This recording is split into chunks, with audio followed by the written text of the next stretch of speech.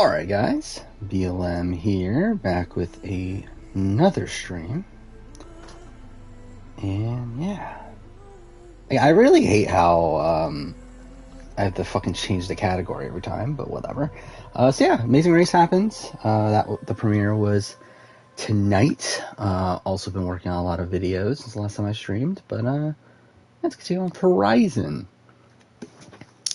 Yeah. I mean, I think that might be it in terms of news, right? But either way, Amazing Race is solid. Again, solid premiere. Again, like I've said about Amazing Race in the past, don't have that much to say. About it, but yeah. Amazing Race was good. Alright, what are we doing here? Heart of the Nora. Do I want to do Heart of the Nora? Let's see. So should I just try to... I think what I'm going to do is get to the end. Because what's Heart of the Nora and then the Mountain That Fell, right? I think those are the last two missions before the end. So I think we'll do those two and then do side content afterwards. And then maybe next stream we'll do the Frozen Wilds. Actually, I don't know though. Whatever. Who cares? We'll just continue on with the main story for now. Can I get any closer? I can get there. I can get there. I can get there. I can get there. I can't go there. Okay. So yeah, yeah, Amazing Race happened. I've edited a decent amount of videos since the last time I streamed. Really been trying to get caught up with that because I've had so many videos that have just been lying around unedited. So I think I got like 5 actually done since the last time I streamed. Mind you, they're all, well, except for the final juror ranking for Big Brother, they're all relatively short ones, but still. Alright, so we're continuing on here.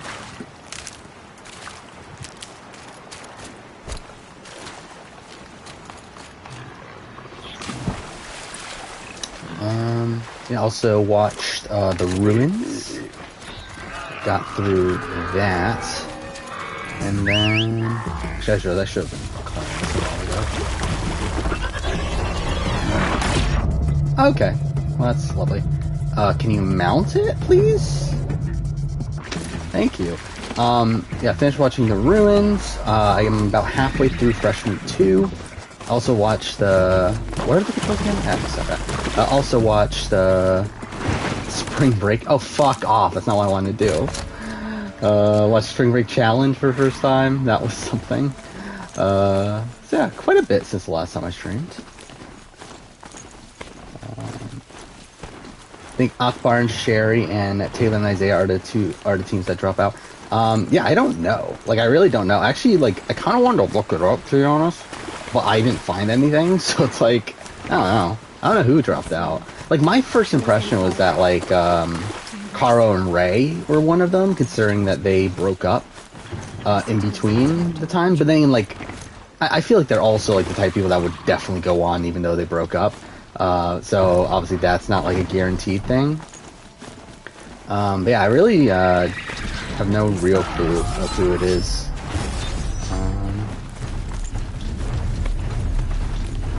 We might have trouble. But yeah, yeah. I mean, this was a fun premiere. Like, there was no like amazing moment out of the entire thing, but there were some fun character moments here and there. I mean, yeah, you got Connie and Sam where they didn't know who Bobby was and just like stumble into him pretty much. Trying to think what else there was. Obviously, I took notes on the premiere, so I can do my review later on, but haven't really done anything with it yet, and to be honest, probably won't for the next few weeks. I usually wait until around the halfway point in the season to start writing the review. Yeah, I feel like Taylor and Isaiah were definitely one of the more under-edited teams. Can you get off? Get off? How do you get off? Wait. There we go. What the fuck? I was pushing the same button. Okay, whatever. Who cares? Yeah, Mike and Mo, I was disappointed to lose them so early. They seemed like they could have been a fun team. And then okay. And also, I felt like the preview was kind of spoilery, wasn't it? Like where like we have the announcement, like we see the scene of them announcing that like the show's getting shut down because of COVID. But like I haven't analyzed the preview, but like wouldn't that imply that the next elimination has already happened? Considering we know that there were only 9 teams left in the race by the time production got shut down, which means a team for sure gets eliminated next leg. But that also means that I'm pretty sure if you like take a look at that scene, like I don't know if they showed everyone or not, but like you can tell who made it through at least. So that was something.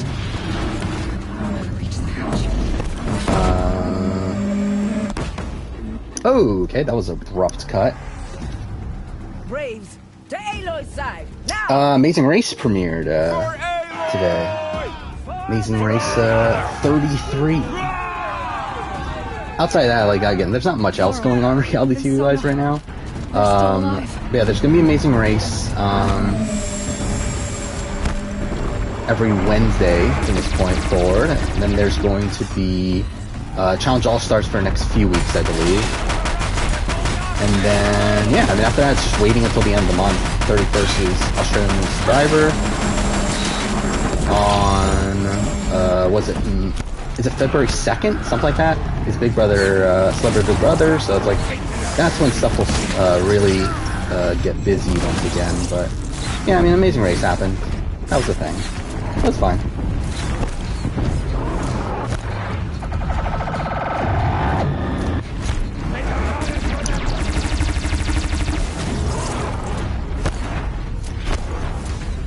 Like BBCan 10, I'm pretty sure is in March, but we don't know exactly when. But again, like I pretty much have my schedule, like my videos for BBCan scheduled the exact same as last year's, just obviously a year later. Because I'm assuming that's going to be around the same schedule for this year. But like usually we don't hear anything about BBCan until like a few weeks before it happens. That is, unless this is like turns out to be All Stars or something, but I doubt it's going to be full-blown All Stars. And even then, you know, that might make them even more sketchy on releasing things. Because I remember for BBCan 5, BBCan 5 they just did like a normal cast reveal, so I guess yeah, it would probably still be the same, even if it was All Stars. Thank you, Suraquil, for the resub. It's been 6 months. Well, whatever.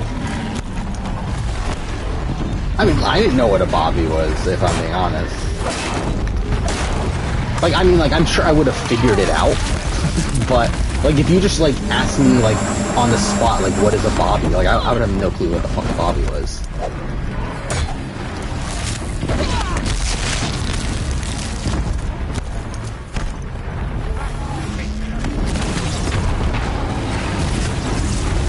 But yeah, it was a solid premiere though. Really, I felt like it was weirdly structured though, where, like, why did we get an elimination in the first leg, but then like a non-elimination in the second leg? Like, it felt like it would have been better if we had a non-elimination the first leg, and then elimination the second one, especially like because, like, obviously they filmed both legs in London, so like I would assume that they were already planning for it to be a like 2-episode premiere. So that just felt like a weird choice, but whatever. I do really like this cast though. I think the cast is really strong. I feel like, yeah, Taylor and Isaiah are probably the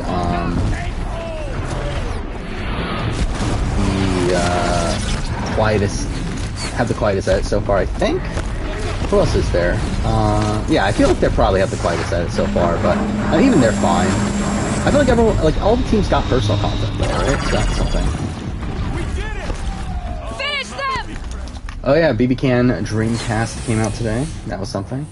Also Monday, Sasuke 39 video came out, but who really cares? What I find funny though is that that's actually the 39. Okay, well this is something. Get around them. Yeah, Sasuke 39. Like, I mean, all the Sasuke videos like end up performing like pretty well considering that they're Sasuke videos. Like, obviously it's not like to the level of like these other reality shows, but like I'm pretty sure my Sasuke videos perform better than my American Ninja Warrior videos, which is just kind of weird.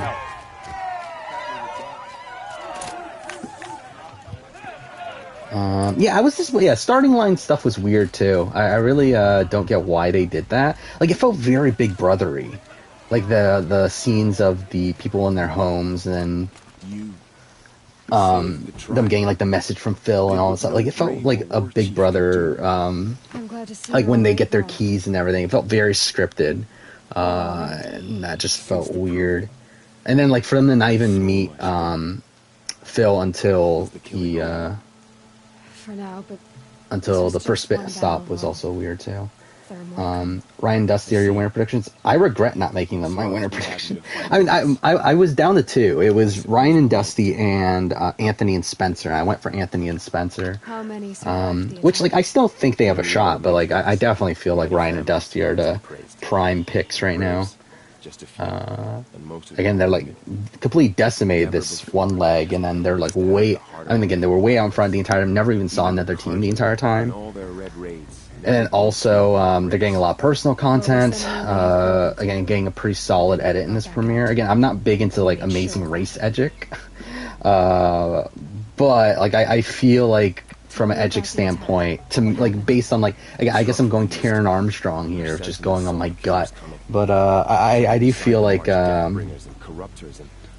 Ryan and Dusty did feel like the most like prominent team in terms of like being set up for having a major storyline moving forward. So that's something. Yeah, the YouTuber season had a similar intro, but like at least that made sense for the YouTuber season. Like this is just like really random. So the survivors took shelter in the mountain? By law, only matriarchs are allowed. I have no clue who Stefan Kirsten is, so I can't answer that. She didn't agree. But I think Raquel and Kayla definitely seem to be a stronger team than I was thinking they were going to be. Again, like it seemed like from this these two legs here, it does feel like the top three are Ryan and Dusty, Raquel and Kayla, and Anthony and Spencer. And like Anthony Spencer had a bad second leg here, but I felt like a lot of that was due to bad taxi drivers more so than like them doing that much wrong. Don't give me a and like considering we know after COVID that everyone's driving on their own, there's no more taxis or anything, I feel like that's going to greatly benefit them. I need to go inside the mountain. But yeah, I mean, I feel like they're probably out in front. It did seem like Ryan and Dusty and Anthony and Spencer had like a bit of an alliance going on in that first leg. So I wouldn't be surprised if they end up working together, and if they do, I mean, I think they're gonna probably steamroll. Outside of like a really dumb mistake, potentially taking them out. And they just seem like the two like most primed to do well. Aloy. Oh, you've returned. Yeah. What else do we got? Yeah, I'm pretty far behind chat right now. Yeah, I didn't know that Norway was not part of the EU. I knew UK obviously, but you have finally returned. Yeah, I wouldn't know Norway, but then I wouldn't have picked Norway anyway. Like to me, France and Germany would have been like the more obvious ones to begin with. She brought low a corrupted Thunderjaw. So like, I wouldn't have known Norway, but I also wouldn't have picked it. So. By the will of All Mother. Have you returned to speak with the goddess, Aloy? Yeah, what else do we got? Yeah, I did notice a lot of different, guess you could say that. a lot of the text and a lot of the, like, Sisters, surely we I don't know, what do you call it? Like whatever, like a lot of the, teeters upon extinction. What if she has come to wake her whatever. father? The things that are on screen are different than what they used to be. From older seasons, like, there's a lot, newer designs and everything. She is a curse made So that's something. She will be the end. Excuse me. Aloy! Talk amongst yourselves. Let's see. Hold for identiscan. Watching season 8. Error. Alpha registry. Soon we're talking about corrupted. SA? Talking about Nicole and SA? Correction. Alpha registry. Was Nicole that good at challenges? Genetic Until the merge? identity confirmed. I don't know. Entry authorized. Greetings. Yeah, Aaron, is it Natalie or Natalia? I really don't remember. But either way, I thought they were fun too. Especially Aaron. I felt like Aaron seemed like a really fun character. Like, kind of giving, like, Ron and Christina vibes to a degree. I feel like Ron is probably a bit more, like, intense, probably. But, yeah, I thought they were pretty fun. Let's see, what else? Yeah, Lala and Lulu's, like, fight at the end was just dumb. Like, I really just don't get it. Like, I don't get why they fought. Like, I mean, like, I get that it's, like, that one of the two, I don't remember which one was which, but, one of the two, like, was talking about her ex-boyfriend, and the other one was trying to, like, support her, and then, like, I don't get it. Whatever. That was just weird. So that was the thing. Were you the only one high on Raquel and Kayla going into the season? I mean, I could, like, I wasn't, like, low on them. I see you're inside. Like, if I were to, like, do a power ranking of the teams, like, coming into the season, they probably would have been, like, middle of the pack for me. Like, I think they probably would have been, like, 5 or 6. But, like, I definitely wasn't, like, ridiculously high on them. Like, I think coming into season, like, I had Anthony Spencer 1, Ryan and Dusty, that's her name too, right, 2, then probably, like, I don't know, like a Kim and Penn were up there. Who else was there? I need to look up the fucking teams. Entry authorized. Greetings, Dr. Sobat. I thought Lulu and Lala would have done a bit better, if I'm being honest. Cara and Ray. I was higher at Cara and Ray.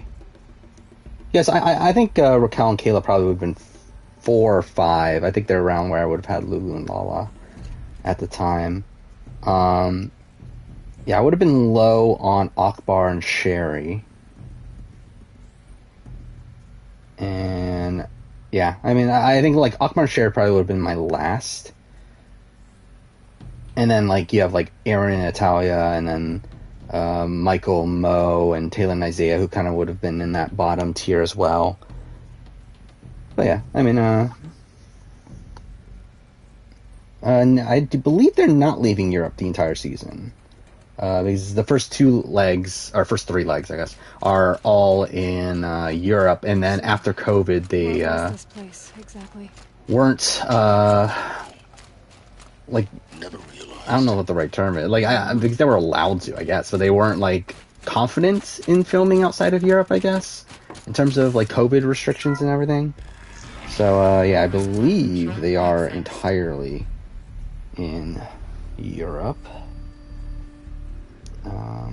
Yeah, leg 2 just felt very, it felt like one of these legs where there wasn't much time to make up time, outside of the fact that the detours were like very uneven, where like the detour with the darts and everything seemed to go a lot quicker than the other one. Where like the 3, what was it? It was only 3 teams, right? That did darts, and all of them ended up being the top 3 teams. So like that was a bit uneven there. What am I doing here? It's not that.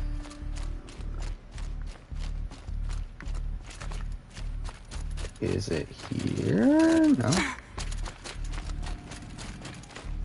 Is it this? Oh, it is. Okay. Fuck man. Completely forgot who Michael and Mo were.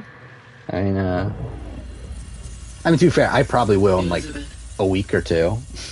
But yeah. An unforeseen and catastrophic anomaly. 3 microseconds ago, the Gaia Prime facility. Yeah, there's still no solid Celebrity Big Brother rumors, which is interesting. I mean, to be fair, there never has been. I don't feel like. Like, has there ever been a point where we had solid Celebrity Big Brother rumors for previous 2 seasons? I don't think so. Like, I remember, like, Natalie Eva Marie was spoiled, but that's because, like, there was, like, a photo, of, like, the production crew or something with her or something, and, like, that got leaked. But even then, that was, like, very close to when the season was filming. That was, like, within the week or 2. So it's, like, yeah, I mean, I'm kind of surprised. I mean, I feel like we're going to hear it within a couple weeks, though. Because, like, we know season starts February 2nd.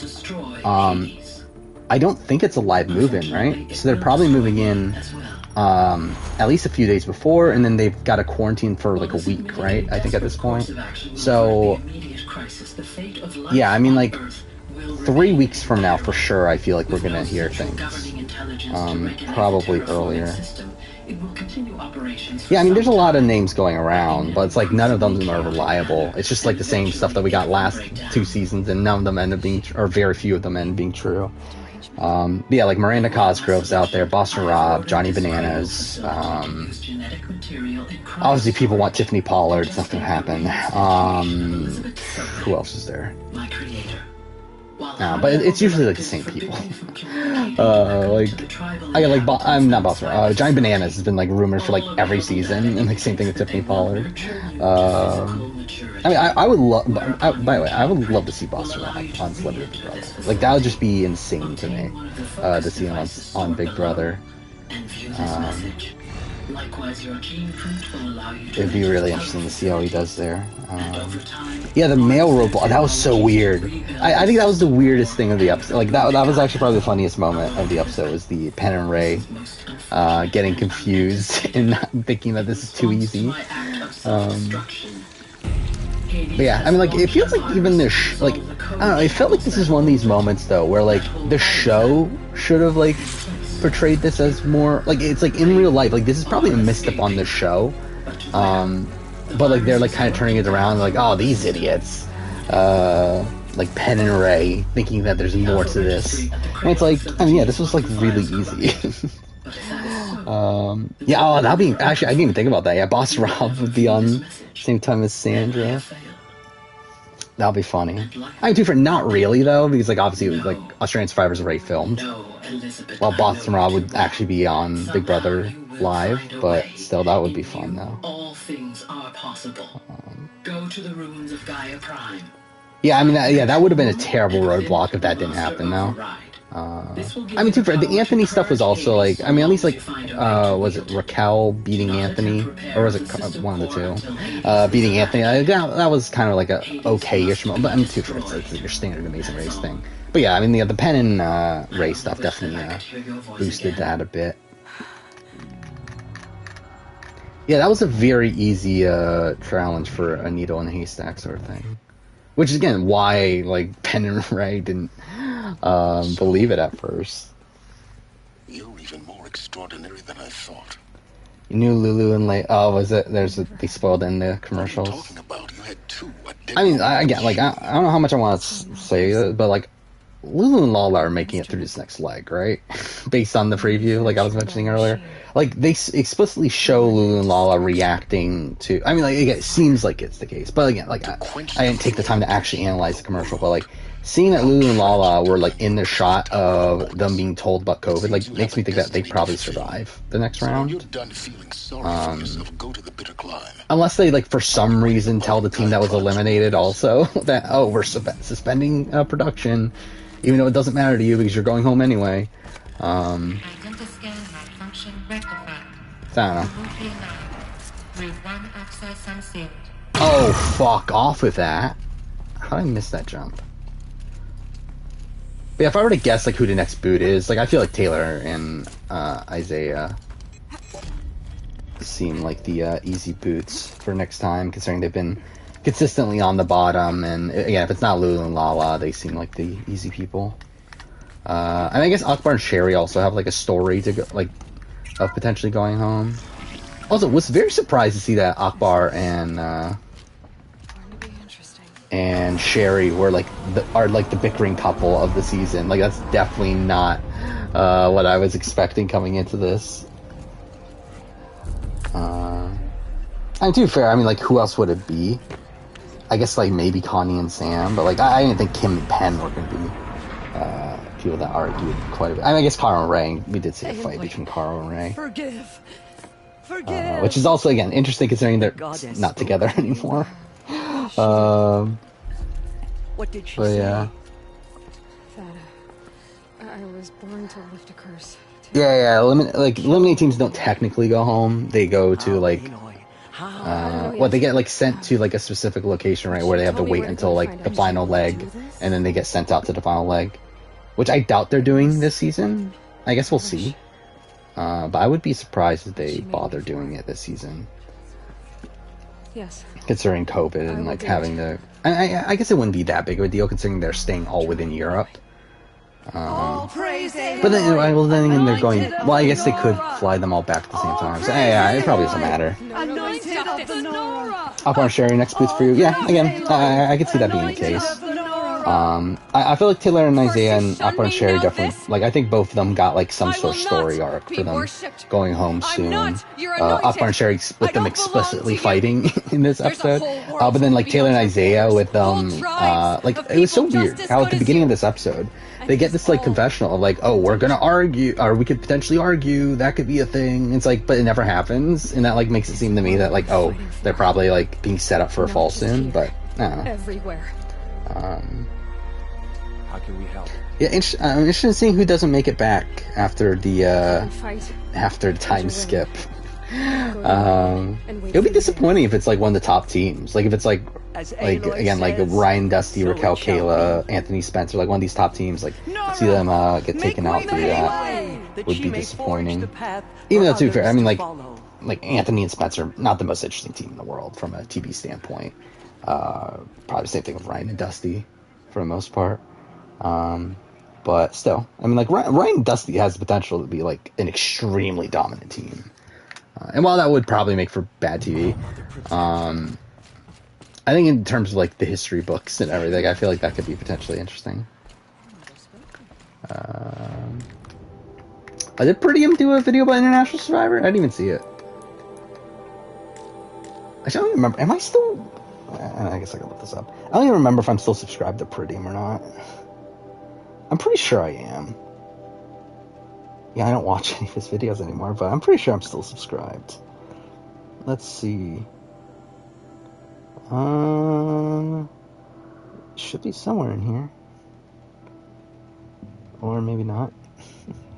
Oh, there it is. King of the Jungle. Yeah. Okay, so he's doing a bizarre moments from every Survivor auction. I'm too fair. Like, I don't think that takes away from what I do at all. I just do like very different types of videos than most of these other YouTube channels.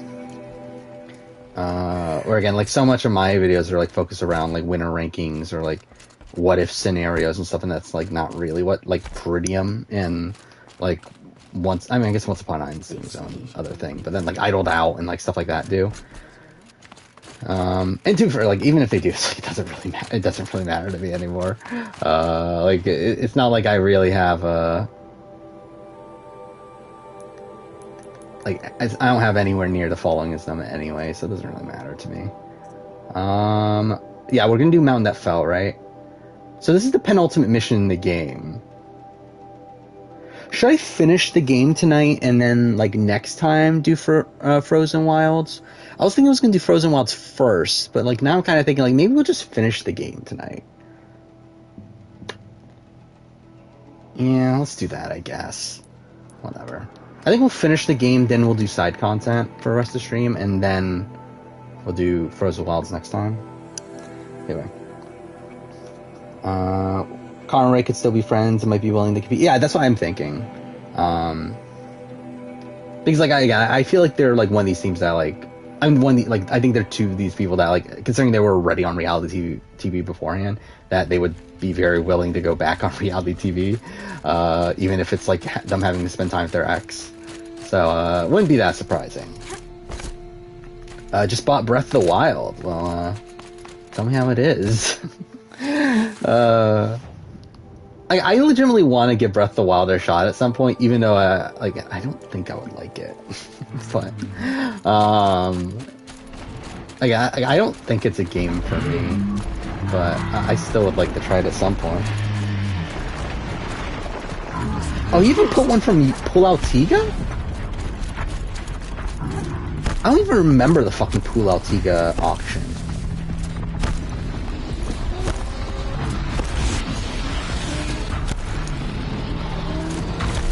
Yeah, what the fuck happened in the Pulao Tiga auction? I don't remember.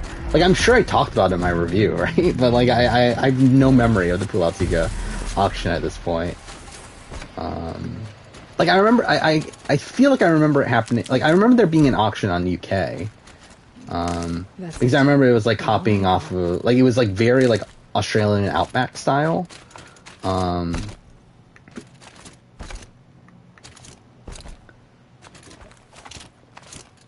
Actually, it might have even been Australian Survivor 2002. But either, I remember like the old school, one of those like really old school seasons had an auction. Brew that up later. Yeah, actually, now I think about it, it had to be UK Pool Altiga. Because I don't think Panama had one. Either that, I'm just like completely remembering my own review that I edited like a week ago. But either way, whatever. Top 3 is Anthony Spencer, Ryan, Dusty, Kim, and Penn. Yeah, it's good. Top 3. Again, I would add Raquel and Kayla there, and that would probably be my top 4. I'm kind of disappointed. Like, I will say that I thought Kim and Penn were going to be bigger characters than they are. Like, they're fine, but like they are like these big like YouTube personalities. Like, I never heard of them until Amazing Race. But like, I was listening to the RJP, was it preview, whatever it is, and yeah, like they were very high on them. And like I watched some of their videos, and they're not for me at all. But still, it's like they are big. I mean, they have a big following. So like I thought they would be a lot more entertaining, and like again, like Penn in particular seems like the bigger character, but yeah, I definitely thought they were gonna be even bigger. Oh, you started True Colors. Dumb kid went to the mine after. Yeah. I mean, spoiler alert for True Colors. The kid goes there anyway. Quick way down. But yeah. It is one of these annoying things. It's like, obviously, like in stories, like you usually get annoyed at like these, like kid figures who do irrational things and they end up messing everything up for you. But I do think they handle it well enough in that game. But I guess you'll see.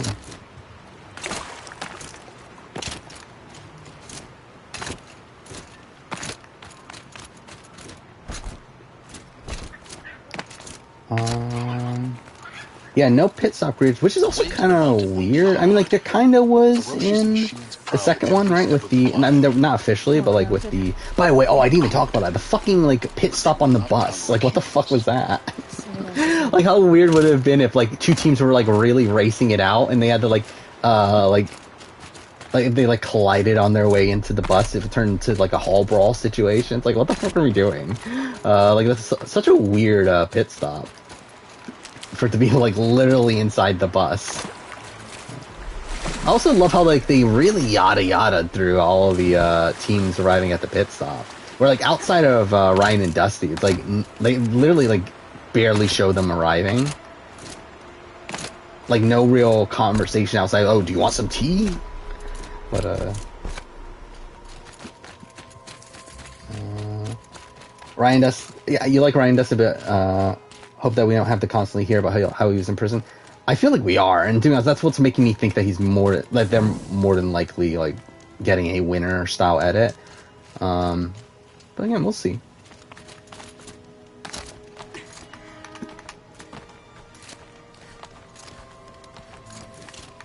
You told Gabe about your powers? I feel like everyone told Gabe about, like, unless you're a lunatic like me that did the fucking speedruns, I feel like everyone told Gabe about their powers. I mean, who doesn't tell Gabe about your powers? Oh, I forgot about this. This is a shit section. Because the platforming's so bad in this game. Thank you. Alright. Yeah, like, that was just a weird line from Penn about, oh, fuck off! I hate the platforming in this game. Oh, I'm supposed to go here.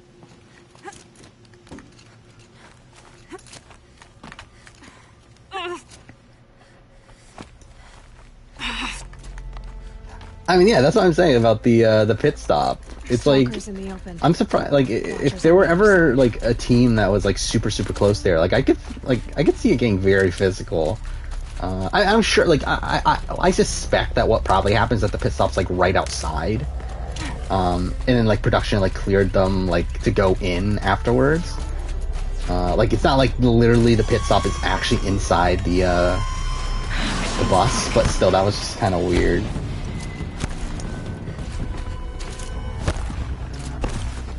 Oh. Okay. I guess that T-Servant's probably part of the final leg. Yeah, I mean, I think that's what you should expect. That these things that happen at the pit stops are going to be part of the final memory task. How hilarious would it be if the final memory task actually ends up being all the envelopes from this fucking, from this leg, and it's like, Rey and, actually, wouldn't that be even weirder, though? Actually, with the memory task, it's gonna be kind of weird with COVID, isn't it? Because, like, Do they think they're guarding obviously it's like, this is, what, a full year? Like, they filmed the finale, like, the final leg, like, what, over a year after? So, like, that's gonna be kind of weird. So, maybe there isn't gonna be a memory task.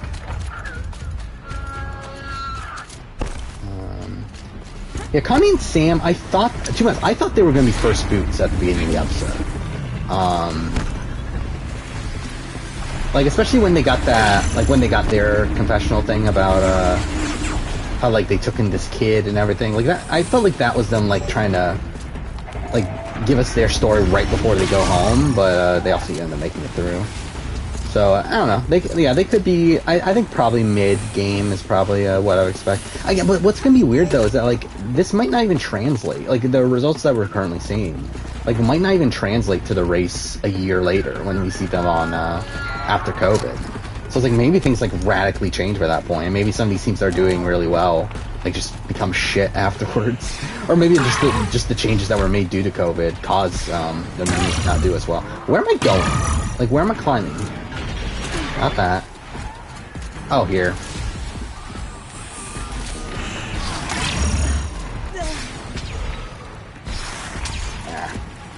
Yeah, I suspect that, yeah, after thinking about it with the COVID stuff, they're probably not going to do a memory task. And if they are, they're probably not going to include the first couple legs. Just because it would be kind of weird.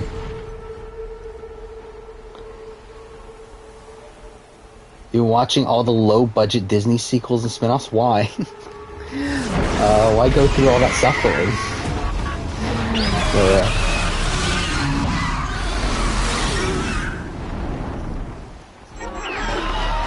And to be fair, I did just watch fucking Nuts Transfer 2002 and Survivor UK Panama back-to-back a few months ago, so I mean, that's pretty much a similar thing.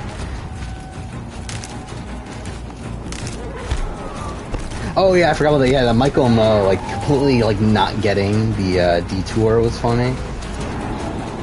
Where it's like they're just, like, randomly putting them across the wall and then they have to, like, to peel them off. Like, also, like, by the time you're, like, peeling them off and they're ripping, like, why aren't you just asking for new ones to begin with? Like, it's so weird to me that they actually, like, were like, oh, okay, yeah, let's just continue using these ripped fucking pieces here. Well, whatever. Okay. Yes, since the last time I streamed, I did watch a little bit more of the challenge. I did watch all of the ruins, which went up slightly for me in my estimations, but like not as much as I was thinking it was going to. Like, it's one of these seasons that has a pretty legendary cast, especially from like the champion side of things. But it's such a dark season, and like that's the thing that's like holding me back from like putting it much higher. Yes. Cause like it's not really a like, even though it's a bit of a steamroll with the champions, like dominating over the challengers, it's not really that boring at any real point. But it's so like incredibly dark the entire time that makes it like so it's like tough to put it too high. For me, but left an army of machines for me to deal with.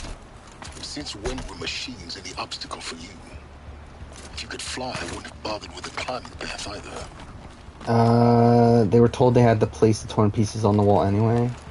Were they? Oh, I didn't even see that. Don't look down. Don't look down.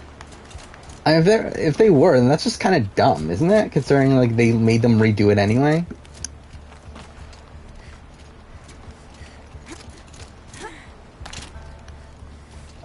Okay, there we go. Yeah, I also watched Spring Break Challenge for the first time, which was shit. This is exactly the kind of place I expected. For years, I tried that was to get boring. But that was something. Which I did take extensive notes on it because I'm probably going to do some sort of video around it. Around the spin-offs, not just Spring Break Challenge. that was something. And then started Fresh Meat 2 about halfway through. And it's good. Still good. Still have like similar issues, but I think my opinion on it kind of holds. Looks like you've spent a lot of time here. 19 years ago, a great explosion destroyed this mountain. Yeah. Also added a few videos since last time I streamed, a good chunk of videos.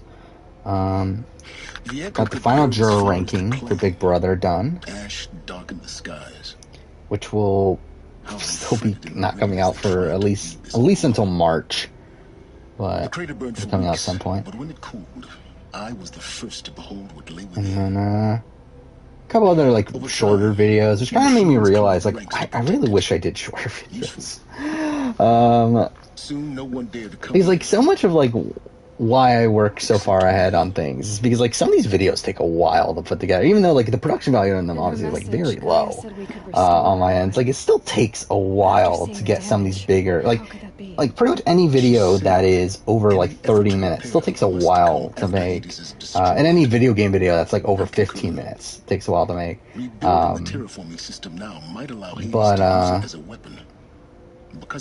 Yeah, I mean, like I just finished a video that was like 13 minutes, and it's like that made me realize it's like, oh my god, I wish I made fucking 13 minutes videos all the time. Like what a fucking quick turnaround that was. Merge boot ranking on Saturday. It should be. I will say that I am debating if that's the right spot to release it, but as of right now, I think that's where I'm gonna like release it. I don't know. It's like, should I do that or the history of the complex tribe theory?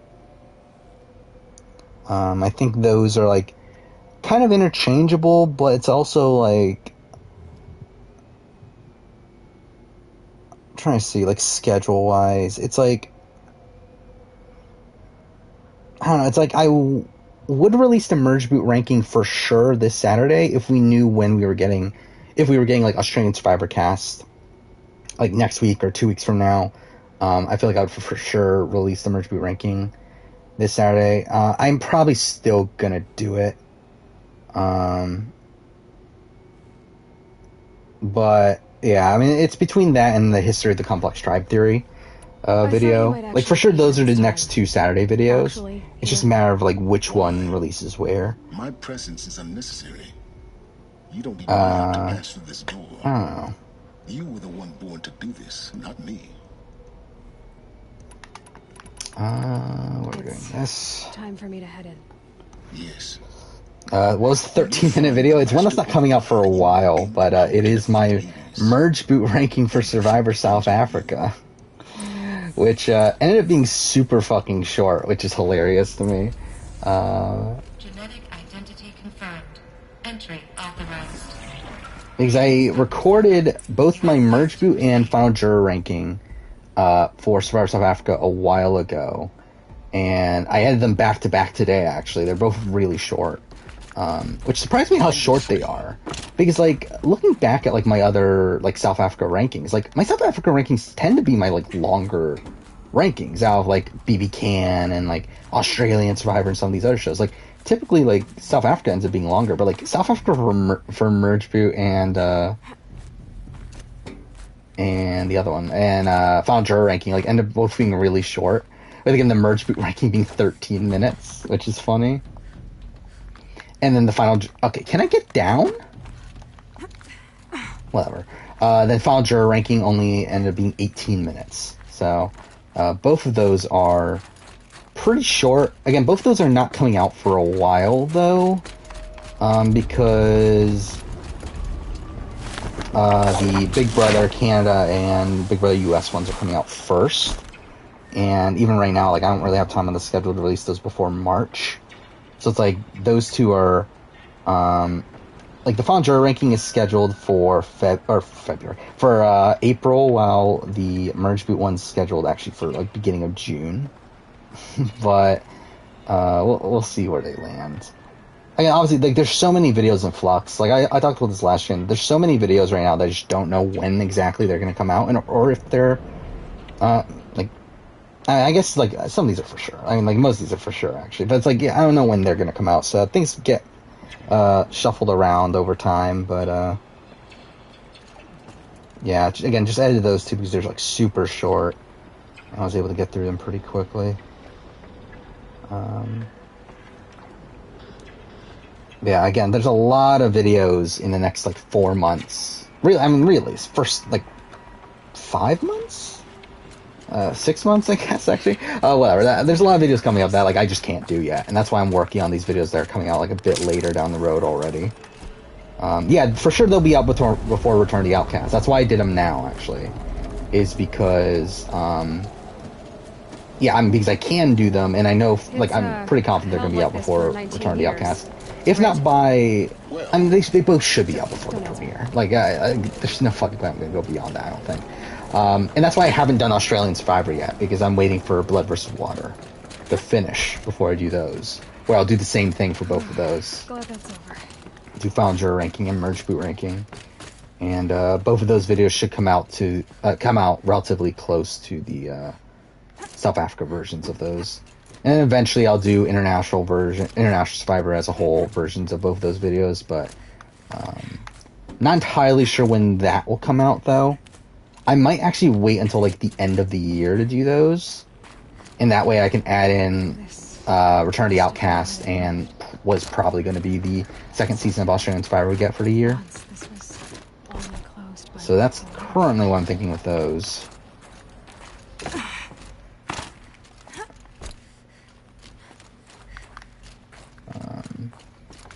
Again, to me, it's just so annoying how packed the schedule is. Where like they're really like the schedule's like already. And let's just scroll down. 100% filled up to July 27th. Like literally every spot on the schedule up until that point is already filled. Not even like there's even Monday videos here and there with that. Like cast assessment, I believe almost every cast assessment outside of Survivor 42 is on a Monday. Yeah, Celebrity Big Brother is a Monday video. Australian Survivor, Monday video. BB Can 10, Monday video. I guess Big Brother US is not. But either way, it's like, it's annoying how filled up the schedule already is. And like, even beyond that, it's like, that's really like only one video slot that isn't filled in, July? I'm a fucking idiot. July 30th. Is not filled, and then August 6th is not filled. But then after that, like pretty much the entirety of August is already scheduled, with the exception of one other day. And then like the entirety of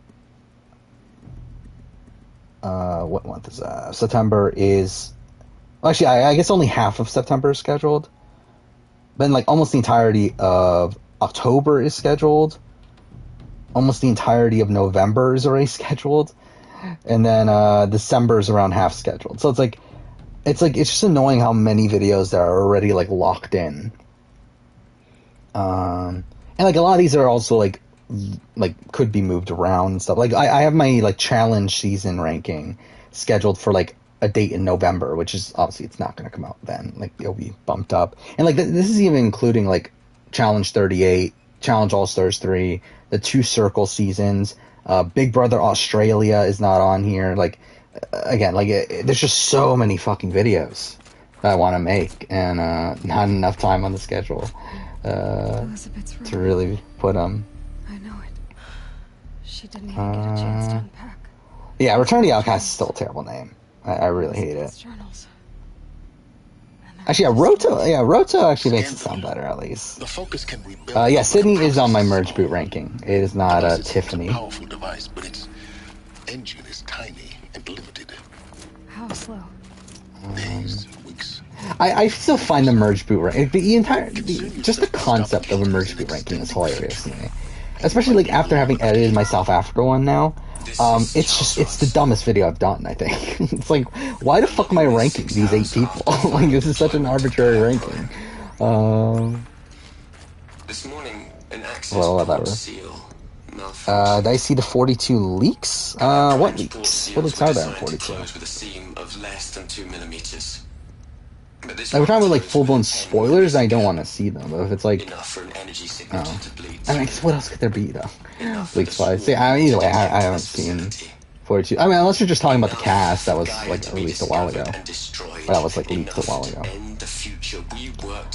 Yeah, I have said that if the next season of The Challenge isn't good, I'll stop covering it. But to be honest, I've said that about A&W, and I've said that about BBAU.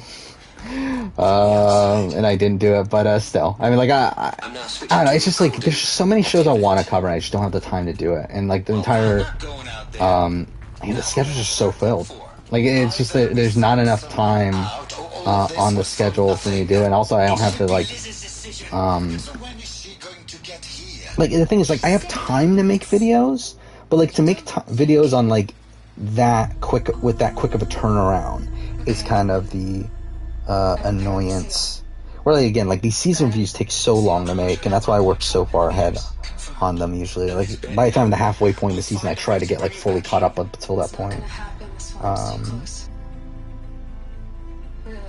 And then, like, to do these, like, mid-season power rankings, player rankings, cast assessments, like, that's all, like, a one-day commitment, essentially. Oh, yeah, I just realized we're seeing her die, aren't we?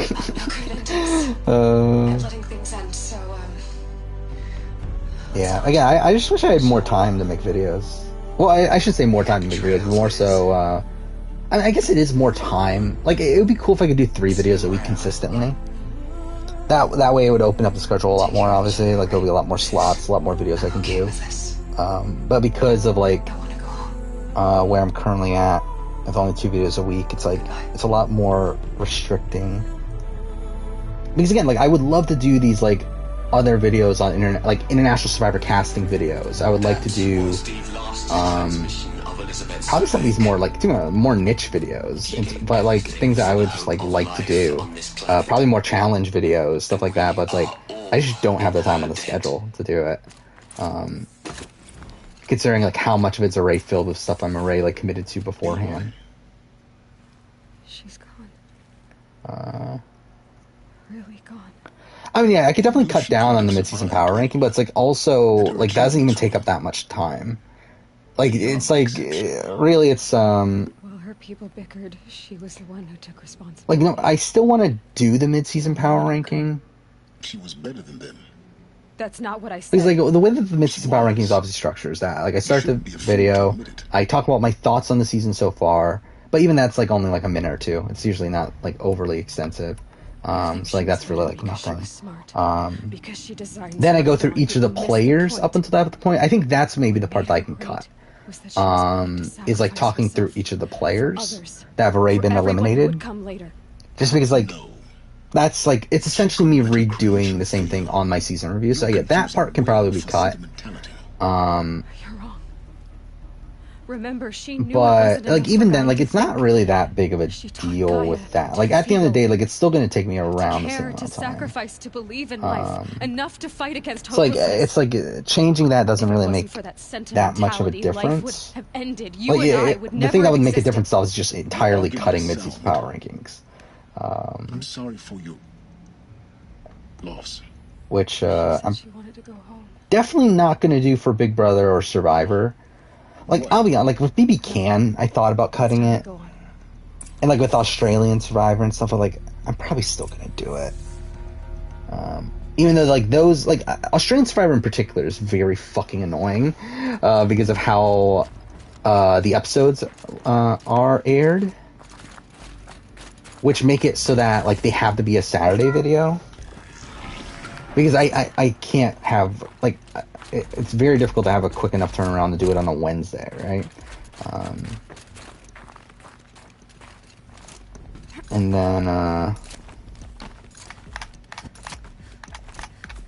yeah, and then also they become irrelevant, like, a few days after it comes out. So it's like, didn't I do, I forgot, did I do something different with my last one?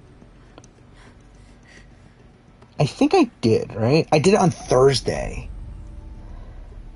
I don't know, that might be a thing I have to do again. Just because, like, that's what it has to be. Because it's so weird to release it on Saturday just for it to become irrelevant the next day anyway. And, like, I'm trying to see, where is it currently on the schedule, mid-season power ranking? Okay, so it's like beginning of March.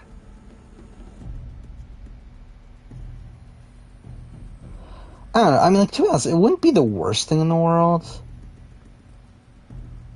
if that comes out on a Thursday and then Celebrity Big Brother 3 player ranking comes out that Saturday. But that would also mean I have to make those two videos back to back. But that would open room up on the schedule, kind of, right? Yeah, I mean, that would allow me for one Wednesday video, which is good. But it's really Wednesday videos in particular that are extremely booked up. Like, all those empty slots I talked about at the end of the year, like, most of those are Saturday videos. Like, Wednesday videos are pretty much booked until the end of the year at this point. But again, we'll see. And to be honest, like, right now, like, my Horizon Forbidden West review is, like, listed as a Wednesday video. I'm pretty sure I'm going to make that a Monday video, so I'll open up a slot too, but whatever, we'll see.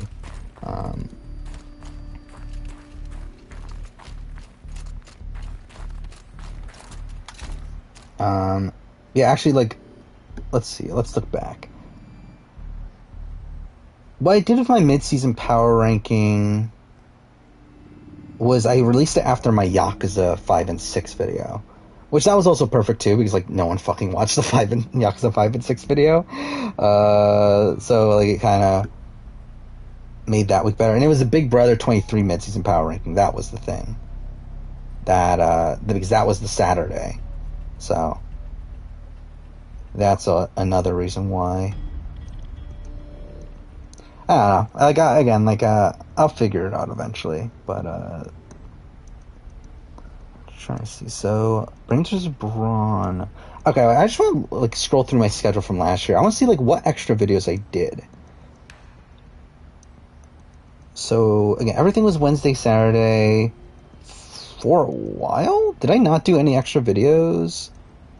Okay, I didn't do an extra video until the Why You Should Play 13 Sentinels, which that's, like, whatever. Again, warranted to be an extra video. That literally took me, like, 15 minutes to edit, I think. Like, it really did not take long at all. Mainly because I had just edited the spoiler review, and I was just reusing the same stuff. Assassin's Creed, thoughts on the franchise, whatever. That was a Friday video. Oh, I made the 13 Sentinels review also a Monday video. And yeah, I wasn't on the Total Australian Survivor, which was a Thursday video. Then everything's just on the schedule. Oh, no, Friday. Oh, yeah, I forgot. I did the South Africa cast speculation. But I think everything outside that was on the schedule. So I didn't do that many extra videos. But I think with this year, there's going to have to be more extra videos. Because there's just not enough room in the schedule. But again, we'll figure it out. What do we got here? So we're leaving. There's another section at the back of the crater. Looks like it survived the blast. Yeah, no time for the Bug Snacks review. That thing I was definitely doing. By the way, that's something I have played. So since the last time I streamed, I did start the Forbidden City, which is this game that I've heard a lot of good things about, especially from a narrative perspective. So I finally played it. I got the first ending already. It's a short game. It's only like 5 hours. But I got the first ending. There's 4 endings. I'm probably going to go for the rest. I initially thought I wasn't going to, but from what I've seen, like 2 of the other 4 are really easy to get. And at that point, I might as well just go for all of them. So I'm probably going to do that. And I thought about making a video on it, but I'm probably not going to at this point, just because 1, time, and then 2, it's like, I don't know how much I really have to say. Which, to be fair, also makes it more likely that I would make a video on it, considering that means it will be a short video. Like, if I were to make a video on it, it probably would be like 10 hours. Or 10 minutes, I mean. Or less, but I don't know. I don't know if I'm going to make a video on it. Because, like, most of what I have to say, I can just say in my 2021 year in gaming video. Like, it's not like I have, like, that in-depth of thoughts on it. Like, it's really good. The Alphas were... But, like, I don't know if it's, like, a full-blown video where... Like, it's not, like, 13 Sentinels. Or, like, after I finished playing that, I was like, oh, I need to make a video on this. But, like, with Forgotten City, I'm kind of like, I could make a video on this. But, yeah, I don't feel like I need to. Probably not going to. Yeah, playing a short game before I do Tales of Arise. Yeah, that's what I was thinking. Actually, I'm thinking right now, like, I might hold off on Tales of Arise for a little bit, just because there's so many shorter games than that. Like, Tales of Arise, I believe, is the longest game I'm playing of the year. Because, like, from what I've seen, it's like a 50-hour game. Well, it's like, looking at the list of games, like, I feel like I should play Resident Evil Village, Ratchet and Clank, and probably Deathloop before I play Tales of Arise. But then at that point, like, I feel like after playing those three, I'd be okay to play Tales of Arise. We've talked about these before. Because, like, there's other games like Oddworld, Soulstorm that I want to play the first game first. I want to play, like, Little Nightmares 1 before I play 2. I want to play Psychonauts 1 before I play 2. It's like those are probably going to take a bit more time. Yeah, Balan Wonderworld is something I still plan on playing. Again, this is a list of games I still have to play. It's Oddworld, Soulstorm, Returnal, which I'm gonna be honest, like, I don't think I'm gonna like Returnal from what I've seen. I feel like it's one of these games that I'll probably get annoyed by and not actually finish it, but we'll see.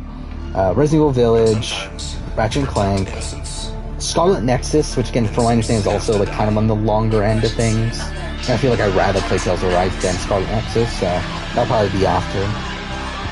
Deathloop, The Medium. Again, here, okay things about that, but like again, that one I'm like really rushing to play right away. House of Ashes, that's short, but also like I don't really care enough to go out of my way to play it earlier in this process. Neil the World Ends With You, I'll probably have to watch some sort of World Ends With You story summary or something before that. Chris Tales, which that's one that's like, I'll play it if I have time, but I'm not like going to go out of my way to play it. Far Cry 6, I can wait. Destruction's All-Stars, whatever. Super Monkey Ball, Banana Mania, who cares? Riders Republic, who cares? Again, Psychonauts 2, I'll play. Nickelodeon All-Star Brawl, I don't know. Biomutant, who cares? Foreclosed. It's such a short game that I'll probably play it. Because, like, that's, like, from what I understand, like a 2-hour game, so it's like, whatever. And then Werewolf, the Apocalypse Rift Blood, which I don't care enough to go out of my way to play. Like, that'll literally be the last thing, I'm pretty sure. So, yeah. I mean, like, the main priorities, again, Oddworld, Returnal, Resident Evil Village, Ratchet and Clank, Scarlet Nexus, Deathloop, Tales of Arise, and then House of Ashes, I guess, The Medium, World Ends With You, Far Cry 6, Balan Wonderworld, and Psychonauts 2. The rest are probably, like, if I have time. But, yeah. I mean, I like Super Monkey Ball, but it's, like, it's not a game that, like, needs to be on the list. Like, I feel like if I don't have the time to play it, then it's probably fine. Scarlet Nexus took you 50 hours to play both stories. No, wow, really? Okay, I was thinking it was, like, 30. But either way, like, I'll for sure play Tales of Arise first. Just because I've heard so much more positivity around Tales of Arise than Scarlet Nexus. Not that Scarlet Nexus is bad, but, like, I've heard, like, it's good. Like, not, like, anything, like, amazing or anything. Well, like, I've heard, like, really, really good things about Tales of Arise. So I'm more hyped to play that. Really want to get around the Psychonauts 2 as well. Excuse me? Whatever. Fuck me. Let's look at howlongtobeat.com. Let's see what Scarlet Nexus is on here.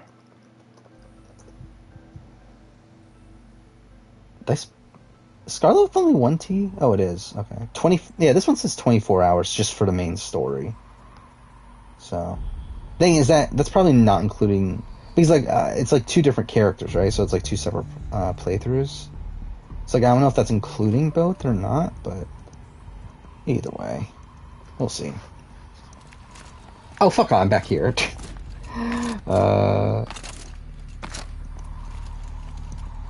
Yeah, I have heard about that, about Koh Lanta.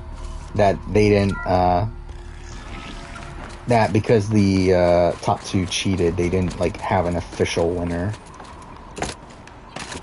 which is just weird. Like, how did they cheat? That's something I didn't look up. Like, how did they cheat? Like, did they like conspire to share money? Is that what happens, or what?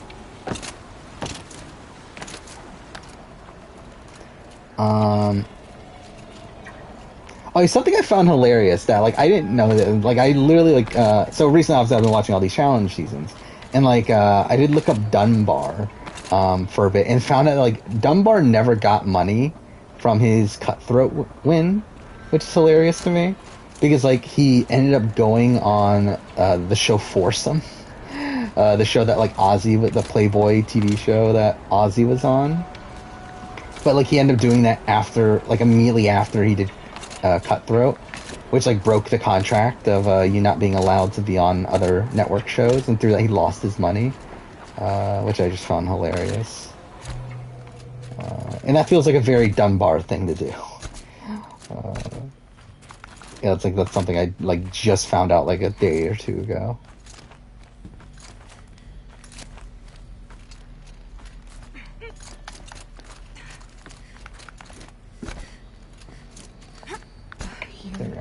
Here. For a moment. Everyone's favorite character, Silence. Our journey together has come to an end, Aloy. I should do love Silence, though. I think I owe it to you. Where's an elite season of the challenge stack up to a season of Big Brother Survivor? That's the thing that I've been thinking about recently, actually. That I don't know if there is like an all-time great season of the challenge. Like, as much as I do like the duel, and I like even now I'm watching Fresh Meat 2, which is a season I really like. I do like the duel 2. I do like Gauntlet 3.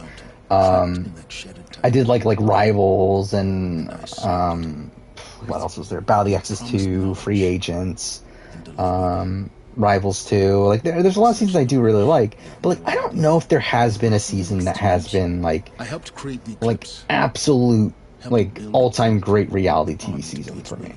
Like, I feel like every season has, like, a period within it that I'm, like, not as, like, I feel like every season has, like, either a slow period, or it's, like, a season that, like, doesn't have as much drama, and, like, is also, like, not very gameplay heavy or whatever. Like, because, like, something I've been thinking here with, like, Fresh Meat 2, something I do love about Fresh Meat 2 is how much strategy there is, in Fresh Meat 2. Like, it's easily one of the most strategic seasons of the show.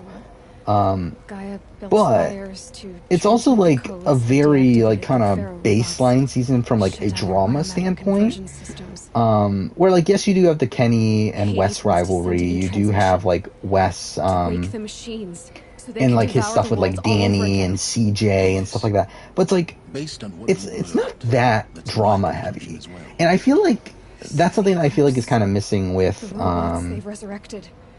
the challenge is like a season that combines both, where you get like all the drama and you also get like really interesting strategy and gameplay. Okay, I'm an idiot and I just hit the mic, but like I feel like that's something that has been missing at the challenge. Maybe like the duel, I guess, is maybe the closest, particularly like the end game of the duel. And like there's probably like I don't know, maybe like Dirty 30 at some point, but like Dirty 30 has other issues. Maybe Battle of the Exes too, maybe. I don't know. But it's like, I just feel like there hasn't really been a season. Maybe Rivals too. But like, I feel like there's like, it's tough to find a season that like really mixes both things really well. Where like, I feel like the Duel 2, Fresh Meat 2, like I like both those seasons because they are very gameplay heavy. But again, they're like not really the most interesting from a drama perspective. But then you have like a season like Ruins, or like I don't know, like Inferno 2, or I don't know, some of these other like older seasons. I mean, The Island, I guess. I mean, even The Island it gets boring at points. But either way, like again, the Ruins, Inferno 2, like very drama heavy seasons. Even Gauntlet 3 to a degree. But it's like doesn't really have the other element of it. I do think is kind of underwhelming. So like I don't feel like there has been a season that like perfectly mixes both. So you thought it was a Titan, an old war machine? So it's like right now, I like at the top of my season ranking is the Duel still, but like I don't know if the Duel like lives up to like the top of the top. Like I don't know if it's like I don't know. It probably is still like a top tier season of reality television in the grand scheme of things, but it's probably like a bottom top tier. So began an exchange of knowledge. Like I don't know where, like amongst like like all the Survivor seasons, like I don't know where it really landed. Again, I would love to do that like a reality TV season ranking at some point.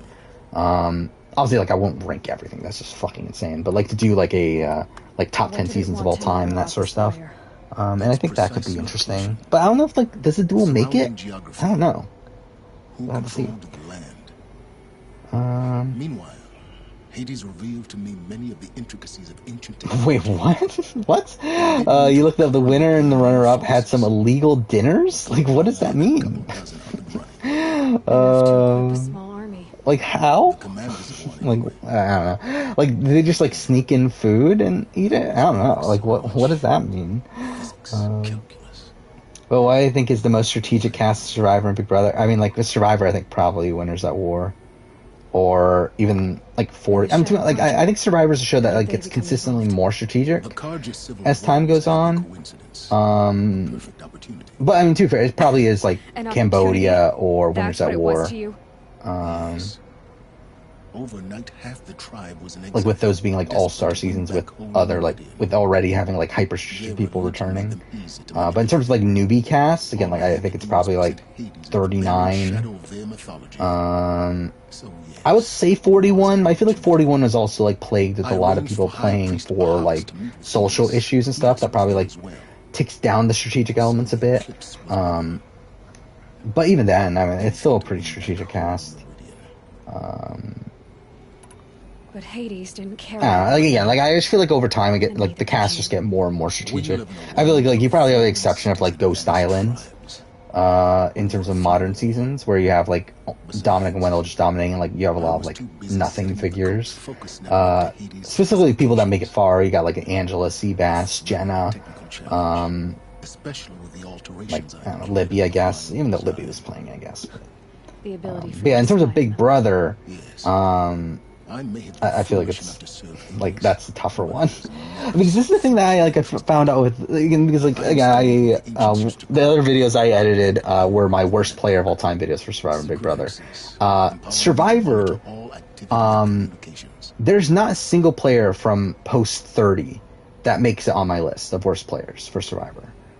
But with Big Brother, there's only a few players post BB like 15 that make it on the list. It's like it's a weird thing where like I feel like so many of the like worst players of Big Brother have come very recently, where like so many of the worst Survivor players came like pretty far back.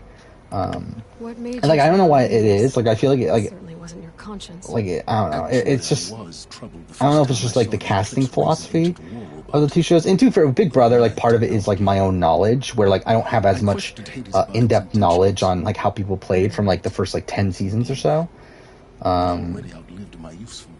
Especially like from a live feed perspective, where like it wasn't until like BB like BB 13 was the first time I ever like realized feeds were really a thing that people were watching the watch gameplay, and like even then like I didn't really focus on gameplay that much till 14. So when did I come into this? Our path together? But yeah, so it's like the earlier seasons I'm not as well versed in. That got my attention. Now I did listen to like the blockumentaries from Taron Armstrong for like BB's 2, 3, and 4, which he's done. I believe he has a BB 5 one coming out soon. So like that's really like the base of my knowledge for like those older seasons in terms of like stuff that happened on the feeds. But then I detected your focus. But yeah, I actually did watch Dan's funeral on the feeds, which was pretty fun.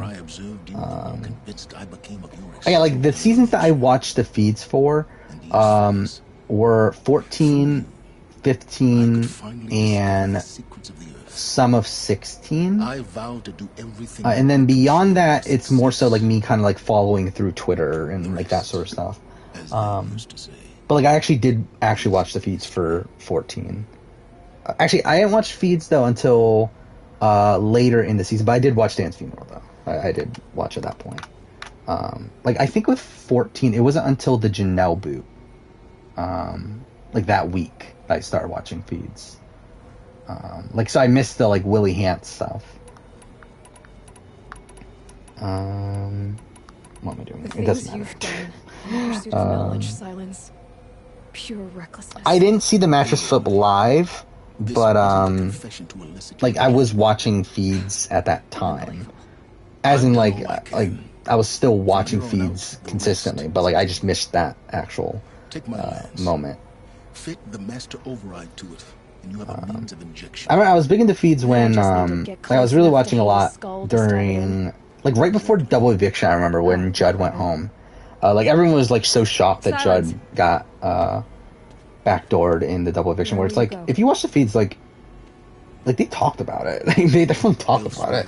Like, I wasn't as surprised. There's so much more to like, they never, like, solidly put together a plan, like, oh, this is what we're going to do, but they definitely talked about how Judd is, like, really sketchy, and they need to get rid of him soon. It's like, it wasn't that big of a surprise when they backdoored him. I was merely trespassing. Yeah, I have heard that Quebec is going to have a Survivor, which I'm not going to watch, I don't think. Or, like, I'm not going to cover, I should say. I might watch it if there's, like, someone that translate it. But, I'm probably not going to bother doing videos on it. Yeah, Dan's funeral, I remember very well. Obviously, you got the... yeah, I did watch Devin's house. Yeah. Well, at least the aftermath to it. Was the actual... Like, I remember, like, I watched, like, the downfall of Shepard a lot on the feeds. But I don't think the fight was on the feeds. The actual fight, like, between, like, him and Zach and Pow Pow and stuff that happened after the veto meeting. I don't think the feeds came back for that, if I remember right. But I do remember, like, seeing him, like, telling Brittany that she's gonna be safe, and then, him, like, making this deal with Pow Pow at the beginning of the week that he's gonna take her off the block later on and all that stuff.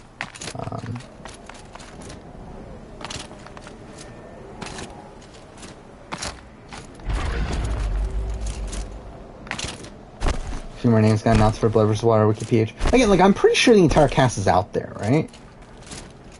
It's just that's not... Wait, what am I doing? Should I finish the game tonight? Like, we're pretty much at the end. Like, this is the final mission. I don't know. Fuck, actually, I did end up finishing this way earlier than I planned on it, didn't I? But whatever. Yeah, let's do this. I think next stream we'll do Frozen Wilds. So yeah, I'll finish the game here. That'll take, like, probably, like, 40 minutes or so. And then I'll just do side content for, like, a couple hours. We'll probably do the Cauldrons. Should probably do those. Devin was done before. Like, Devin was the target coming into his HOH week. Like, Devin was already, like, the big target, already. Like, after, like, he was pretty much done at the point that he added Amber and Christine into the Alliance. Like, at that point, that's where, like, everyone got sketched on him, and Derek, Cody, and Zach already planned on targeting him coming into week 2, but then Devin wins HOH, which is even funny because, like, obviously Cody initially won HOH, but then, like, he, like, hit the ground before he hit the button, so, like, they DQ'd him and then gave it to Devin, so that, like, that made that situation a lot funnier, considering, like, again, like, Devin was about to go home anyway that week. I mean, to be fair, he wins the veto there during that week also, so it's like he probably would have been saved, but that would have been that probably would have played out better, because, like, then Devin would have had a chance in the HOH comp in week 3, could have made it further at that point, like, because Devin was a really solid competitor, like, he was like a pretty consistent competitor, so it would have been cool to see him get a bit more of a chance there. Aloy, what brings you to Meridian? a threat. The Eclipse will attack soon, from the west. Yeah, I wonder when we're gonna get the official Blood vs. Water cast. Hope it's soon. Because again, like I just, I don't know, like I don't know when to do the It's called Hades, and it doesn't want Meridian cast assessment. I'm kind of thinking like if we don't get an official announcement, maybe I'll just maybe I'll just do a like week 1 power ranking instead. Like that's what I was actually going to do with Brains vs. Brawn if we didn't get a cast assessment. Or if we didn't get the cast beforehand, but we did end up getting it. Like I might do that with Blood vs. Water. Meridian isn't the target of Odd. Like see, it probably works out better that way. Perhaps the Vanguard, your Radiance. Yes. Send them to the Spire. Actually, it probably doesn't. No, I'm looking at it. No, actually, no, it doesn't. Never mind. Western Ridge. There they can be seen. But I don't know. And the Elite, or the I guess we'll see. I mean, like I did just edit my my worst player of all time for Big Brother, and like out of like the really notable bad players, like Devin to me is like the best of those, because like Devin actually like isn't the worst strategic thinker. I'd prefer to do so. It's like he gets the general concept of things, but like doesn't care about the ramifications of doing those things. I'm glad that's behind us. And like that's the issue with Devin on BB16. And I feel like Devin, like coming back on Return, I feel like Devin could do very well if he were to return to Big Brother. I know about everything. I'll tell you what I can. Because like even by week 3, like the week that he goes home, he was actually playing decent. Like considering his current circumstance at that point. Like considering he was already dead in the water and he needed to win veto. Like he actually did do a decent campaign to try to spin the votes onto Caleb. And like, again, it was never going to work. But like I feel like it was a decent enough campaign to where I feel like if he hadn't already like blown up his game beforehand, I feel like it could have worked on some people.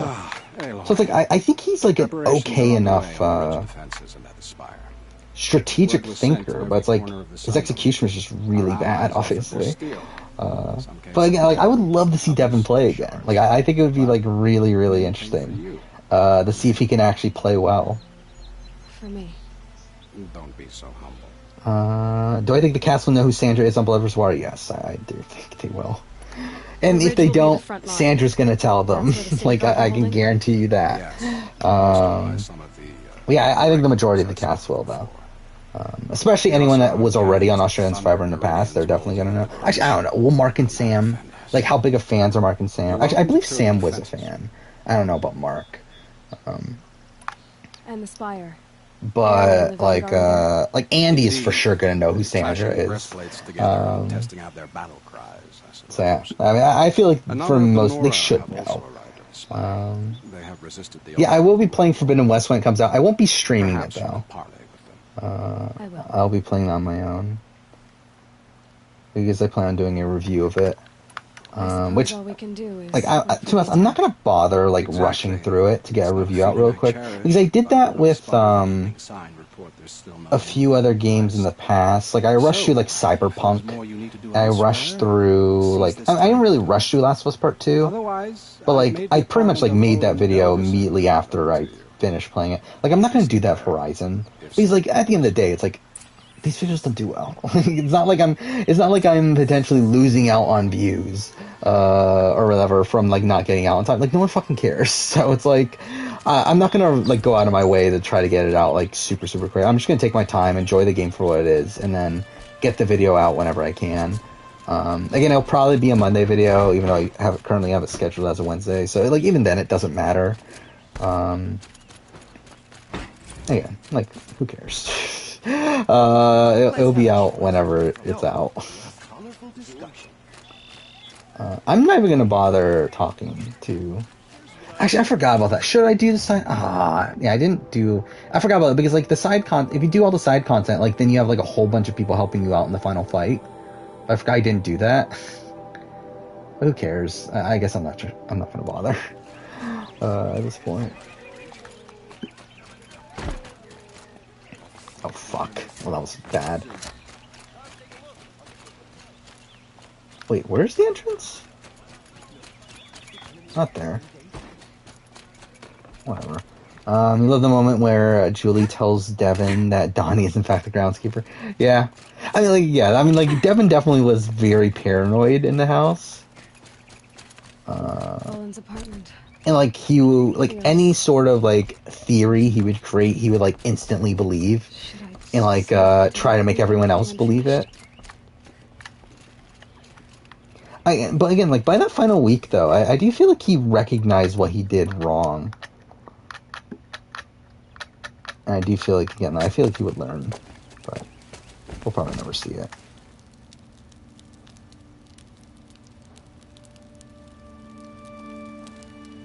Yeah, like, Devin did, like, bring up some good points of, like, taking out Caleb. And also, but to be fair, like, I think also wouldn't have worked on Derek. How could you? Like, I feel like for someone like Derek, like, he had no incentive to keep around Devin over Caleb. How did you, Rost? After you lost your family. And he already had like burned his bridge with like a Zach and like a Brittany and like some of these other people. And Donnie. I guess I should ask like Ghosts for advice. It would have been tough either way.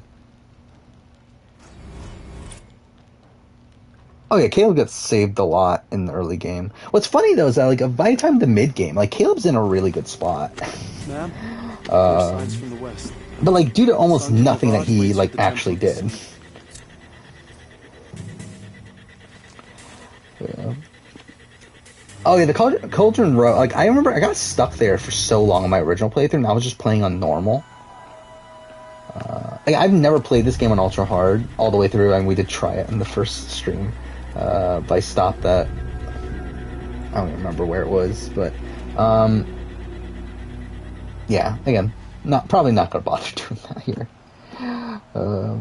But yeah, we will do I think we'll do the Cauldrons after we finish the game here. We'll do the Cauldrons, then next stream we'll do Forbidden West. We'll do Frozen Wilds, and try to do that in one stream, I think. I don't remember. How long is Frozen Wilds? Actually, maybe it'll be 2 streams, because I probably will do some side content.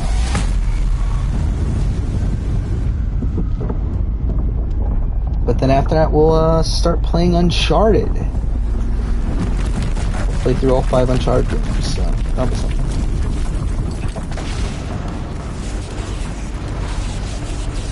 Uncharted isn't that bad. Well, I mean, again, like you're talking to someone that like sucks at games. So, I mean,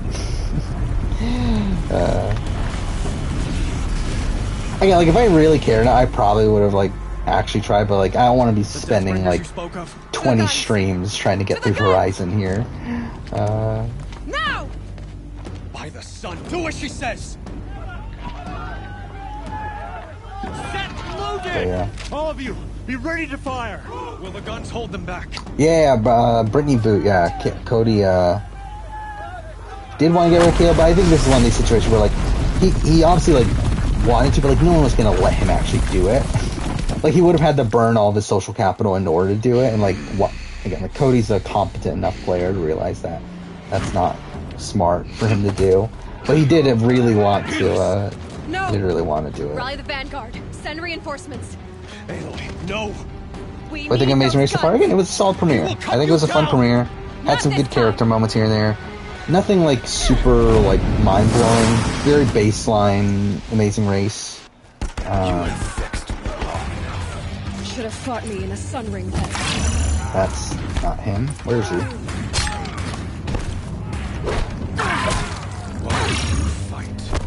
Oh, there it is. Oh, fuck off. That was dumb.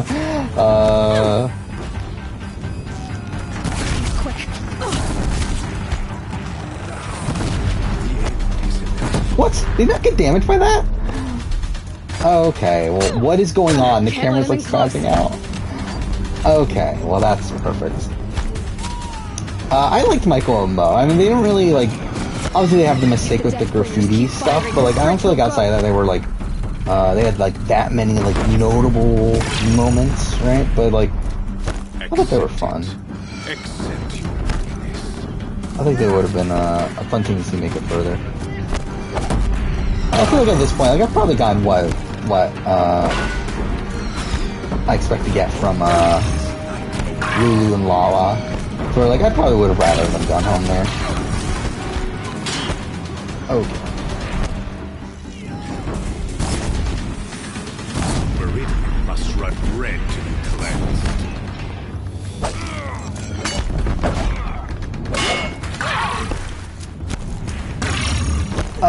Okay. Blocked again. What is going? Okay. Again, the fucking movement in this game is kind of shit, though.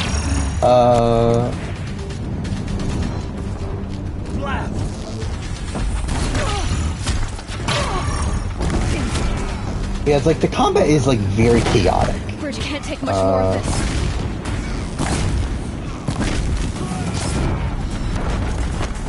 And like I feel like the camera's like, I mean, to be fair, this is like a terrible arena to have this fight in. What are you before the terror? It's where like I feel like the camera can't really hold up with it. Okay.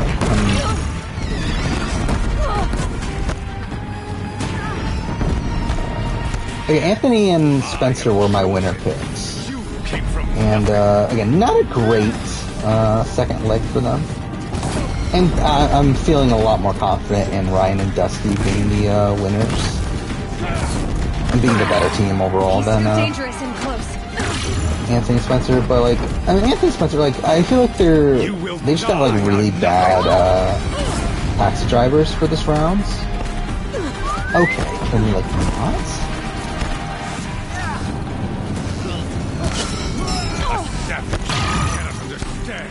And, I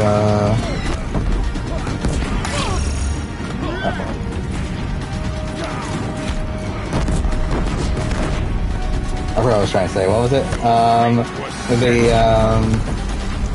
Yeah, they just got really bad taxi drivers, and then, like, I feel like the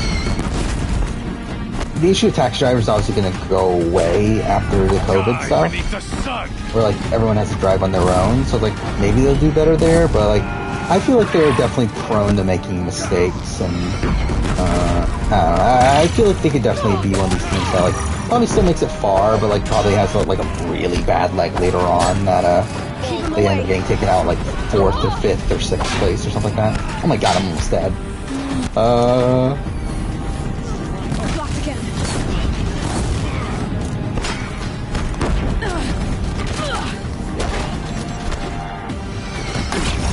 Okay.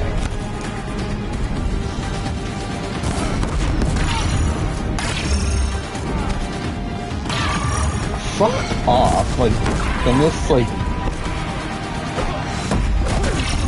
Keep him away. I'm literally about to die.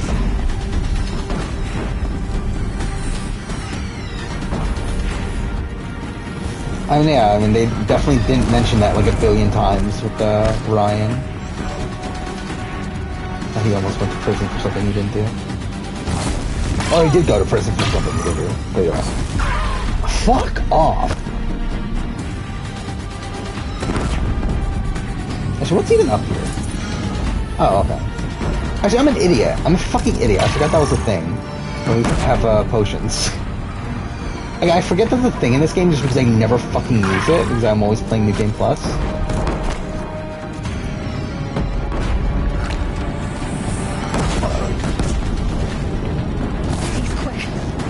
Or, like, you rarely ever use them in New Game Plus.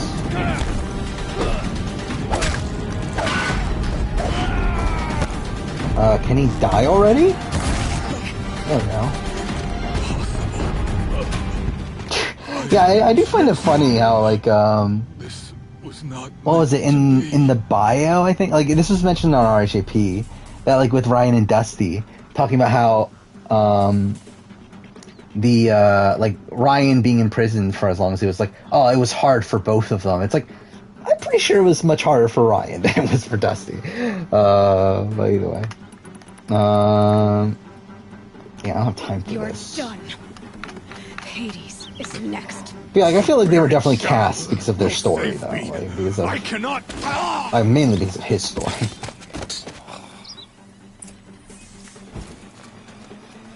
But I do find it weird how much this cast is, I I guess they've been doing this for a while with Amazing Race, but it definitely doesn't feel like there are that many, like, normal people on this cast. Like, or it feels like most of this cast, like, have, like, some sort of, following, or, like, have some sort of, like, notable thing that they've done, before the show.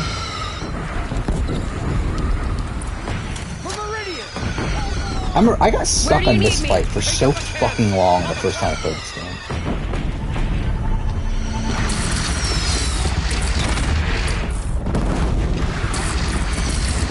Where are you going this time?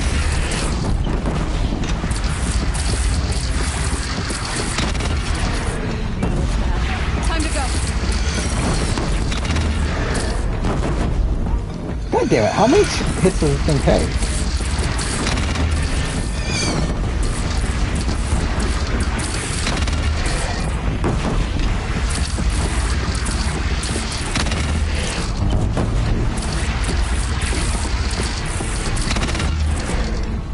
From last season, Hung and Chi. Yeah, they were definitely. Actually, I feel like last season there wasn't as many, like people that were notable from outside of that. But like, I remember like season 30 was like people that it was a season that they like promoted as like these are like people that are champions in their field or whatever. Okay, what the fuck?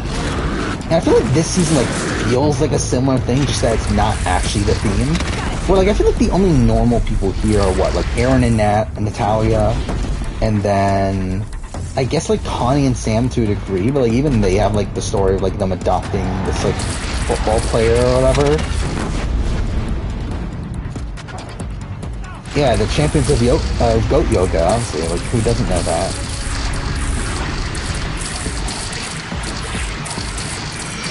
Are you saying Goat Yoga isn't a thing to be, proud of?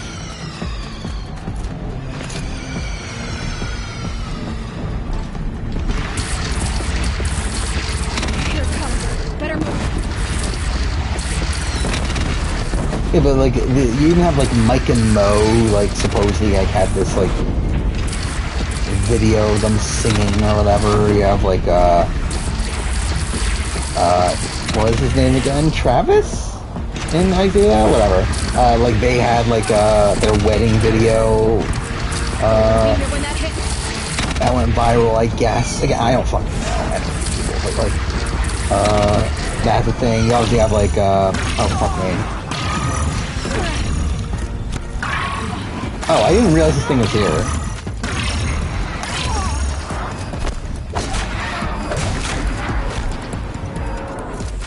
Oh, I guess the flight attendants also like aren't like notable, right? Like, I don't think they have anything.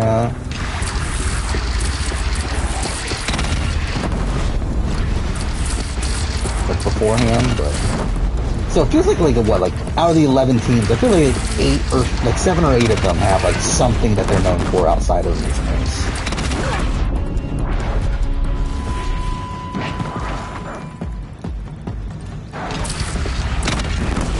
I find it so dumb that okay, never mind. I was going to say how like they don't attack you most of the time, but I don't know why they said that like right before it actually could end up attacking you.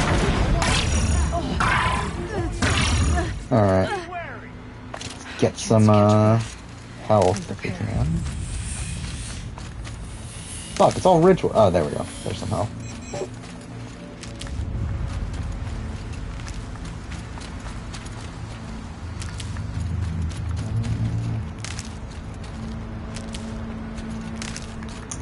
Alright, that wasn't as much health as I would have wanted to. I'm an idiot and I just used the potion instead, but whatever, it's fine.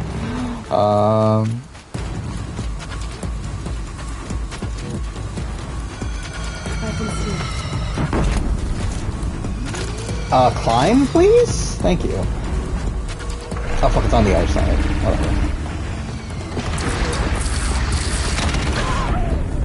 What the fuck?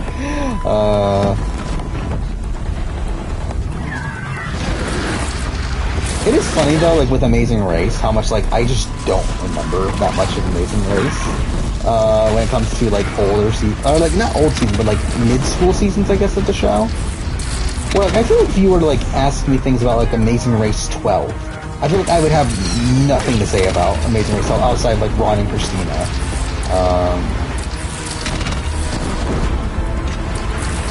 Actually, was that Ken Dixon's first season? I don't know. Again, like, I barely remember, like, the mid-school seasons of the show. Which is, like, the reason why I don't do many Amazing Race videos at this point.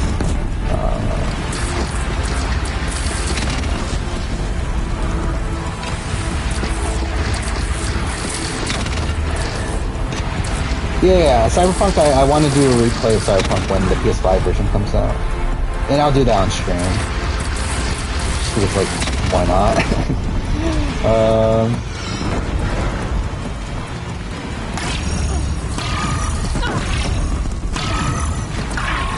Fuck me. Like, can they, like, not?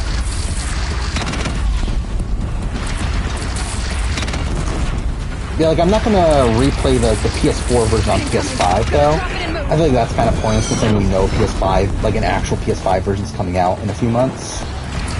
So, like, again, I'll just wait for, like, the actual PS5 version to come out. Because what, it's a free upgrade, right? I'm pretty sure, so... Even if it was, like, $10 or something, I'd probably pay $10.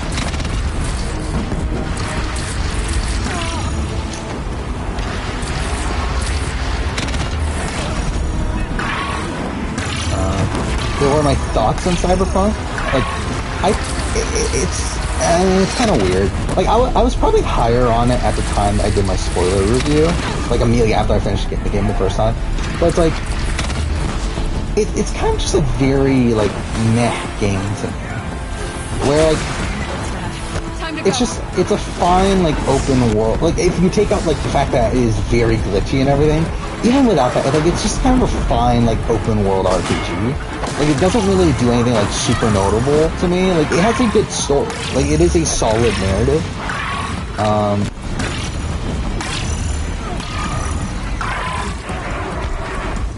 But, like, I just didn't find the gameplay, like, that, interesting. Like, it's really just, like, kind of like a Fallout clone. But, like, within, like, a cyberpunk sort of, world. So, I don't know, like, it's like a very, like, average game, like, which is, like, very underwhelming considering it's a game from CD Projekt Red, and, this game obviously was, like, really hyped up, coming into it. But yeah, I'm hoping the PS5 version fixes a lot of the gameplay issues with it, or, like, a lot of the performance issues with it. And then, like, I don't know, maybe I'll have a better experience with it on the replay.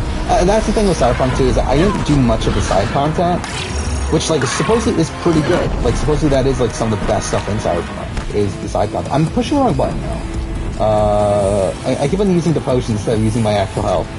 Well, so it's like, that's stuff I want to do when I stream it. To do some of the side missions and stuff and see how that goes. Actually, should I do that? Or should I don't know, should I do the side missions on my own? Gotta drop it and move. But like, when the fuck am I doing another video on Cyberpunk? Because that's the thing. Yeah, I'll probably do it on stream. Because if I was doing it on my own, I probably would, if I was doing a video, I would probably do it on my own. Because that's something that I haven't thought of. Like, with the Hitman videos I'm doing, I'm gonna have to use footage from my streams, which is really fucking annoying. Like, I really hate it. I really hate having these, like, 4-hour chunks of fucking gameplay that I have to fucking, comb through. And I also have to, like, keep around from like, an archive sort of perspective. Like, I really just don't like the idea of it, so... yeah, I mean, like, if I'm gonna use footage for things for a video, I really want to do it off stream, just so I can catalog it a lot better than having, again, a 4-hour chunk of fucking gameplay. With, like, the majority of it being footage I'm not even gonna use.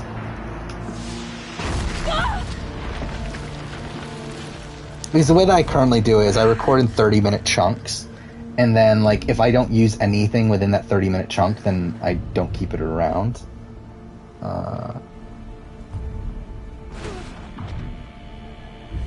Well, like, I do have a hard drive that I back up all the, like, stuff that I've used.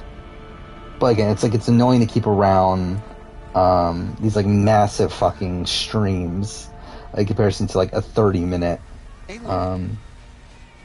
Aloy!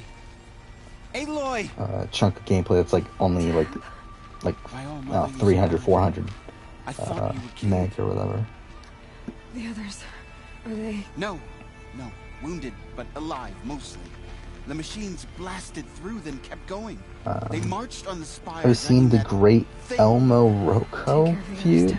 I have no clue what the fuck that even is, so, no, let's see, what is this? Okay. That's something. So it's actually Elmo from Sesame Street, but like, yeah, I mean, that's something.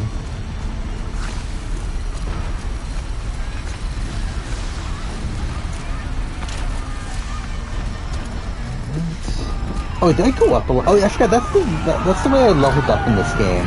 The first time I played it is that by the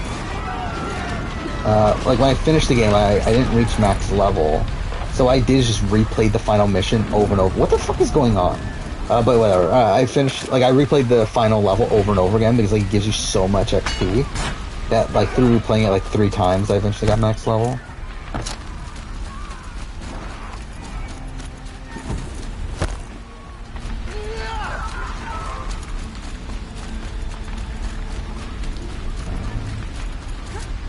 It's so weird that Forbidden West is like only like what, a month and a half away, if that. Which kind of feels like it feels like it's so soon, but also like so far away. Well, again, like I didn't plan. Like I thought this was gonna take a little bit longer to finish. Well, actually, to be fair though, I did actually start this a week earlier than I thought I was going to, also. But I definitely wanted to finish this a bit like later in the month, but still, it's still pretty soon though. I tried new Wendy's cereal. Is that a thing? Does Wendy's have it?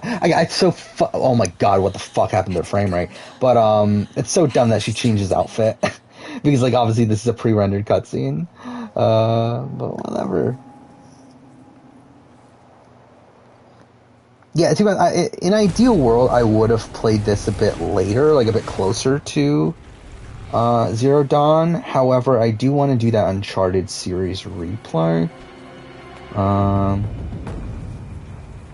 And also, like with Uncharted, like what comes along with that is I want to do a Uncharted 1 and Uncharted Lost Legacy retrospective that I'm also like not really like too incentivized to do right away.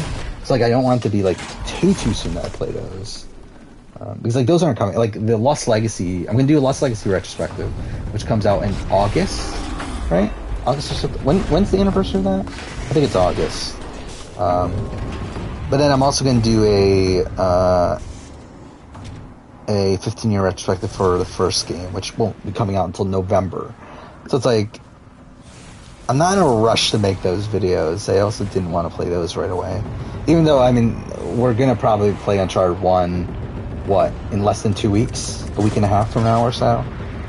So it's like really early to be playing it, but it's kind of also like I might as well get it done while I'm playing it here. Will I be watching the Uncharted movie? Probably not right away.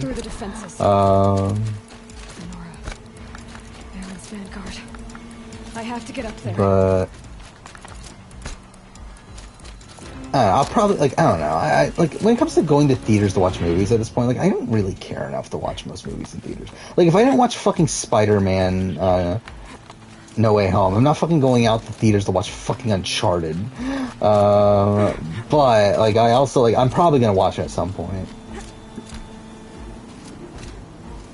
Hope you can beat the Breath of the Wild before a new Pokemon game comes out. When's that? That's the end of January, right? So you're probably what, like 2, or you're probably 3 weeks or so. So depends on how much you play games. Did I intentionally meet the 50% POC? I did by the end of it. Like the way that I think I worked it out just naturally was that it was like I think I was like 1 away, and then like I was like, well then like I might as well do it. Like I guess. Like I mean, like it's like We thought you'd at this point, like, that is a rule that's going to stay in place. So it's like, with any, like, I guess this was a Dreamcast, actually, wasn't it? Actually, maybe I didn't for the Dreamcast. I don't remember, actually. We were about to go over the top anyway, right? I'm confusing this with, The metal devil must another fall. casting video. I should stock up. Last chance. Was it Dynamic Duos? No, oh yeah. Okay, no. It was Dynamic Duos that I did that for. Yeah, so with the Dreamcast, I think it just I just think it accidentally got there, like, without me trying. If it was 50%. Because I don't think I bothered too much with the Dreamcast. I might be wrong, like, too, I could be completely wrong. But I don't think I did for BB Can. But I remember Dynamic Duos I for sure did, for Survivor.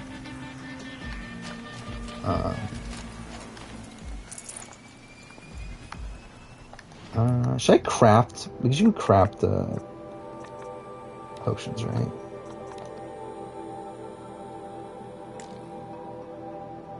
Oh, because it's full. I'm a fucking idiot. I was like, what? Why can't it? Alright, there we go. January 28th. So yeah, you got a bit. From my understanding, like, Breath of the Wild's like one of these games that, like, you can finish, like, right away if you know what you're doing, but also it's like, the point of Breath of the Wild is, like, the exploration and whatnot that, I guess it just matters how quickly you get through your games. Have you ever played the fantasy game where your powers are literally Skittles? No, I haven't.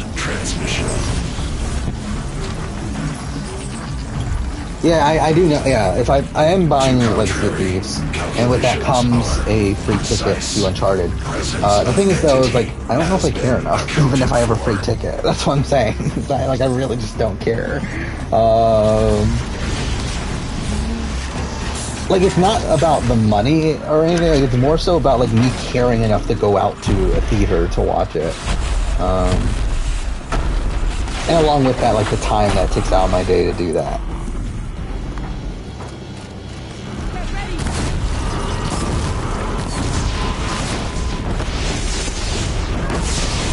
And especially because it comes out at a bad time, too, right? Actually, let's look this up. When's it come out? It comes out February something, right? Uncharted movie release date, February 18th.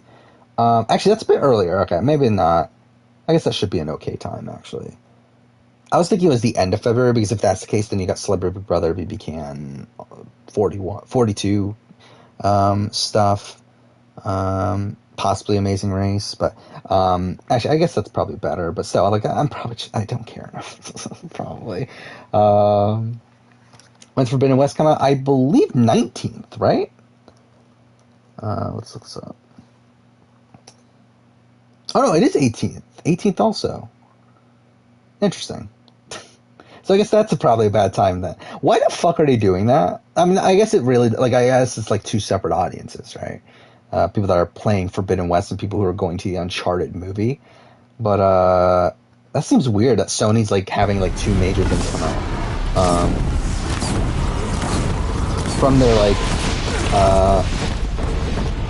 PlayStation division at, like, the same fucking time. But whatever. Oh wait, Skittles game. Oh, Darkened Sky? Is that... Yeah, I do know... I've seen Darkened Sky around when I was a kid. I didn't know it was a Skittles game. What? Oh, that's so weird.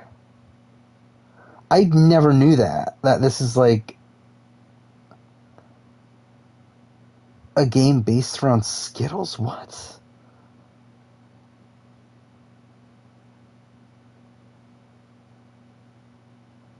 Why? It's so bizarre. Oh yay, the voice actress is the same one that voiced Princess Jasmine in the original Aladdin. Is that something? Either way, that was like, didn't know that was what that was. Yes, I have played Red Dead 2. I love Red Dead 2. I want to stream it. at some point. It's just finding the reason to do it. And like, it's also weird now, like, because like I'm gonna do a 5-year retrospective for Red Dead in 2023, which is obviously right now, that's a ways away. That's over a year and a half away. However, I'm probably not gonna have time to play it until a bit later in the year, and like by that point, it's like, do I want to replay it then when I'm just gonna have to replay it again like about a year later? So it's like, that's kind of my issue with playing Red Dead now, is that it's like, it's just like so soon to, like, I mean, like, by the time I have the time to play it, it'll be relatively close to when I have to play it again anyway, so like, I don't know when I'm gonna get around to playing it again.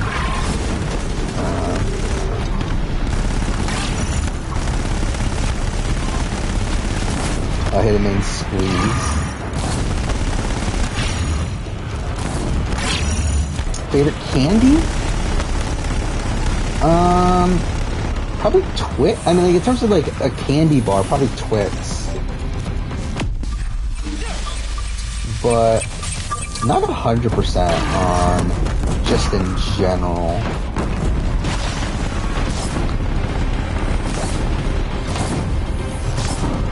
Oh my god, this really takes forever on normal. I forgot about that. Again, this final mission, like, really fucked me up when I was originally playing this. It just took me forever to finish. Especially, like, that middle fight. Like, it took me forever. Excuse me, can you fucking move? Thank you. Twix left or right? All of it. There's, like, honestly, there's no difference between left or right? It's just a branding thing. It's so weird that that's a thing that exists at this point.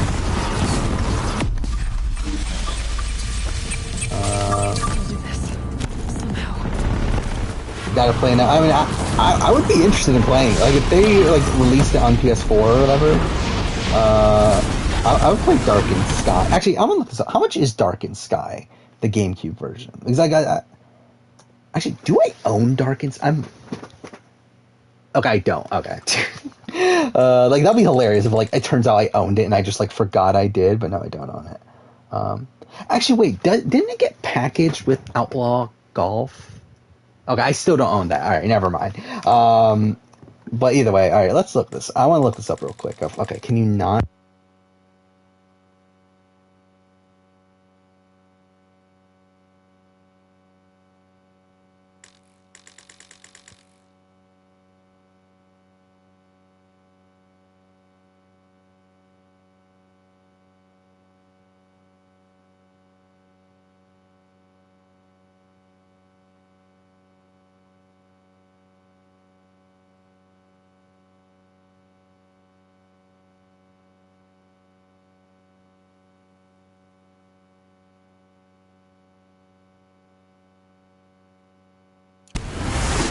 Like, if I had the time to play it and everything, or like, but then, like, I wouldn't be able to stream it. I feel like that's the point of getting it, right? It would be to stream it.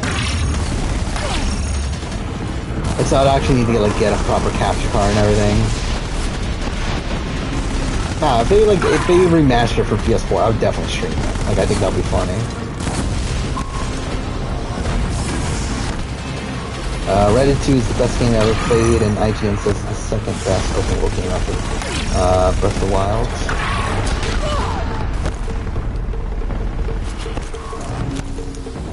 Yeah, I mean, like, I feel like Red Dead 2 and Breath of the Wild are, like, vastly different games, though.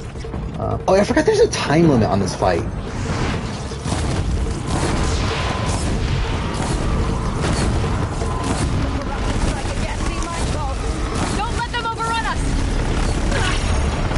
Kim and Penn for the win. I like Kim and Penn, but not really my I don't really have a real reading interest. Like, I mean, like, you know, my winner pick was Anthony Spencer, but I'm not like, it's not like I love Anthony Spencer. It's just I think that I thought coming into the season that they were the most likely to win, and now I think Ryan and Dusty are the most likely to win. But it's like, also, I'm not like a big Ryan and Dusty fan. So yeah, like, probably Raquel and Kayla are probably my favorite team, probably. I'm probably forgetting a team. I like Aaron and or Aaron, whatever, and Natalia as well.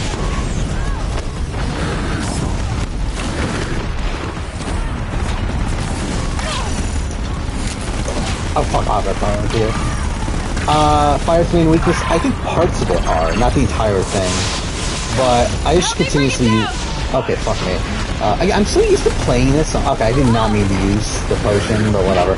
I'm used to playing this on New Game Plus, and like, I just like berate it with fire. Or New Game Plus in easy mode. Which like, they're just like berate it with fire arrows and it dies really quickly, but like playing it on normal here, it does take a lot longer. So I don't know if this is really the most ideal way of playing it. Yeah, like the body is weak to fire.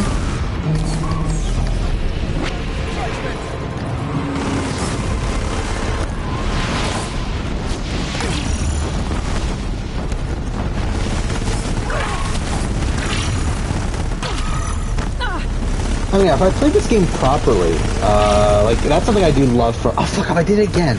Whatever. That's something I do love from this game, is, that all the allies that you meet along the way help you in the final battle.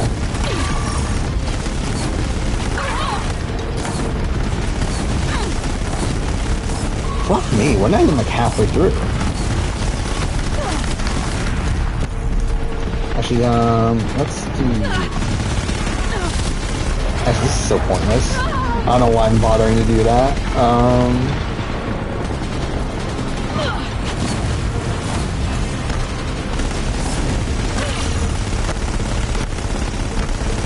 Why was the Wii U such a flop? I mean, like, I don't know the direct answer to that. I mean, I just don't think the, like, tablet stuff was, like, that, interesting to the casual audience. Especially when it wasn't, like, obviously with the Switch, like, you have, like, it also being, like, a mobile console.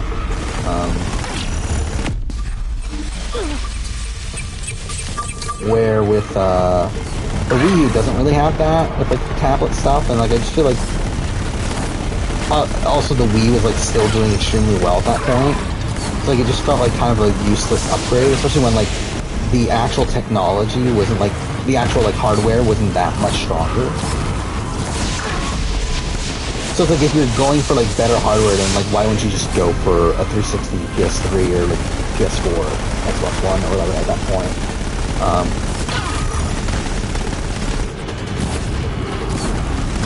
And, like, the people that did care about Nintendo stuff were still, like, having a Wii, and,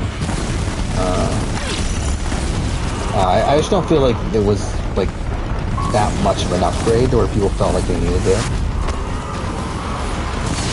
I get it. And also 3DS was also really popular at the time too, which I still think also probably took away from people's care to get a Wii U. Oh my fucking god, this gonna fucking die. What I think is the worst Amazing Race pair? I really couldn't tell you offhand. I don't remember. I know I remember I did pick a team at one point, but I don't remember who it is anymore.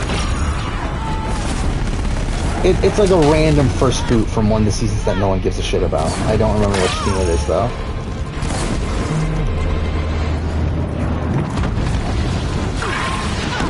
Prioritize entity. I might run out of time here. Like, what the fuck? I'm getting knocked around here! God damn, I did it again. We had some also exclusives. I mean, kind of, right? I mean, like, yeah, I mean, like, it's more Nintendo. I mean, it's the same exclusives that, like, any Nintendo console would have. I mean, you did have, like, Bayonetta 2, which was a good exclusive there. I mean, now it doesn't matter because, like, all those games are on Switch. Like, I feel like every Wii U, like, good Wii U game has been ported to the Switch, right, at this point. But, yeah, I mean, like, at the time, like, yeah, you definitely had that. You had, what else is there Wii U exclusive-wise? If we don't hurry, I won't have time like, I mean, obviously you had, like, Super Mario 3, Worlds? That was the one on Switch. Right? That was one on Wii U, right? You obviously had Smash. But I don't think there's nothing to me that like stands out right away as like something that like really like blew everyone away. And Breath of the Wild was originally going to be a Wii U exclusive, so that would have been interesting.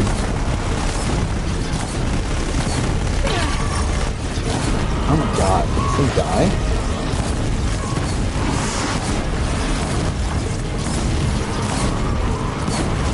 But yeah, I never owned a Wii U. I never owned a Nintendo product after, I guess 3DS came out through Wii, but yeah, I never owned a Wii U, I never owned a Switch at this point. It would have been funny if, oh fuck, I did it again! Whatever. But yeah, it would have been funny if Breath of the Wild ended up being a Wii U exclusive.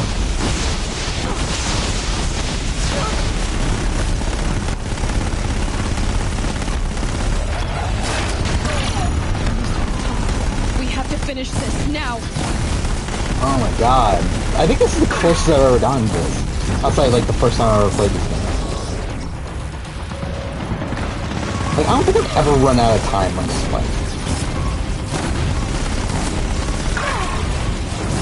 Yeah, I used to play Wii Sports. I mean, didn't if you owned a Wii at least. Like, obviously it came with console, so it's like... I mean, that's why I got a Wii, when I did, it was because my parents wanted, like, a video game to play with me, and they were like, play Wii Sports, so that's, like, one of the main reasons I got a Wii at the time.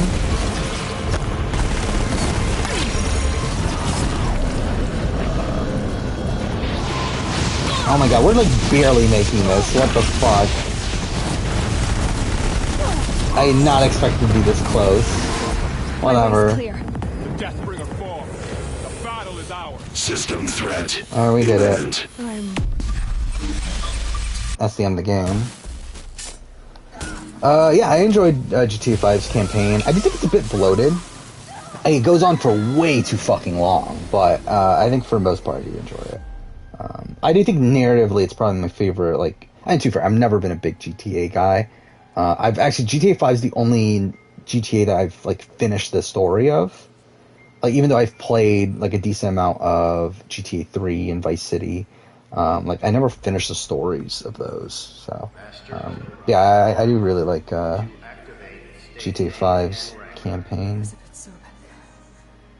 Yeah, I plan on doing a GTA 5 retrospective, in 2023, for the, 10-year anniversary? So, we'll probably replay GTA 5 on here. Again, like, any game that I'm doing a retrospective of that I already have footage for, like, I'll play those games on here. So let's see if I can... I want to scroll through to see what we got in terms of what those games are. I mean, again, there's nothing, like, the first, like, 8 months of this year is pretty bare in terms of retrospectives. I haven't, like, I've already done Mass Effect, and I already did Nier, and some of these other things, but... again, Uncharted, Lost Legacy, Uncharted 1, as I mentioned before. AC3 and Liberation, I'm going to replay those on stream. Telltale Walking Dead, Season 1, we're going to play on stream. Life is Strange Before Storm, which when I do that, I might as well do Life is Strange 1 as well. I don't know if I'll go beyond that, but we'll at least do 1 in Before the Storm.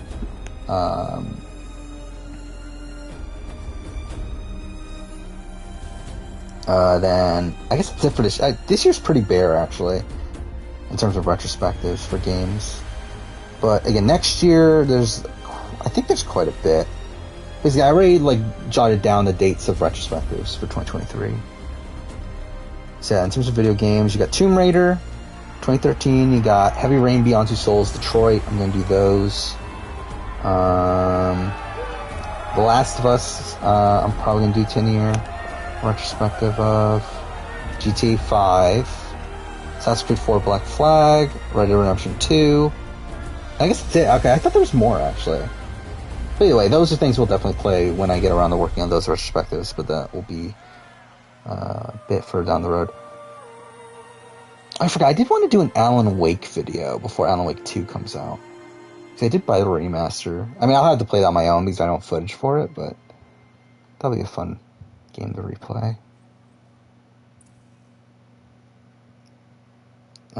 Actually, I'm gonna try to do a 2018 year in gaming video next year. Where was I?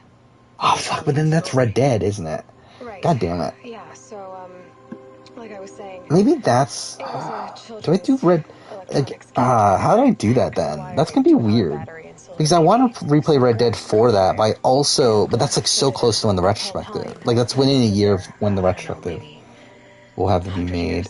So it's like, I don't know, maybe I'll just make the retrospective early and use that playthrough as the playthrough for a retrospective. I don't know. But yeah, we'll probably replay some games from 2018 by the end of the year. Just like God of War. Actually, God of War we'll replay anyway for Ragnarok. What did you feel? And what else is there? I'm not sure. It's on my list for 2018. I remember yelling that I Spider-Man, I guess we'll play. My mother took my face in her hands and spoke. Do I play Batman Telltale? I guess I might. What did she say?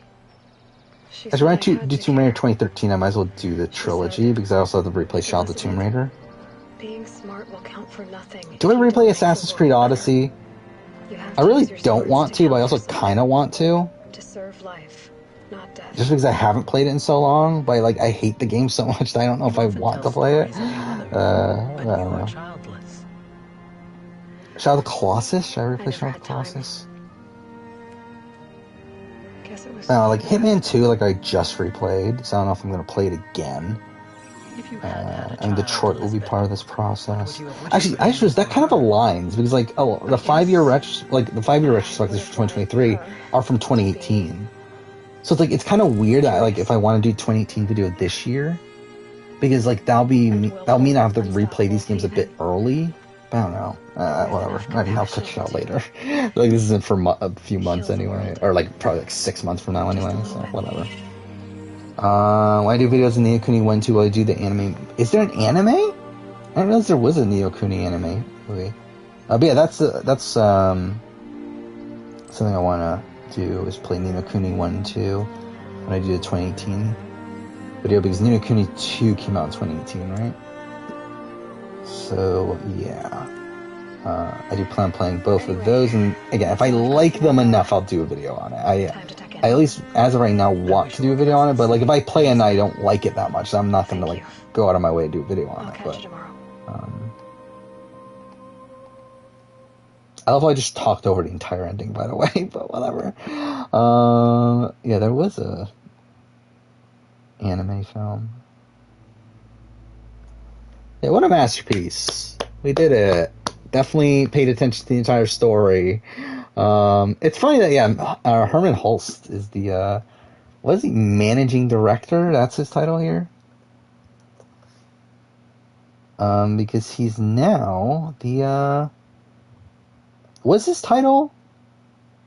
Is he the president of PlayStation Studios? Something like that, right? Head of PlayStation Studios? By the way, he got promoted since this game, so that's funny.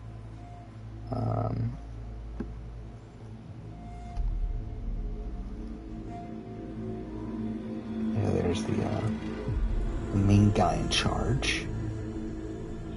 Yeah. I guess we will skip this. I don't need to watch this again. But realistically, I probably won't talk about the movie if I do that video.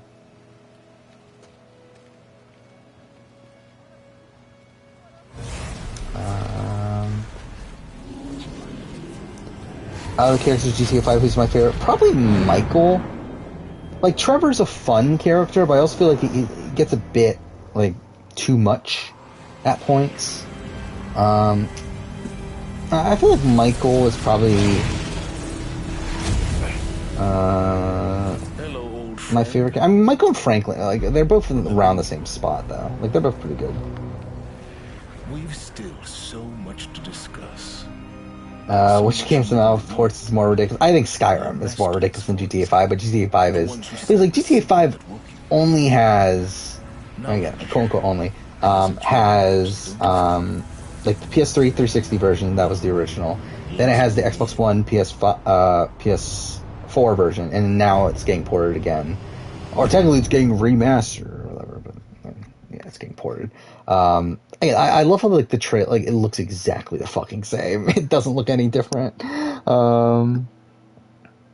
But yeah, I mean, it's like across 3 generations, but like it's not like the Skyrim level, where Skyrim's like literally on everything at this point.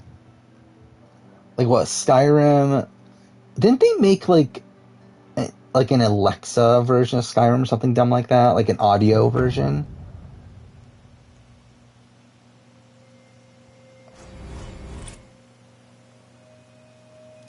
Yeah, like I'm pretty sure there's like dumber versions of Skyrim than there are of GTA 5.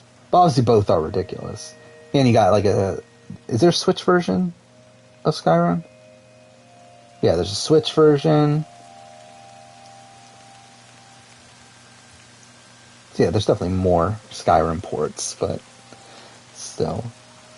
Which one had the best story, Red Dead 1 or 2? I think 2. I don't know. It's like Red Dead 1. I don't know. It's like I would go 2. I think the story, to me, the story of Arthur Morgan is more compelling to me than the story of John Marston. But I think the story with John Marston's a lot more of like a tragic tale. And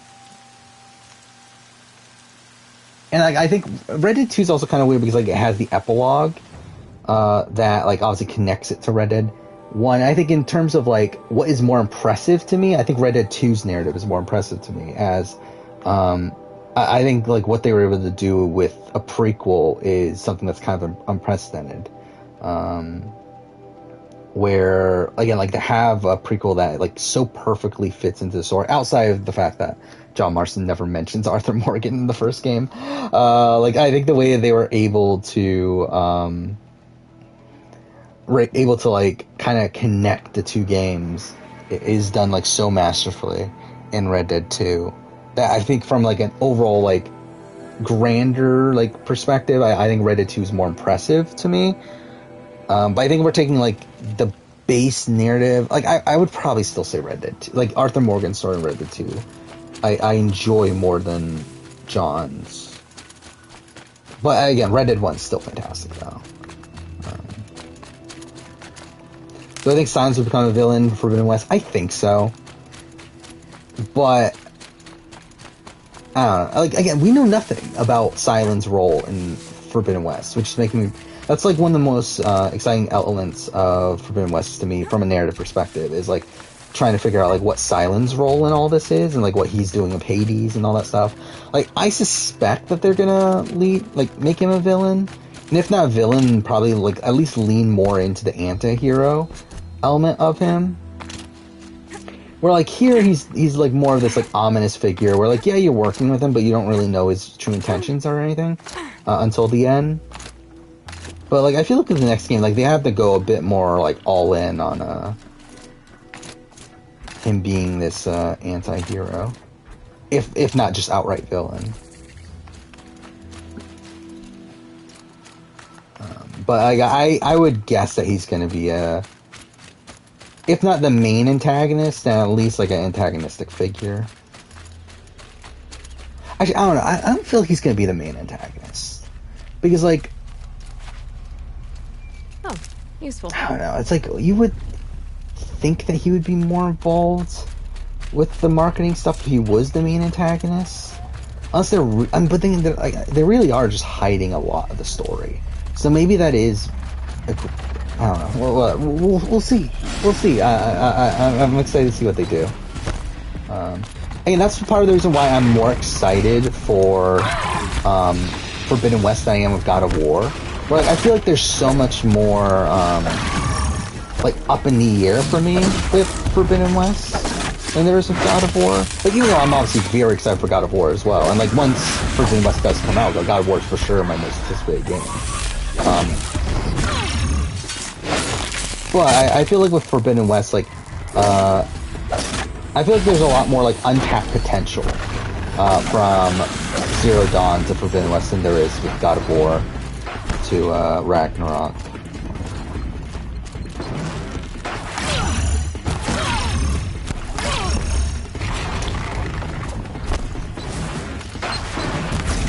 Can you... How do you... Actually, I should mark this.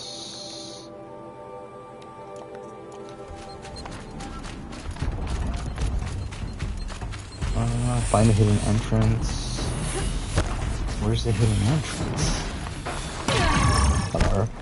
Yeah, Michael's definitely a more complex character of the three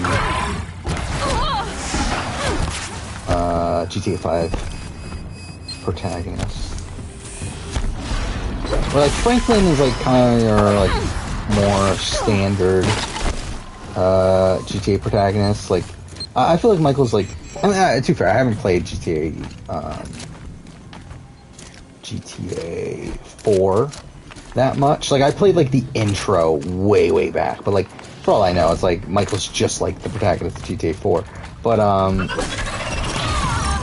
he definitely feels, like, at least, like, slightly... different, especially with him being like this,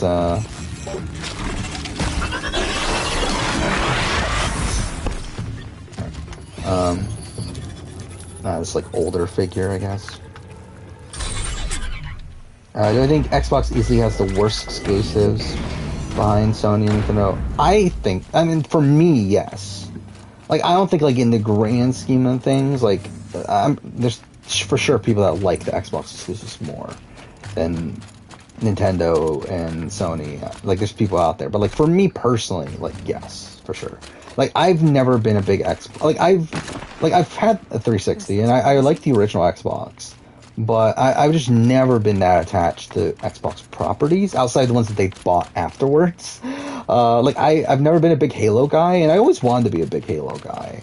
Like, I've tried to play Halo, and like I don't dislike Halo from what I've played. It's just that I've never, like, gotten too big into the franchise, and I feel like now would be a time where I would be more apt to do so, but I just don't own an Xbox. I'm not going to go out of my way to buy an Xbox to play all the Halo games at this point. And then, like, same thing goes with Gears of War, where, like, I played the original Gears of War trilogy, and I really enjoyed those games.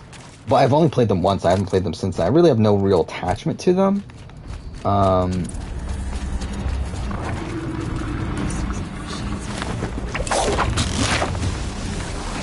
So, and then you got, like, Forza and, what other Microsoft exclusives are that they actually made? Because again, like, when we're talking about, like, exclusives that they bought a lot of good shit. But, I don't think there's many, like, Xbox properties, that they, like, actually made that I'm, invested in. Let's see.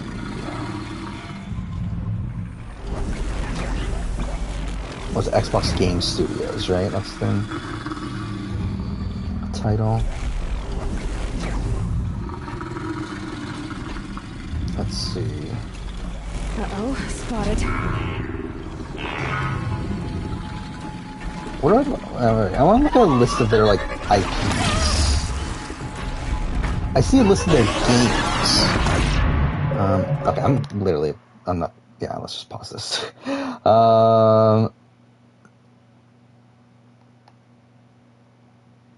Whatever, okay, let's just look at the list of studios, I guess. Again, you got Halo, whatever, Gears of War, I mean, We Happy Few, whatever. And even then, they bought that. I mean, again, they bought Double Fine, that's cool. I do like Double Fine games for the most part. But again, it's not like a studio that I'm, like, absolutely, like, head over heels for. And yeah, I haven't played Psychonauts 2, and I need to replay Psychonauts 1. I will really give Psychonauts 1 a shot. But I mean, like, I love Brutal Legend. I like that game when I played it back in the day. Again, Tim Schafer as a developer, I do like his point-and-click adventure games, but nothing like that. I'm like, again, when, like, Psychonauts 3, like, unless I adore Psychonauts 2, but, like, if Psychonauts 3 comes out, like, I'm not going to buy an Xbox to play Psychonauts 3. What is the initiative again? Oh, they're working on Perfect Dark. Again, like Rareware. I mean, like I was a big Rare guy back in the day, but like I'm not like obviously they're not the same. It's not the same people behind Rareware nowadays. And like a lot of those properties, like while it'd be cool to see like a new Banjo-Kazooie, a new Conkers, like that sort of stuff, it's like they just haven't done it. It's like, and even if they did, I don't know if it would really be quite the same. Again, they own Minecraft, like whatever. Hellblade, I do really love Hellblade. Or, I mean, I like it. And I think there's a lot of potential with the franchise. And, like, they're buying a Ninja Theory is definitely one that's a big one to me. Like, that, like, if they made Enslaved 2, I think that might be the point where I buy an Xbox to play Enslaved 2. But they're not gonna fucking make Enslaved 2, so I don't have to worry about that. I suppose there's very few exclusives that are actually interesting, and those feel samey. Yeah, I mean, that's kind of... I mean, I think Xbox is just, like, not catering towards, like, me. Like, where I'm, like, much more into, like, single-player, narrative-based experience. I feel like that's something Sony has, like, really gone all in on in the last, like, generation. And, like, while, like, I do feel like they're, like, trying to expand beyond that now, like, that's definitely their, like, bread and butter is... games like Horizon, games like God of War, games like Uncharted, games like The Last of Us, games like Spider-Man, like all these like single-player narrative-based games, and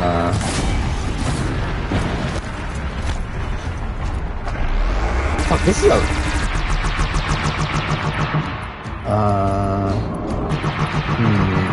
wait, what? I keep forgetting these to focus.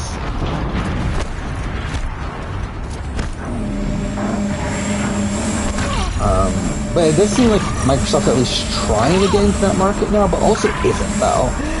It's like, it seemed like they were, like, a few years, like a year or two ago. But, like, now it seems like they're going all in on Game Pass, to where, like, through Game Pass, you're kind of forced to have a different type of game model. Where, like, with, like, Horizon Forbidden West and, like, God of War Ragnarok, you're not going to see them have, like, this... like generic open world structure that has like a lot of microtransactions within them and stuff like that, which is like what Game Pass kind of requires at this point. Like that's why like Halo is as like multiplayer and stuff is as fucked as it is with like the progression system, is because they're trying to make it so it's more profitable because it's free on Game Pass. And I feel like that is the thing that is an issue for me with Game Pass. Like as much of a great deal that Game Pass is, on paper, it does fundamentally change the way that Microsoft has developed their games, because they're making all their games for quote-unquote free on Game Pass. So because of that, they're much more incentivized to add these like microtransactions and develop their games in a way that is made to have microtransactions within them, which fundamentally changes the game there, which is like the same issue with like current Ubisoft games, and you could say about EA games and stuff like that.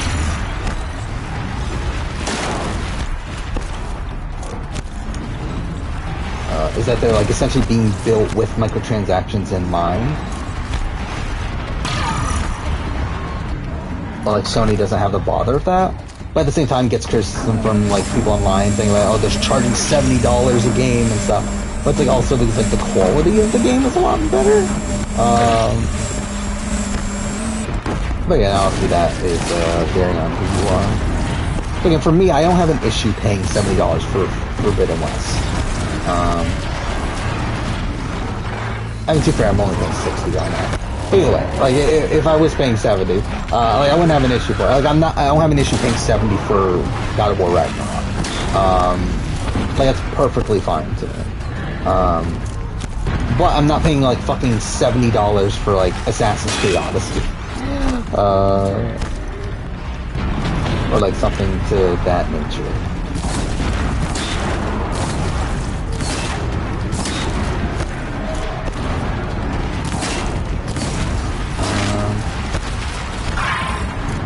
Yeah, I mean, yeah, that's with Sony. It's like okay, fuck up.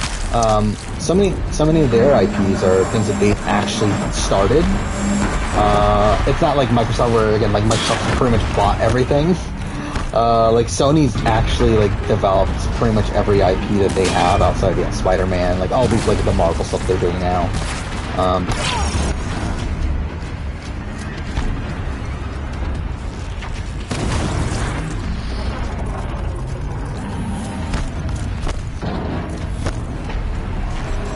Yeah, I mean, Microsoft has had like really good purchases that like going along with them like come like some decent exclusives, but it's also just buying them, which is like the underwhelming part of that. And then also it's like they're not like, to me they're not big enough to where like I'm going to go out of my way to get an Xbox over a PlayStation still. If I only have the opportunity to get one, obviously. Where like I have no incentive right now to buy a Series X for $500 at least. Like, it's too fair. If it was like $300, like I've thought about buying a Series S. Like I've thought about that. But even then, it's like I'm not like that into the idea of it.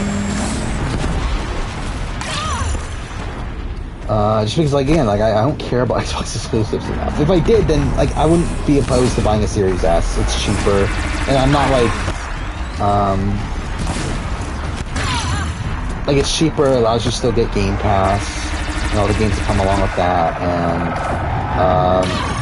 yeah, I mean, it's not a bad deal. But it's also, like, there's not much on there that I like feel the need to spend an extra $300 plus the cost of Game Pass to do that for. Where I throw Ragnarok on the MCU rankings, I don't remember anymore actually. I think it's like pretty much right in the middle. Like I never loved Ragnarok as much as most people, but I do like it. So it's like, if I remember right, I mean I can look it up. Information to help me override more machines. Let's see.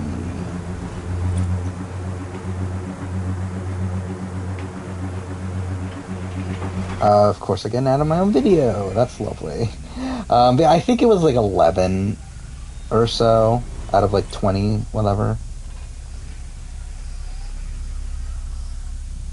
Let's see. Waiting for the stupid ad to finish. Okay, so out of 23. It was 13. Actually, that's lower than I thought. And I would probably move it up nowadays. By the way, this surprise, like I actually rewatched this video not too long ago. I forgot I put Age of Ultron at number 7. That surprised me. I put it that high. Yeah, Series S and Switch are the same price, which is interesting.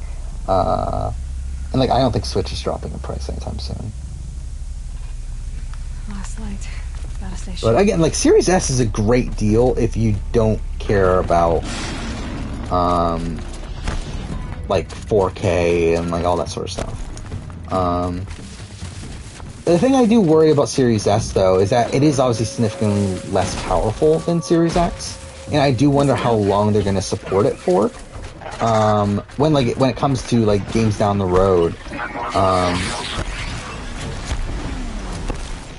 Like, I don't know, like, when, like, I mean, I guess Halo Infinite's gonna be around for a while, isn't it? But, I don't know, like, a game in, like, 2025, when a game in 2025 comes out, is, like, Series S still gonna be supported at that point? I do feel like that's probably one of the worries with Series S. It's like, how long are they actually gonna support Series S for, before they just say fuck it and, like, go all in on, not bothering with it anymore? Was Dark World last? No. Incredible Hulk was last. Dark World was pretty low, though. I think it was number 20 or so, like 20, 21. I'm pretty sure I had Dark World, then Iron Man 2, and I think... not Dark, Incredible Hulk, then Iron Man 2, then I think it was Dark World. If I remember right. Wait, what am I doing? I'm not doing this mission. What am I doing? I want to do the Cauldrons. Where is it? That one. But yeah, again, Ninja Theory is a great buy for them, for Xbox.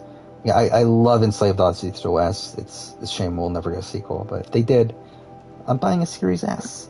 But yeah, Hellblade looks incredible, though. Hellblade 2 looks insane. Again, they bought Obsidian, which is like a company I've never been that big into, but that's a pretty good get for them, though. Outer Worlds, I did enjoy that for what it is. I'm not going to buy a fucking Xbox to play Outer Worlds 2, but I enjoyed the Outer Worlds for what it is. And, like, obviously, I like the South Park. Actually, did they make this? They only make Stick of Truth? But anyway, obviously, that's really good. Yeah, Fallout New Vegas. I never played. Star Wars Knights of the Republic 2. Never played.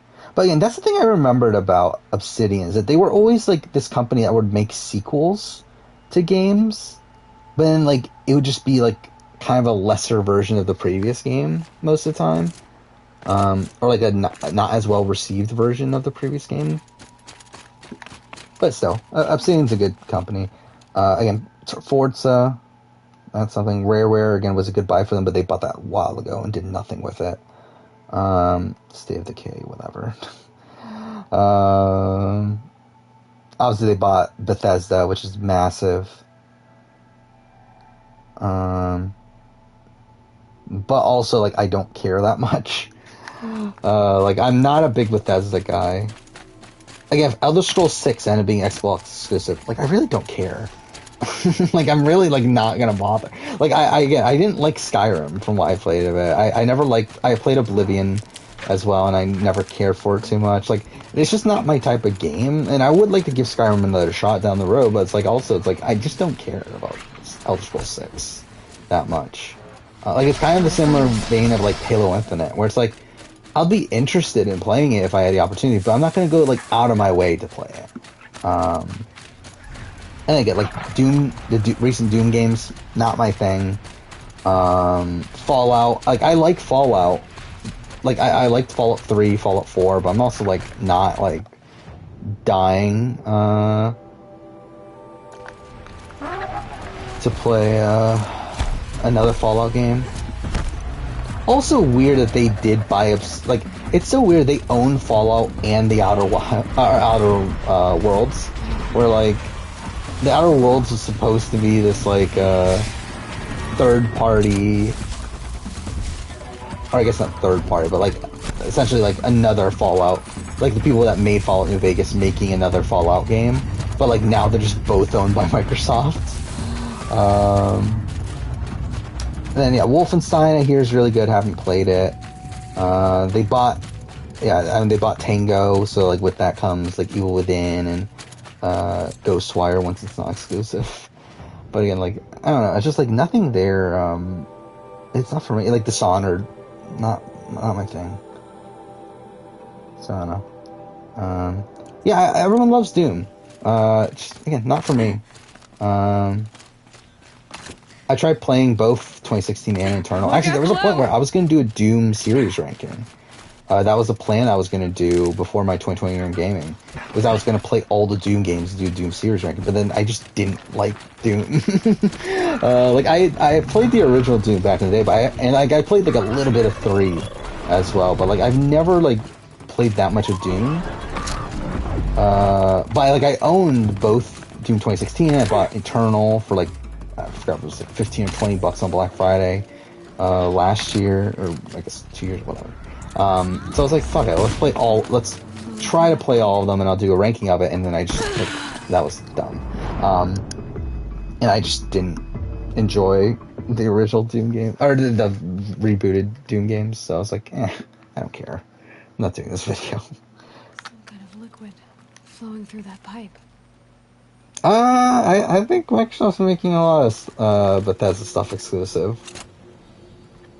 And also, Microsoft, like, this is the thing about Microsoft, too, is, like, I don't think it matters to them. Like, Microsoft's not a company that's, like, starving for money.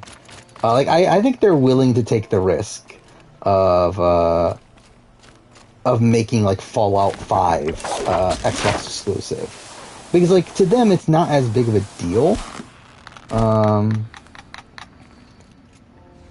and that's why they're willing to take as many chances as they are with Game Pass, where it's like Microsoft is like a very rich company. It's one of the biggest companies in the world, much bigger than Sony is. So like because of that, and also it's like a much smaller portion of their overall company revenue, to where they're very much willing to take more chances. So I would not be surprised if Elder Scrolls 6 ends up being like Xbox exclusive, if Fallout 5 ends up being Xbox exclusive. I mean, I wouldn't be like that surprised if it's the other way also, but again, like I don't think it's out of the realm possibility of. Where am I going?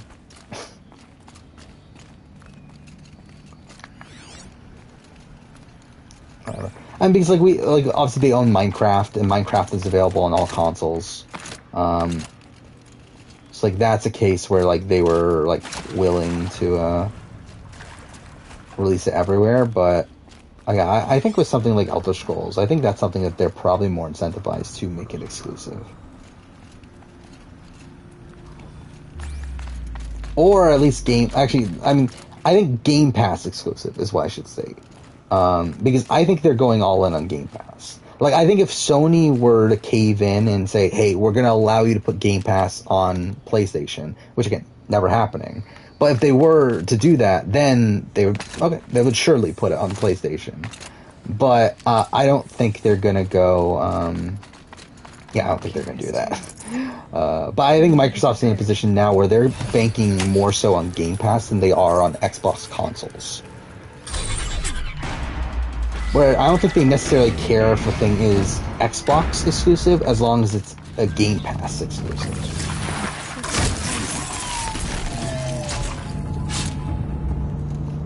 I mean, Bethesda hasn't been doing the greatest recently. Things are going my way. Especially Bethesda Game Studios. So yeah, I mean, not the biggest loss to me.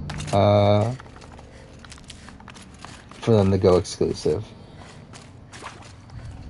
Now, if they had bought Square Enix or something, then that's okay. And even then, Square Enix has been I mean, I guess they've been hit or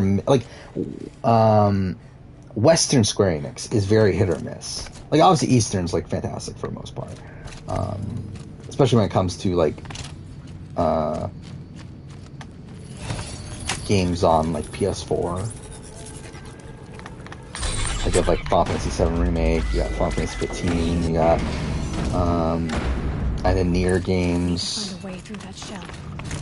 I'm pretty sure there's more that I'm just not thinking of right away, but yeah, they bought Microsoft. If Microsoft bought Sega, I think that would be really interesting. Because I don't think that's out of the realm possibility. Now, it's obviously a bit of a stretch, but again, they bought Bethesda, which is one of the biggest game developer or publishers. Thank you. There we go. But if they bought Sega, that's a big buy for them, and that's something I think is at least somewhat in the realm of possibility. Fuck off. But that would be insane though if they bought Sega, which in turn essentially makes Persona Xbox exclusive. That would make Yakuza Xbox exclusive. That would be insane. Especially because those are for the most part known for being on PlayStation consoles. That would be ridiculous. And at that point, to be honest, I would probably go and buy an Xbox. What am I doing? Am I supposed to be doing this? Yeah, I think so. Yeah. Oh, no, I have watched Kim and Pen's videos. That's something because I listened to the RHAP. Because I had no clue who the fuck they were until I watched the RHAP preview, and they mentioned it, so I went and watched them, and they're fucking dumb. But again, they have a really big following, so it's good on them. But again, I would never watch any of their videos outside the fact that they are an amazing race. Alright, that should get me through. Persona's Xbox. I mean, I would applaud Microsoft if they fucking bought Sega. Good on them. That's like that would be a really big get. And too, like Persona is like, I mean, even though Persona 5 obviously was a big deal, Persona is still like a relatively niche game. So like, I'm pretty sure like if they were to buy Sega, like more people would be focused on like, oh, they bought Sonic, and I guess Yakuza is probably even more mainstream than Persona, but again, I think Persona is definitely a big buy there. What else does Sega own nowadays? I don't even remember anymore. But they own Atlas, so I mean, that's Persona. And again, obviously they own RGG. Let's see.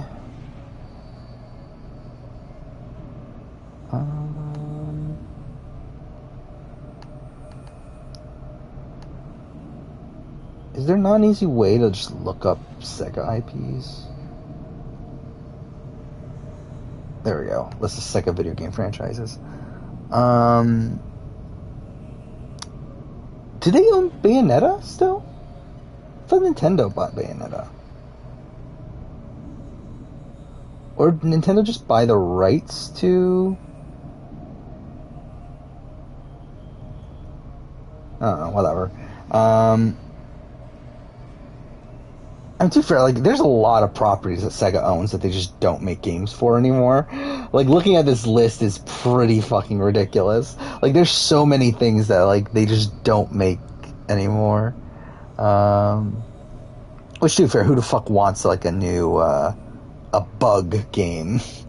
Or, like, I forgot they own Condemned. How have they not made another Condemned?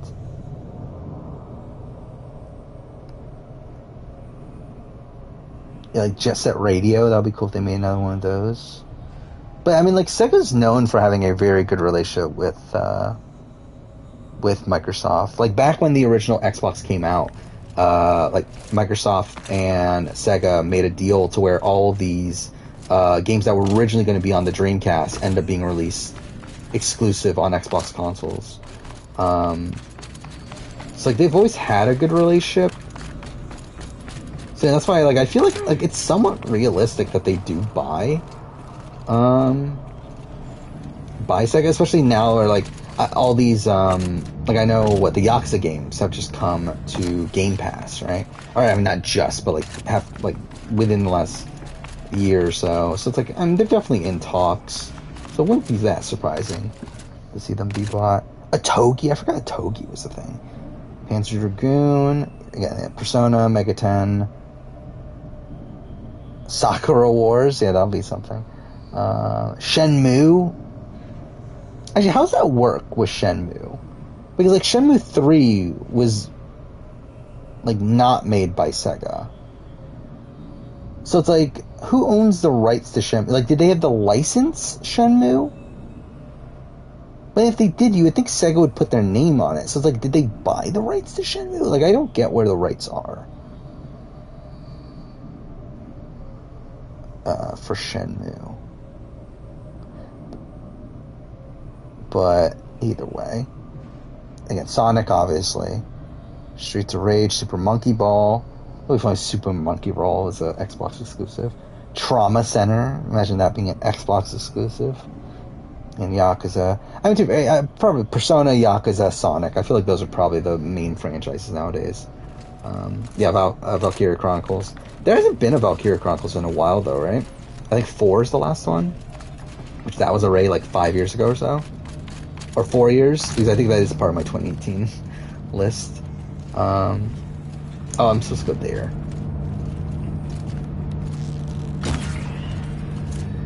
But, yeah, I mean, like, I really enjoyed the first game, even though I got annoyed, like, at certain points of it. Like, I really, and the annoying thing with Valkyria Chronicles, and to be fair, this probably goes for any, like, turn-based, like, strategy game like that, like, if you die, like, that's a lot of shit you have to redo, and if you don't, like, save or whatever. I don't remember how the save system worked, but I remember, like, there's a lot of, like, having to do the same thing over and over again that I found really annoying, because I would die at certain sections.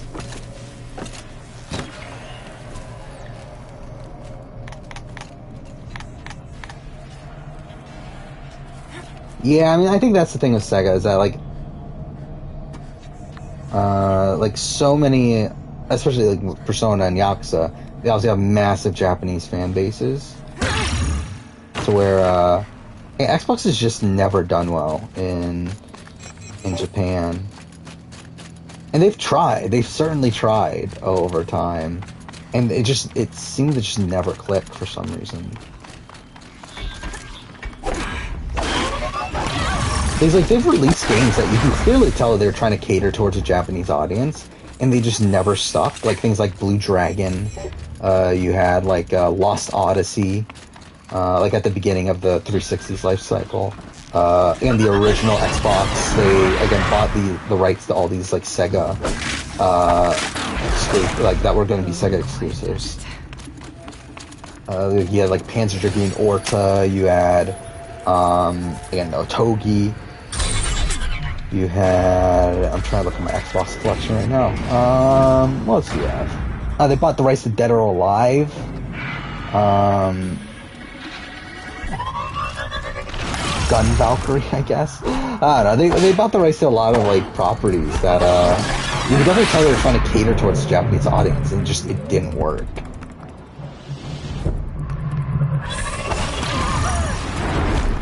I think they kind of stopped trying recently.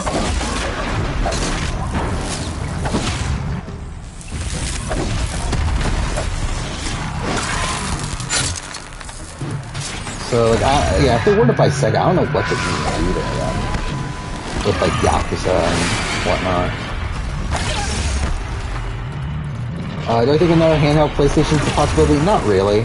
Especially because we do know that PlayStation has just started a mobile division, so I'm pretty sure that's the approach that they're going with, because they're going to start making mobile games. And to be fair, I think that's the route. If you're going to go handheld stuff now, that's the route to go. I just don't think there's a market for handheld consoles anymore.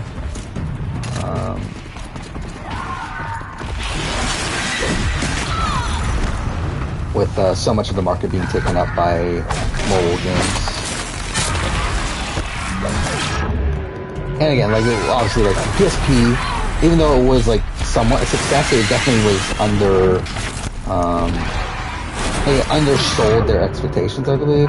And then you have Vita, which, like, completely bombed for them. Like, I just don't think they're gonna bother with another one.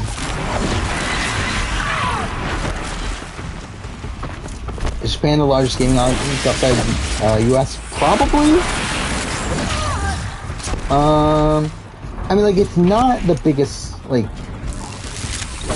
I don't know, what is Japan population-wise? Like, it's not anywhere close to the top, right? But, I would not be surprised if it is I'm probably, like, something like the UK is probably up there. I know Brazil has a big gaming community, right? I mean, China, but, like, China's, like, obviously their own separate thing. Where they don't allow most Western stuff there. And they don't really allow much outside. Oh, Korea's a big one too, right? Yeah, like I would say like US, Japan, yeah, like Brazil. I don't know how Russia is. But either way, Japan's definitely, like, in terms of game development, for sure.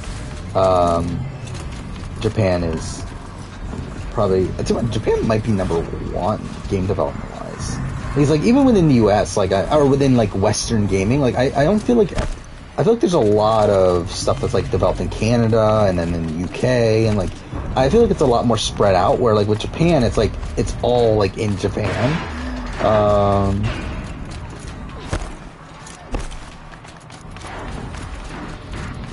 Like, I feel like in terms of game development, I think for sure Japan is probably number one. But in terms of like the player base, I feel like, yeah, it's probably up there, but I don't know if it's quite number two. That might be, yeah, like something like Brazil or something that's higher. Just due to there being more people there.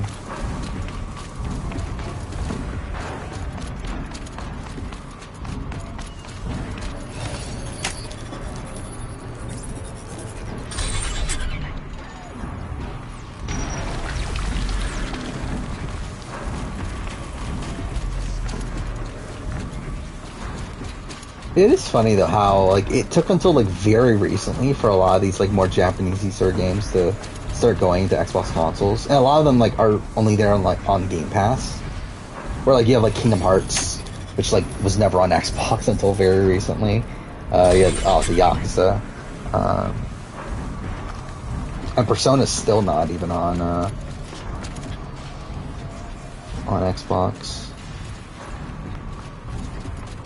Actually, I think, has Persona been on anything other than PlayStation? Like PlayStation and PC? I think that's it, right? Like, obviously, Megaten has been on a lot more, but I think, like, just in terms of Persona, I'm pretty sure Persona's been, in terms of console at least, has been PlayStation exclusive. Like, even the remakes have only been on PSP and Vita, right? How do I get up there?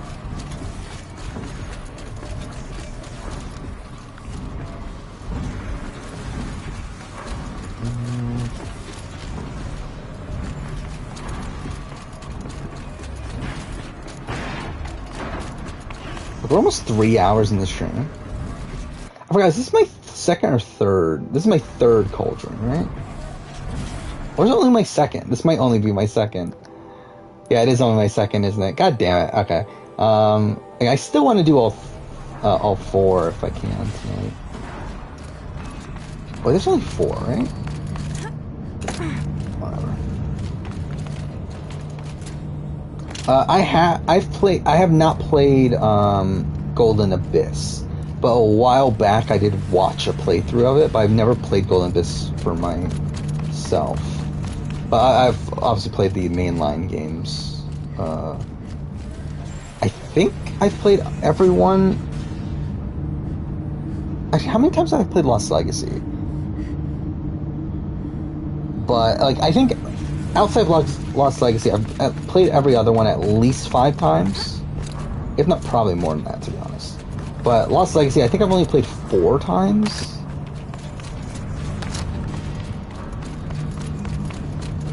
Okay, how do you do this again? That, and then that, right?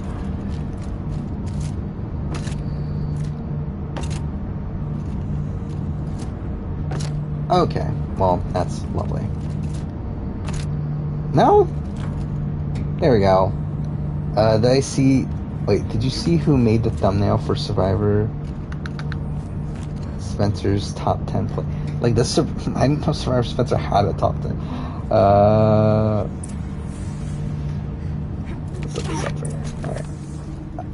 I haven't been paying attention to a lot of these other YouTubers since 41 ended.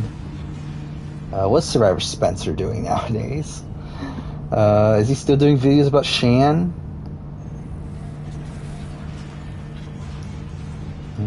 He's doing 41 video or 42 videos. That's something. Put fucking Colton on the top. That's something. So he did a season and a player ranking. So that's something. Yeah, he, like, just 2 weeks ago, he did a video on Shan. Shan has officially gone insane. I did a player ranking for 41. That's something. Did a video on, is Erica the worst winner ever? Again, this is the thing I want to know about Survivor Spencer. Like, he's, like, this is obviously, like he's, like, he knows what he's doing, right? Like, I mean, obviously he knows what he's doing, but, like, I mean, he's intentionally like, tapping into, like, this, like anti-woke, like, audience, right? Like, that's intentionally what he's doing. Which, again, good on him if he's, like, intentionally doing that. Like, I do wonder, like, how much of it, like, he actually believes.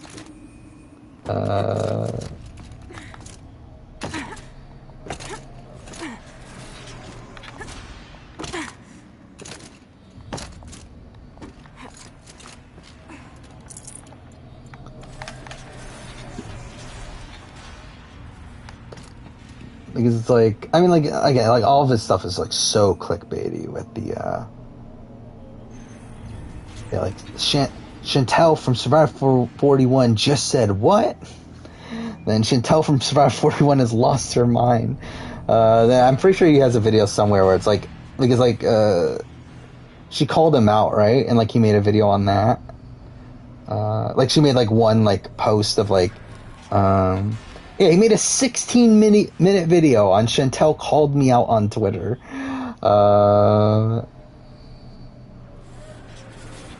Yeah, I don't know.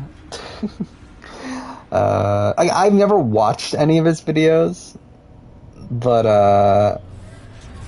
I just wonder like how much of this is intentional. Like obviously it is intentional. Like obviously he's like purposely tapping into that element of it. But I do wonder like how much of it he actually believes and how much of it he's actually doing just for the views.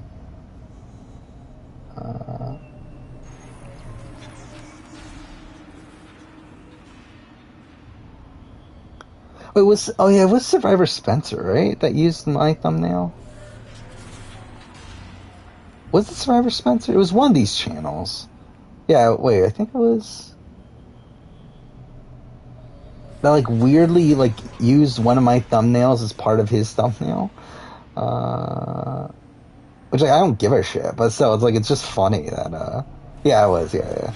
His Survivor 43 and beyond future theme ideas. He has my casting Big Brother Reality Showdown like thumbnail in his thumbnail, which is like of all the thumbnails, like why that one? Like I get you're trying to show Reality Showdown, but like why not just show the Survivor casting thumbnail? Like I feel like that's like one of the worst thumbnails I've ever fucking made is the Big Brother Reality Showdown thumbnail. So it's really weird that he picked that one. But whatever. I think he plays it up for videos because he usually watch a couple of his podcasts and they don't mention politics at all. Yeah, that's the vibe I get because I'm pretty sure, actually, let's look at his oldest videos. Because, like, he'd been doing YouTube before that, right? Yeah, like, he did, like, season rankings. Oh, he's the one that did the iceberg video. Okay. But yeah, like, he had already been doing Survivor videos. And then, like, once 41 started, I think is when he lost his mind with the videos he was making. Yeah, like it's a lot of like baseline stuff. He did final juror ranking, that's something. I got 98 views. Yeah, so like when did stuff pick up? I think it's the Evie video, right? I think. Because I remember that we talked about that like when the video came out. Yeah, the Evie, the Survivor 41 cast member says she hates men. My thoughts, like that's something. Yeah, like he did a 2-part video on Survivor Iceberg. Why Heroes vs. Villains is overrated. Like I definitely feel like that's like him definitely trying to get into the like the other side of things. Yeah, he has a video like Ricard from Survivor 41 is an amazing person. It's like, why is this a video? His Sydney from Survivor 41, the next Parvati. Again, like, yeah, I think at the point where you're doing individual videos on like cast members of a season that hasn't even started yet, I think that's when it's a bit overboard. Yeah, then the preseason power rankings. Yeah, that definitely aged well. David from Survivor 41 is the next Russell Hantz. That definitely happens. Yeah, he did a video calling out RHAP. I know that. Yeah, I think Survivor 41, he just like kind of like when the season started. I think is when he started to really tap into that. Yeah, like a couple episodes into the season, he does a video. Is Survivor 41 the worst season ever?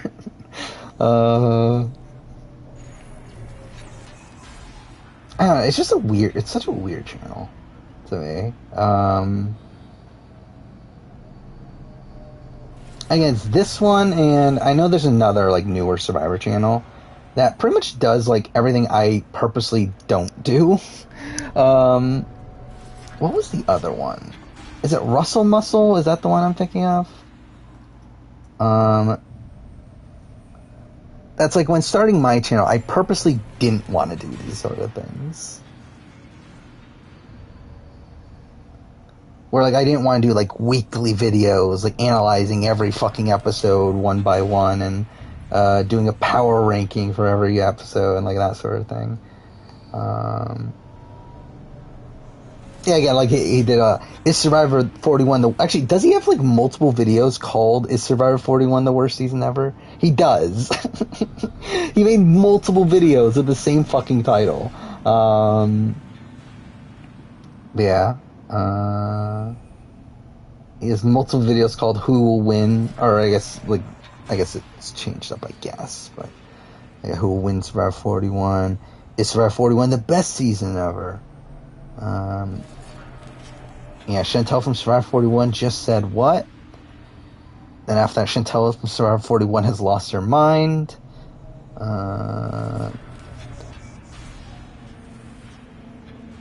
Yeah, isn't he the one? Oh, no, he did. Did he do a full-blown 42 cast assessment? Well, he's like, one of these people, like, has a video called Survivor 42 cast assessment and then didn't actually assess the entire cast.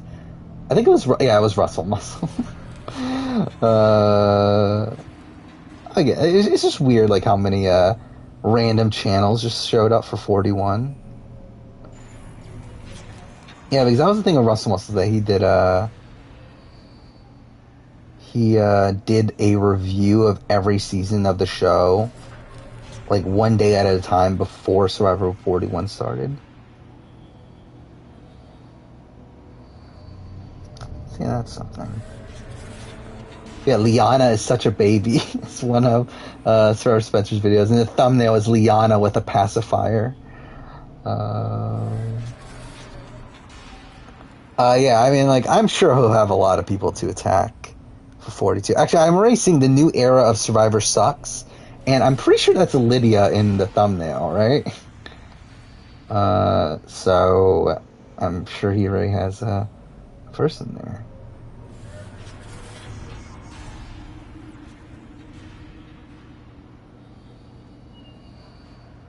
Yeah, I think there will be an audience that... I think there is an audience that does think 41 is the worst season ever, which...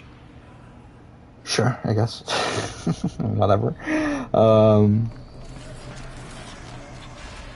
Where am I going here?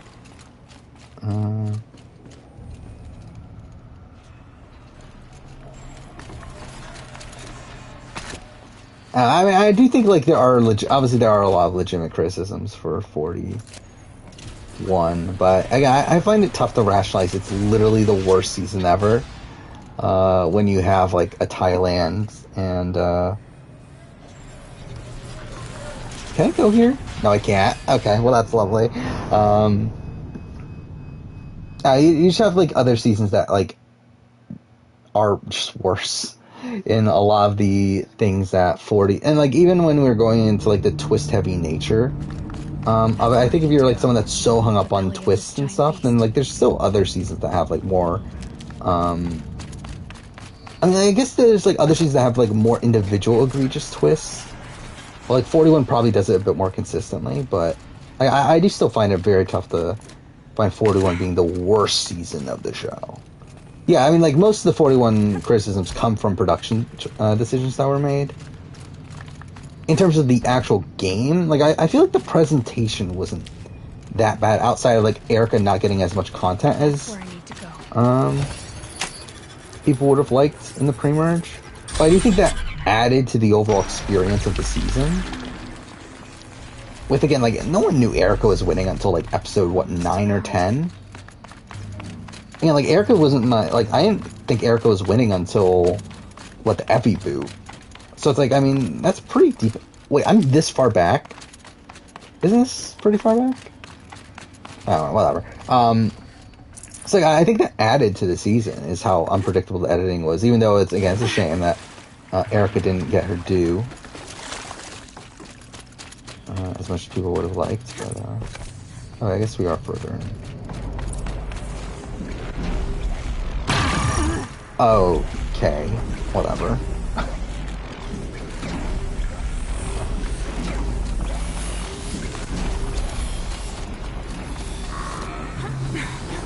I mean, I think it's. I mean, this criticism 41 from like the woke sort of thing is like obviously just the same. Like same people that get upset at like companies for like selling out and that sort of thing.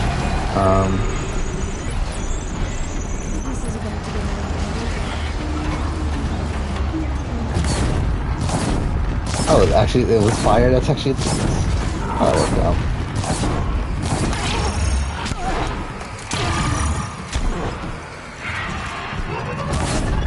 Fuck off! I missed that.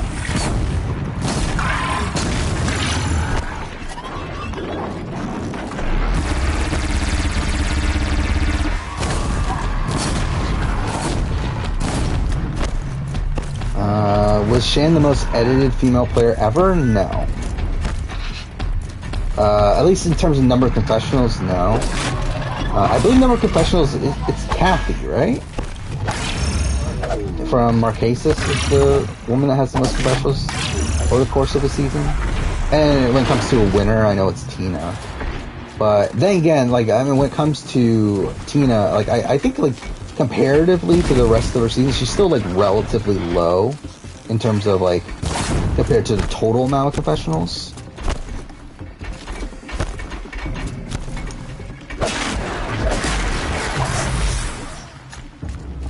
I'm playing this on normal. Again, normal, new game plus with everything maxed out. So, yeah, it wasn't as difficult on this playthrough. I remember, like, this was like one of the first things I did on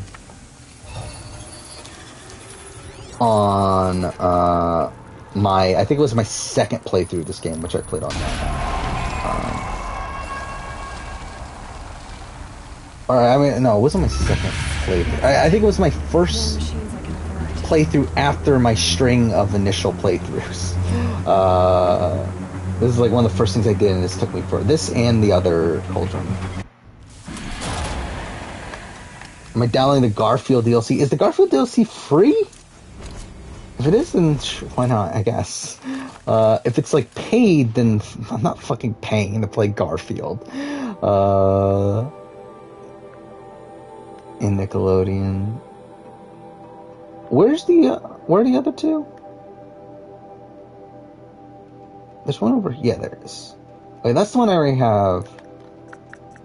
Wait, do I have the other two? No, I only have one. So where's the other one? It's not there.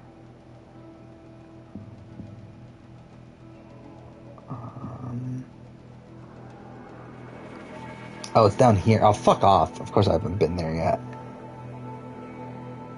I guess we'll go... Oh, I can't... Okay, cool. I can't fast travel. Can I fast travel now? So I have to be outside this area then?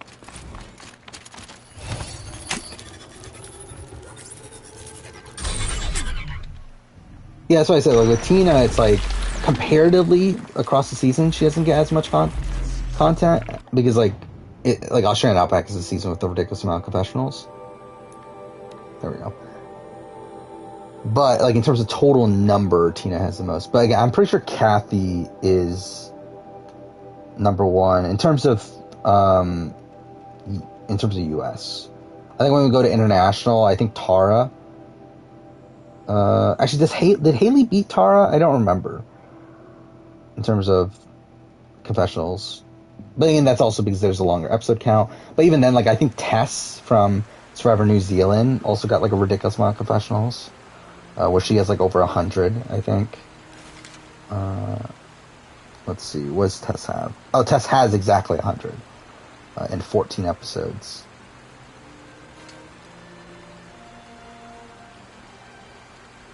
Yeah, like, how many? I think Kathy got 44. Or not 44, 77. I'm a fucking idiot. Yeah, Kathy got 77. Which I'm pretty sure that's the most. What's the average there? 5.92. Yeah, 5.92, which, what did Shan have as her average? Shan had 5.1. So, like, average confessional per episode, Kathy got more. But, again, Shan's definitely up there, though. 51 confessionals is quite a bit considering she was out in episode 10. Like, because Nyanka had 50 in 11 episodes. So she had less confessionals in one more episode. Again, Nyanka, like, also was, like... I'm too fair, though. Nyanka also, like, kind of... Like, Nyanka was obviously a major figure in Nicaragua, but also kind of shared it a bit with Marty and Brenda to a degree. Even though Brenda actually doesn't have that many confessionals by the end of it.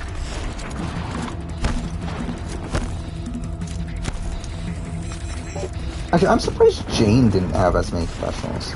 Actually, that's kind of insane that at the final 6 episode where Jane goes home, Jane had the most confessionals out of anyone left the game at 30. Like, that's ridiculously low. Like, it's funny that Nicaragua ends with Nyanka having the most confessionals of the season at 50. It's like, that's kind of insane. It is funny, like, some of these seasons where, like, an early boot has the most confessionals. But do I think there's a terrible swap episode forever? I'm pretty sure there is. Especially because I feel like, especially with some of these seasons that have like multiple swaps within the season, I feel like there's definitely some mediocre ones there. But I think in general, I think there's probably some bad swap episodes. That's probably a video for down the road, is ranking every swap episode. The problem is that there's a decent amount, right? I mean, I guess there are some seasons that don't have swaps, though, right? So I guess that probably helps it. Well, there's obviously other seasons that have multiple swaps, so... And to be fair, like, it is kind of arbitrary at the end of the day. How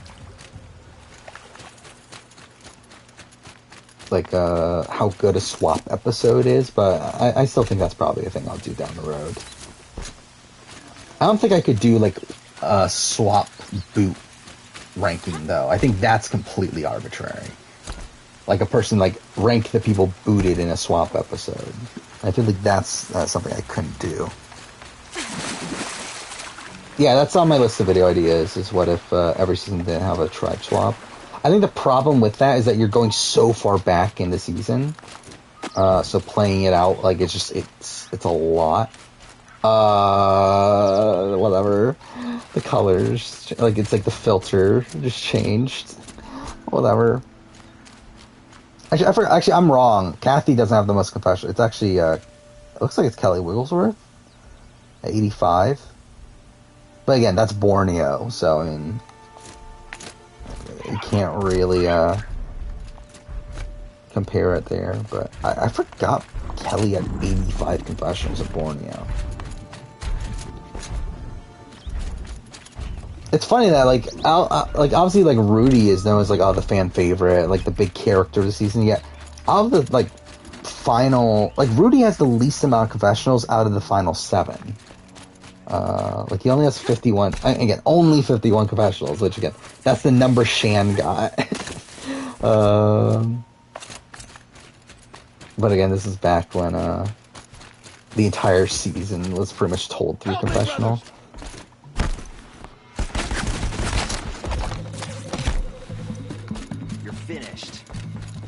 Yeah, again, it is funny, though, like, certain seasons that have, like, really early... Because, like, most seasons obviously have, like, one of the people that end up in the finale having the most confessionals. Because obviously that's what makes sense. Most seasons have either the winner, runner-up, third place. I want to do that video. I want to do a video analyzing confessional counts. That's definitely something I want to do at some point. Oh, yeah, you have to fucking kill, like... Is it this guy?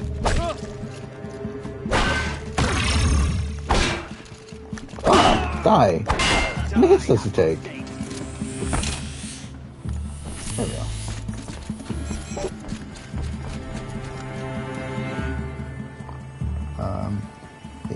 Yeah, you got Rich, Colby, Lex, Kathy, Helen, better to do? Rob, Sister Nino, but then you get the Pearl Islands, which is like the first weird one where you have Rupert, who has the most confessionals by the end. Despite him being booted in, what, episode 10 out of 14? I guess I should select this. But then again, like, it's not like it was like by that wide of a margin, like where you have Sandra only being like 5 confessionals away, Johnny Fairplay is only 1 confessional away. Actually, I forgot Savage had a ridiculous amount of confessionals that season too. He had 48 confessionals despite being booted at episode 8. He actually has a higher average. Okay, is this not where I'm going? He has a higher average than Rupert.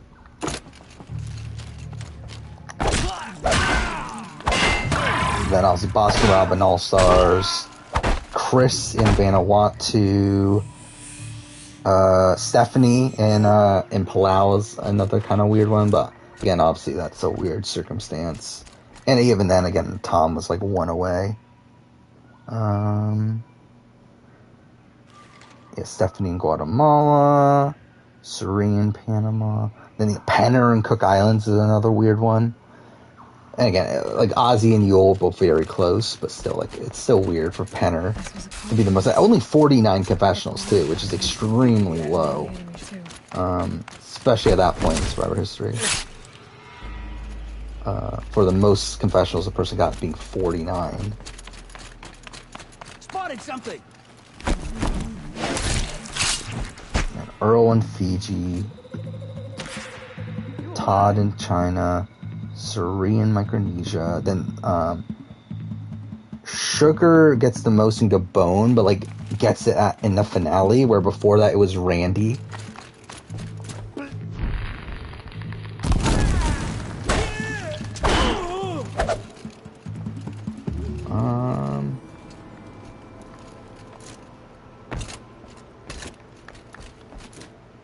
Down here. Is this the one? Yeah, this is the, Must have been a cave-in. A big one. That was dumb. I don't know why I just did that. JT and Tocantins, Russell obviously, and Mayako we already talked about, Boston Rob, Coach, Kim. Fuck. It's actually insane how like big Sabrina's edit was early in the season of One World. Only for her to like just get like she gets so much content in the first 2 episodes, but then like is like barely present afterwards. It's really kind of weird.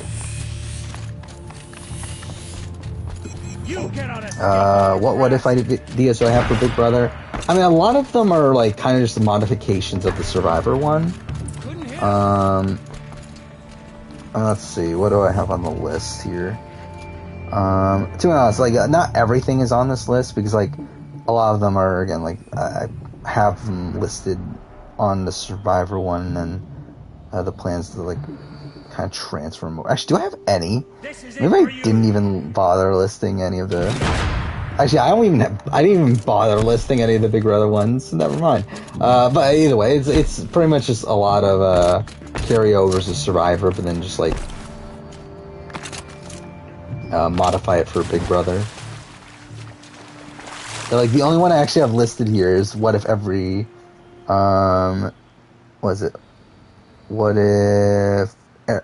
what if Final HOH loses 1? Final HOH. So, like, why didn't I do that? I feel like there was a reason I didn't do that. I think because it was, like, too similar to something else, but either way. Where am I going at this point?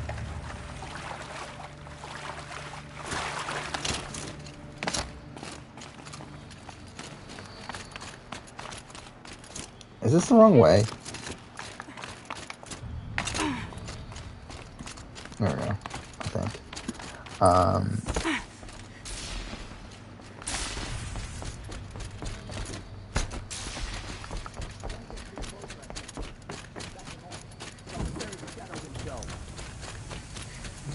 Let's see if there's some freedom.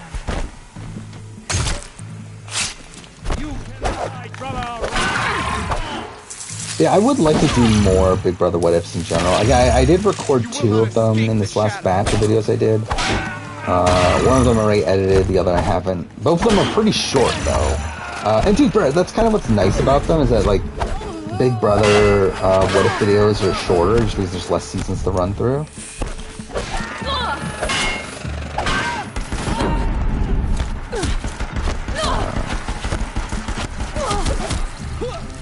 But at the same time, they also, like, don't perform as well, which is also part of the reason why I'm not, like, super surprised they do, like, so many of them.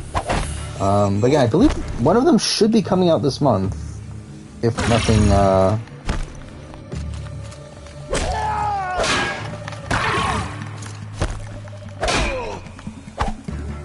if nothing changes, the, What If Final Jurors... Oh, What If Final Jurors, One Final HOH... Okay, that's what, yeah, that's why I didn't do it. Yeah, so, the one that's coming out this month, or at least, if it doesn't come out this month, then soon, is What If Final Jurors, One Final HOH. Yeah, that's why I didn't do What If Final HOH Losers 1, because a lot of those situations overlap. So that's why I didn't do it. Anyway. Yeah, that's already, again, I already did a Survivor version of that, so that's why, of, like, what if the public vote decide the winner? So, like, that's why I'm talking about where it's like, yeah, that would just be one that transfers over.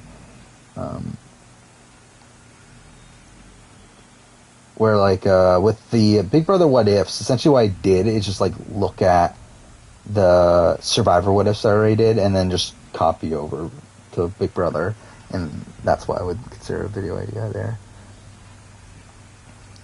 Yeah. Actually, how far in the stream are we? I feel like we're pretty late at this point, aren't we? 3.5 hours. Okay, well, that's something. Okay, I'm going to try to finish the Cauldrons tonight. I mean, we only have one more after this, so we should definitely be able to do that in the next, like, 30 minutes or so.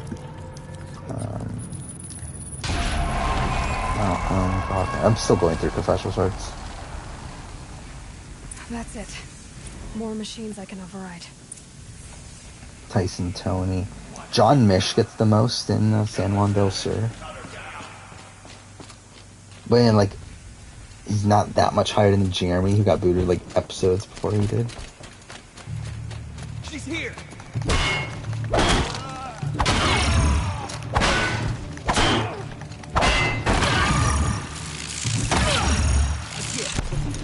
It is funny, though, that, like, Jeremy gets more confessionals in San Juan del Sur than he does in Cambodia.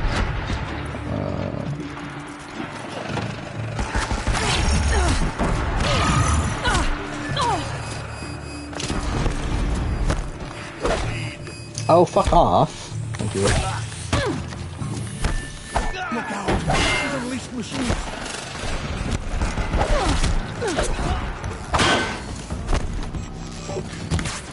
Fuck off. I really missed that.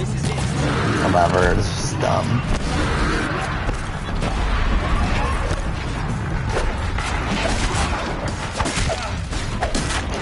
Actually, didn't I have that? Actually, now I'm thinking about it. I'm pretty sure I jotted that down. Why is that not here? The, what if... Oh, never mind, I do have it here. Okay, it's just not in line. Whatever, yeah, what if every season... I'd even fucking properly title this. But what if every season had Celebrity Big Brother Final Four? That's a video I want to do at some point, too. Or essentially, because I'm Celebrity Big Brother, obviously, the Final Four HOH. Ends up voting out 2 people. I'd like to play that out with every season. But yeah, to be fair, like, for all I know, it ends up being really fucking boring. Because that's what happened with the other What If video that I made that I haven't edited yet, which is What If Every Final Four... What was it? What If Every Final Four... Oh no, What If Final Four veto didn't exist, right? I think that's what it was. Which that didn't end up being too interesting, but whatever. And actually, like, wouldn't that play... I guess it would play out in that interesting of a way, would it? If it was... Actually, I guess we can play this out now. Because I don't know when the fuck I'm making a video of this anyway. And too far, like not many people show up. Not enough people show up to the streams where it's going to affect anything anyway. So yeah, like, if every season had a celebrity format. And we have Final Four HOH being Monica in BB2. She would vote out Hardy and Nicole. Take Will. She wins.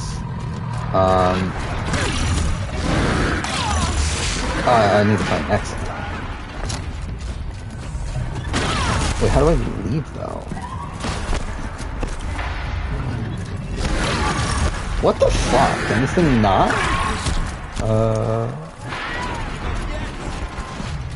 How do I leave?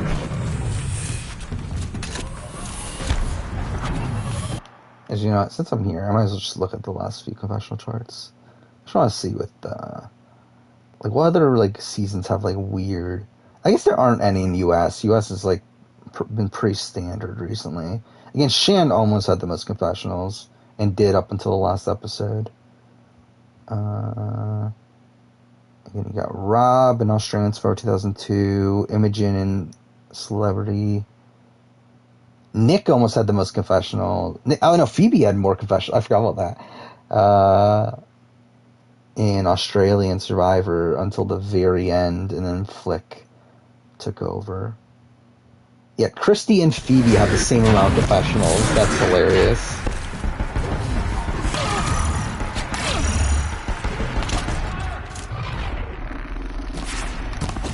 Fuck me, that was such a bad shot.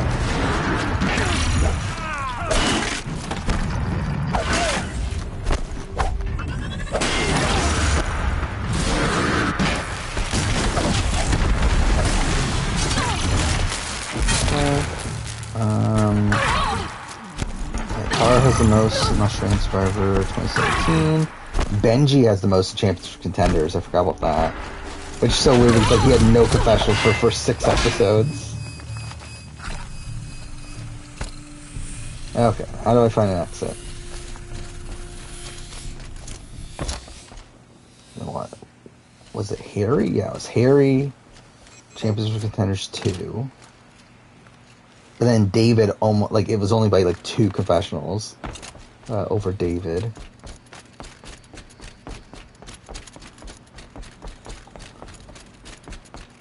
All-Stars, you had David.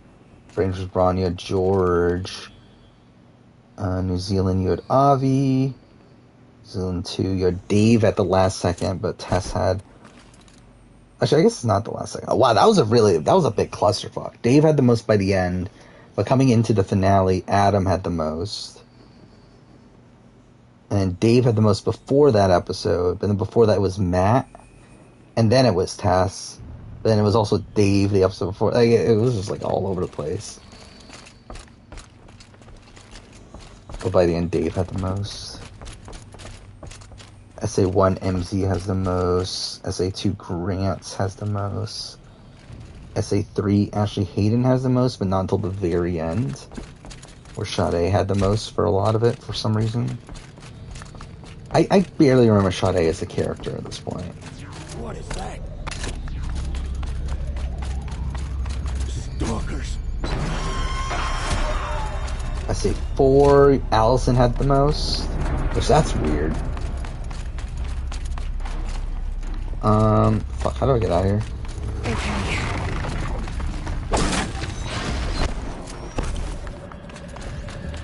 But I think Tejan was very high for most of it too.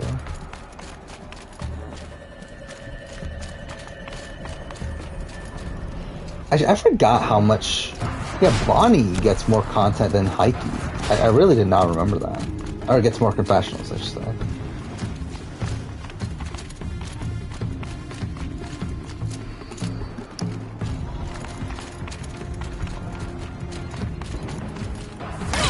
How the fuck do I get out of here?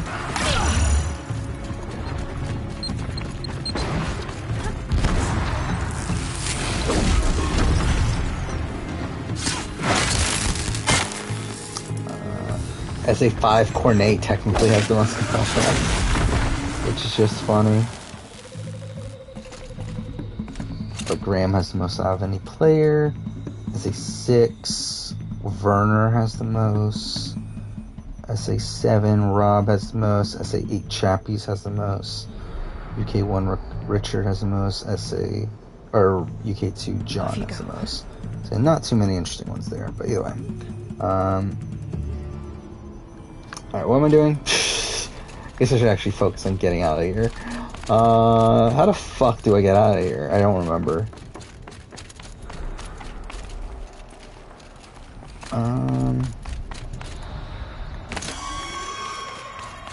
Oh, it's this, right? Yeah. I'm just an idiot. But what's the talking about celebrity thing, right? So yeah, I mean, season 4, you just have Danielle taking Jason. That's not particularly interesting. Or I say, what am I talking about? BB3? What the fuck? Yeah, what the fuck am I talking about? BB3 of, again, that's when you can tell I'm getting really tired, is when I'm just like completely, like, just talking about complete nonsense. Yeah, BB3, yeah, you have Danielle just taking Jason. Jason wins.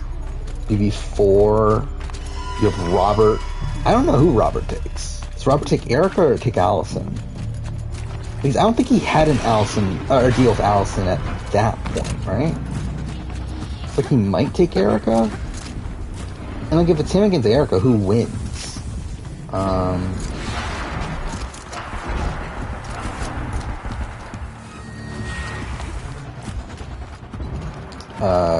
Klein?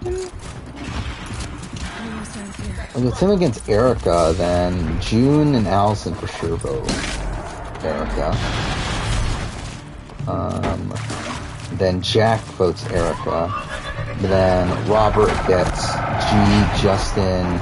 So it really comes down to Nathan, who probably votes Erica. But yeah, that's a weird one.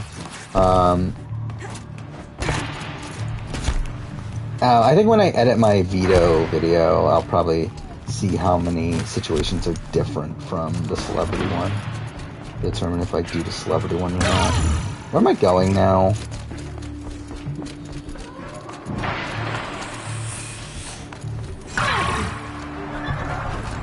Oh, here.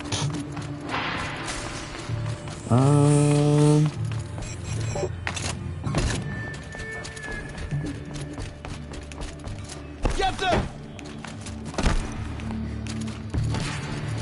And then you got V5. Drew wins, so it's like it doesn't matter. VP6. Janelle had he? Wait, no. Yeah, Janelle won Final 6. Or Final 4 HOH, right?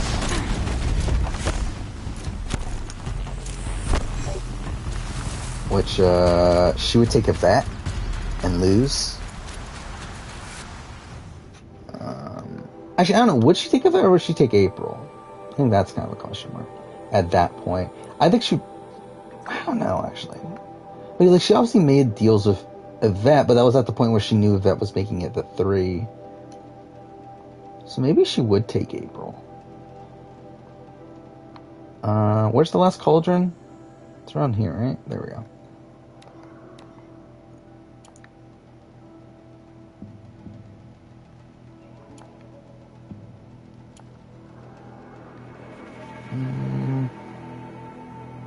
What's the best way of getting there?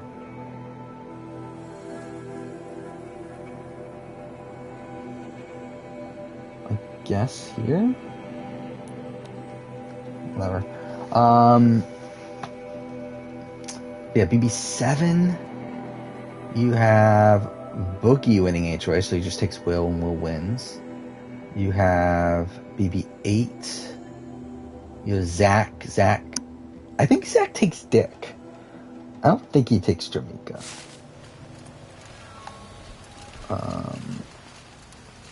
Then Zach would probably win, but if he takes Jamaica, he loses. BB9. You have Ryan, he takes Adam, nothing changes.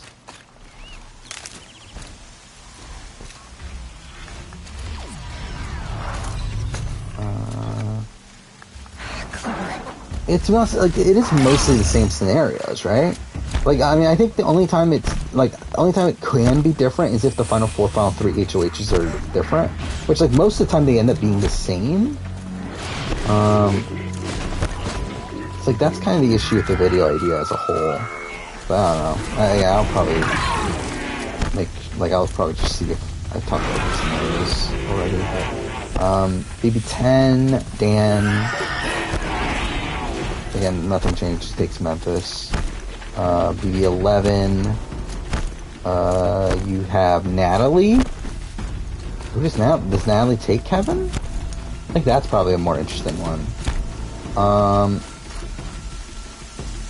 I don't know. Does Natalie take Kevin? I actually genuinely don't know.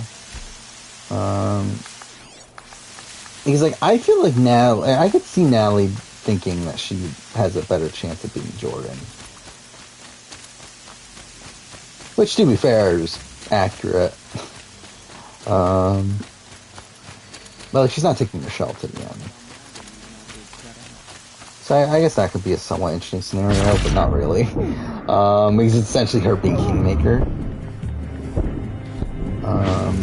Then BB12.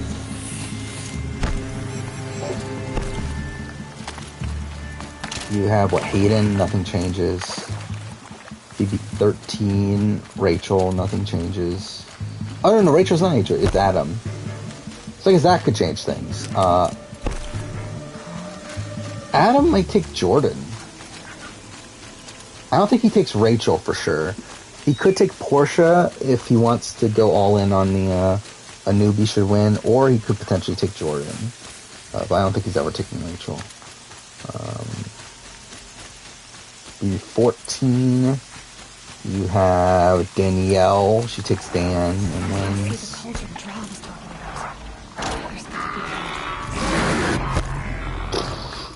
there's a little missed.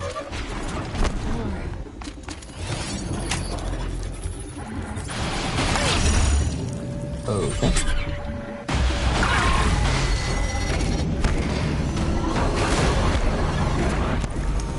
I don't even remember this cauldron. Which one is this one? Like, I remember the other three explicitly, but I don't remember which one this is. Excuse me? Whatever.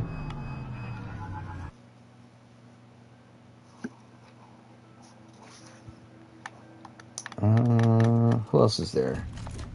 BB15, Andy went, again, that's nothing. Takes Junior Marie. 16, Cody, no, Derek's HOH, right? Yeah, Derek's HOH, he takes Cody. 17, Steve's HOH, he probably takes Liz.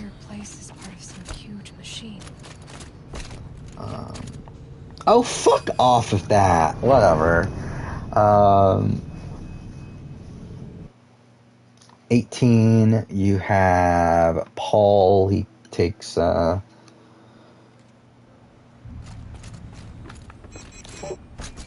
was Paul, right? Yeah, Paul won Final Four HOH, right? Yeah, he takes Nicole, probably.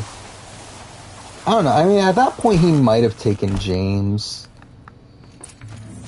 But he probably still takes Nicole. This entire place is part of some huge machine. I was about to do the same thing again. I'm a fucking idiot. How'd Aloy do on Survivor, brother? I feel like Aloy would do... I feel like she'd do great on Survivor, right? Like, I feel like she's a personable enough person. She seems to be, at least in her... meetings with all these other tribes and everything. I feel like she's probably like a big threat though comes to merge, right?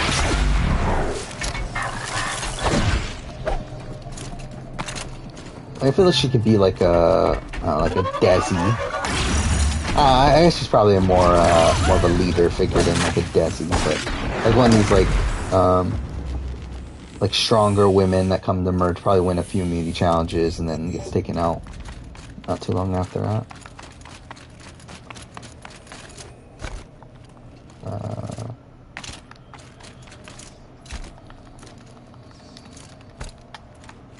Would Silence be Ricard? Pretty much, right?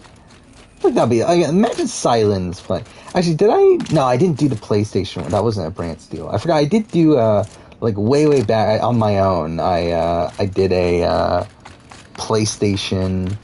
Actually, I probably have it somewhere.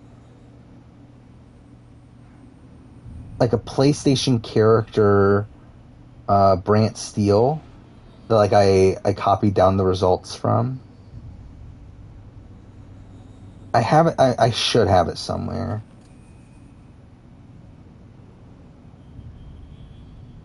Where is it? I know I have it. So like, I know I. Damn it, is it not here? No, there it is. Yes. I have it. I want to see, because I know I had Horizon characters and all that stuff in here. Who do we got? So, because again, it was essentially me doing my Brant Steel series that I did for like Yu-Gi-Oh! And Assassin's Creed, but I did it on my own with like, and this is way before I had a YouTube. This is like 2018, I think. It's before I had at least the Marine Review channel. Yeah, so I had like characters from God of War. Let's see, wait. Does it tell? Well, I'm a fucking idiot. Okay, well, either way. God of War, Gravity Rush, Infamous Second Son, Last of Us, Order 1886, Ratchet and Clank, Uncharted, Last Guardian, Horizon, Until Dawn, Heavy Rain, Beyond Two Souls, and Detroit Become Human. And I played out 10 seasons. I did 10 seasons. Yeah, I'm pretty sure Silence... Yeah, Silence made All-Stars. Yeah, how'd Silence do? Where's Silence? Oh, Aloy. Aloy was... yeah, I mean, exactly like I said. Aloy made the merge. She got, what is that, like... 10th place? Won the first 3 immunity challenges after the merge. Got voted out in 10th place over Charlie Cutter from Uncharted. Yeah, that'd be fun. Yeah, to do PlayStation versus Nintendo versus Microsoft. I mean, that's the stuff that I would love to do on, like, again, like, once I get a proper setup and everything, like, do, like, Brant Steels like that. I think that would be fun to do on stream. Actually, Tenzin won this fucking season with Aloy. Tenzin from Uncharted 2, the guy that guides you around, like, the Himalayas area. He won fucking... Actually, Teb, like the random friend of Aloy at the beginning of the game, got 3rd place. Chloe Fraser got 5th place on that season. Again, this is the type of thing that I would do before. Again, like, this is the type of stuff I would have time to do before I had a YouTube channel. Yeah, this is so... Silence, okay, his first time out, Silence got 8th place. He got, oh no, he made it through the, double tribal? Okay, he went on he came into the merge. He was in an alliance with Lazarevich, the main antagonist of, Uncharted 2. And, General McGrath. Who's General McGrath?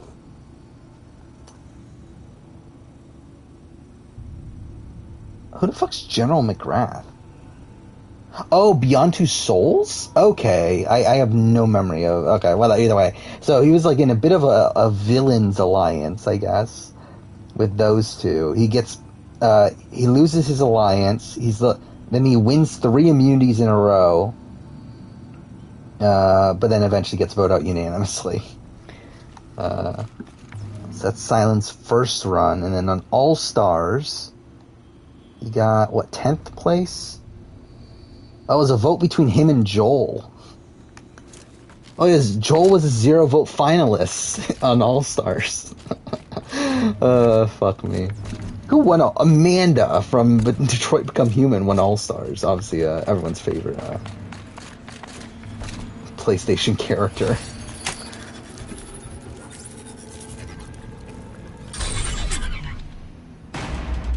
Oh, Aloy did better on All-Stars. She got 7th place.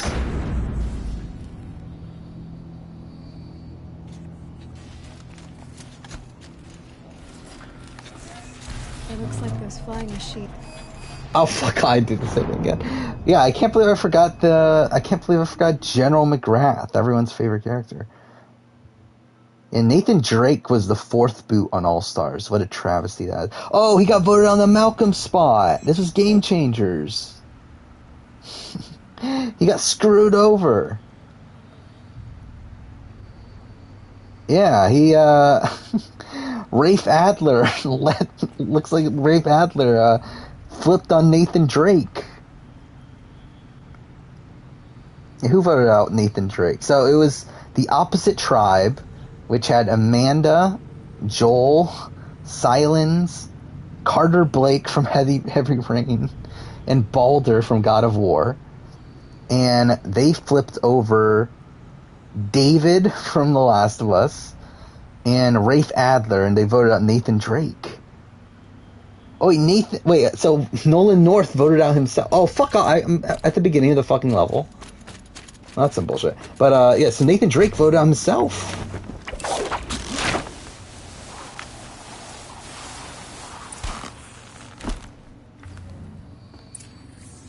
Who's Emily Davis? I have no memory. Who the fuck's Emily Davis?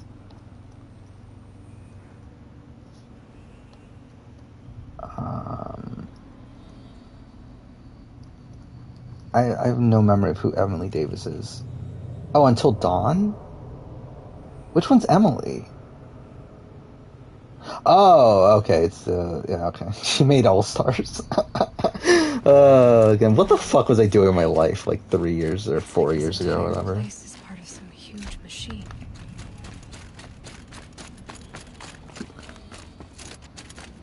Yeah, Ted Farrow made All Stars.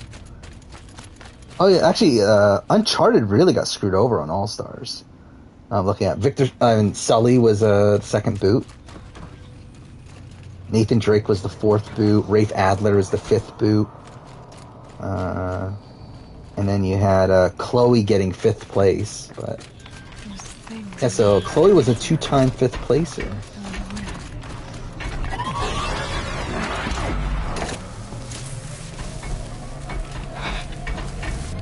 This is not going to work out well.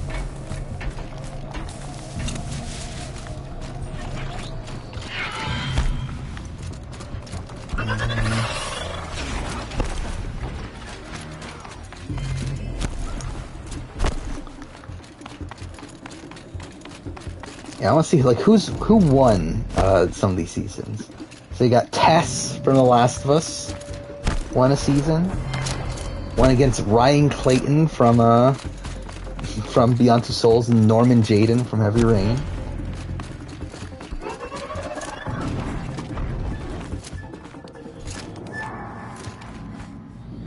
And what else we got? Who won this? Elizabeth Sobek won a season.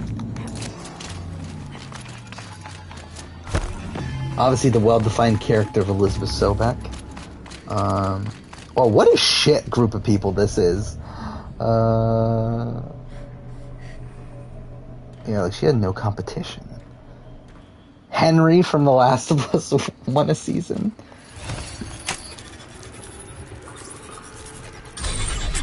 Yeah, what a weird thing this is. Rost from Horizon won a season. Oh, Joel was the fallen angel of that season.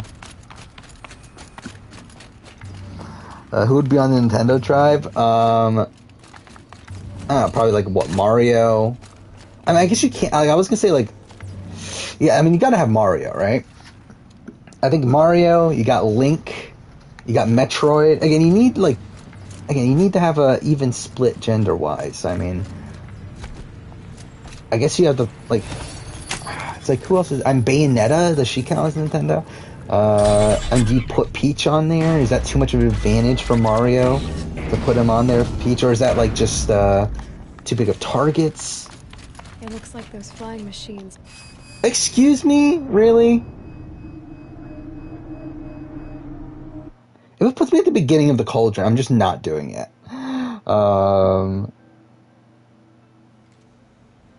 Fuck that. I'm not doing this bullshit. Fuck that. Yeah. Let's, like, not do that. Why can't I...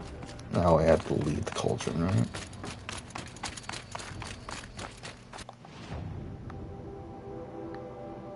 Alright, so... Alright, I think that's it for the gameplay. Who the fuck is Devi Nair?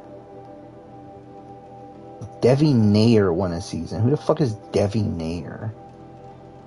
Oh, The Order? Is that what it is? Oh, it's a fucking character from The Order. Obviously everyone's favorite character. Yeah, Mario, Zelda, Falcon, Samus, Shulk, and Wii Fit Trainer. Yeah, definitely. That's who you gotta have on the Nintendo Tribe. And Captain Falcon, Zelda. I guess Zelda, because like, but like, do you need Shulk there? I've never played Xenoblade, so it's like, I feel like I would rather have Link, but then you have to take out Zelda, and then, yeah, what other female character is there from Nintendo? Outside of, like, main character, I should say. Outside of Samus.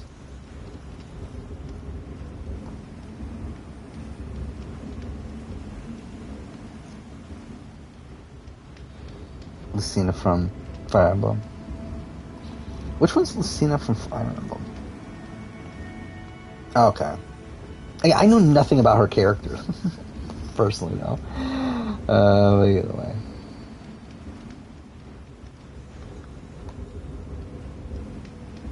Actually, Elena Fisher went on a 5 immunity win run, whatever, on this season that she got 2nd place. She didn't even win the season. So she's essentially the Brad Culpepper of the season. So that's something. Actually, Carl Manfred won a season. That's hilarious. Carl Manfred from the like old dying guy from Detroit Become Human. It's really popular. I'm sure she is. It's just that I know very little about her. Yeah, Sam Drake won a season. So that's something. Wait, was Kratos on All Stars? Actually, Kratos was on. Kratos was on All Stars, so he just didn't do that well. Either way, whatever. I have a lot of I did. So I did one on Assassin's Creed, did one on PlayStation, did one on Yu-Gi-Oh, which again, obviously, I redid those for the channel. Then I did one on Power Rangers. Hey, who won the Power Rangers? Oh yeah, Wes won All Stars. That makes sense.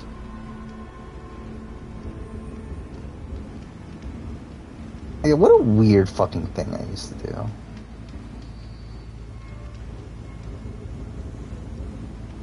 Doggy Kruger won a season, so seems about right. Alright, so we're gonna call it a day. We're about 4 hours in the stream. What time is it? Almost 3 o'clock in the morning. Is Challenge All Stars up yet? If it is, I might watch it. I don't know. Or I might just wait until tomorrow. It's not like I'm doing much tomorrow morning. Let's see. I just want to look up on Paramount Plus. I think I could probably do this off stream, but whatever. Is it up yet?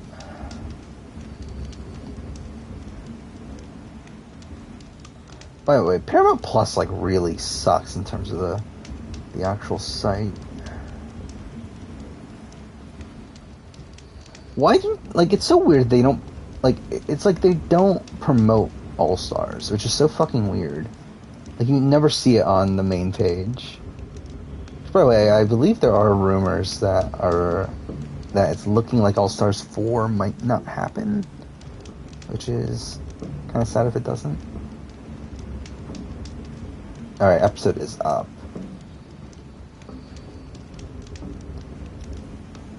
Oh, maybe I'll watch it.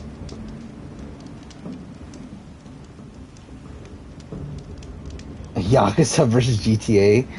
That would be hilarious. I mean, just a Yakuza in general one would be hilarious.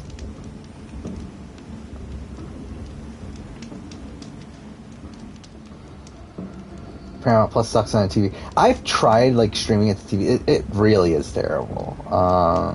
like in terms of stream. Like it's so funny because like it does this thing where like when it goes to, because I don't have the I don't have the ad-free version. So like when it goes to ads, like the audio just like cuts off before it goes to ads, and then when it like is about to go back to the show, like the end of the audio there like just cuts off for some reason. It's really fucking weird.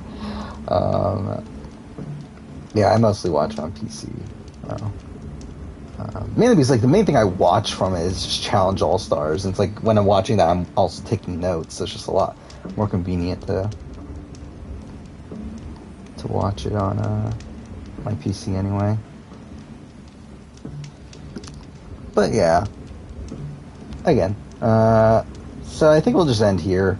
Next time I stream, we will do Frozen Wilds, which I don't remember how long Frozen Wilds takes. Actually, I guess I can look up my Frozen Wilds playthrough. Because like in an ideal world we would do it in one stream, but I don't remember if it's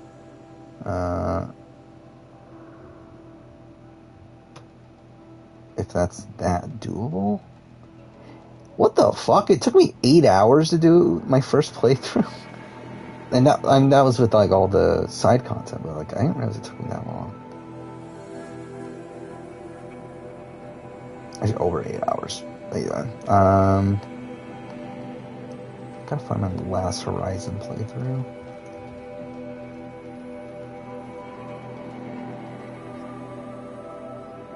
I think it's this one. So yeah, 1, 2, 3, 4, 5, 6, 7, 8, 9, 10. Oh, but I did all the side content there too. Have I not done a fucking Frozen Wild playthrough where I didn't do the side content? What a weird fucking thing. How have I not done okay. Well, I guess we'll try to finish it in one stream. How have I not done a Frozen Wild playthrough that I didn't do side content? That's so fucking weird. Or maybe it's in this one? Wow. I never noticed that. I've never done a Frozen Wild playthrough where I didn't do side content also. Okay, whatever. I guess we'll try that next time. See how long it takes. Undertale song played during an address from the Pope. Why? Oh yeah, like a lot of people like really praise Undertale soundtrack. I don't remember it. Like I should probably like take the time to actually listen to it again at some point. But I genuinely don't remember it. And to be fair, I only played like 2-3 hours of Undertale, but I don't remember the soundtrack. But either way. So yeah, anyway, we will be back on Sunday? Yeah, this Sunday should be good. I don't think anything's going on. I mean, out of the norm, I should say. So yeah, we'll probably be back on Sunday, and yeah, continue on with Horizon. If we finish this, that'll be cool. If not, then obviously it'll carry over into next Wednesday. And to us, actually, maybe it would be better if it carried over into next Wednesday, but again, we'll see. We'll see how it plays out. But yeah, thank you to everyone still here, and see you guys next time.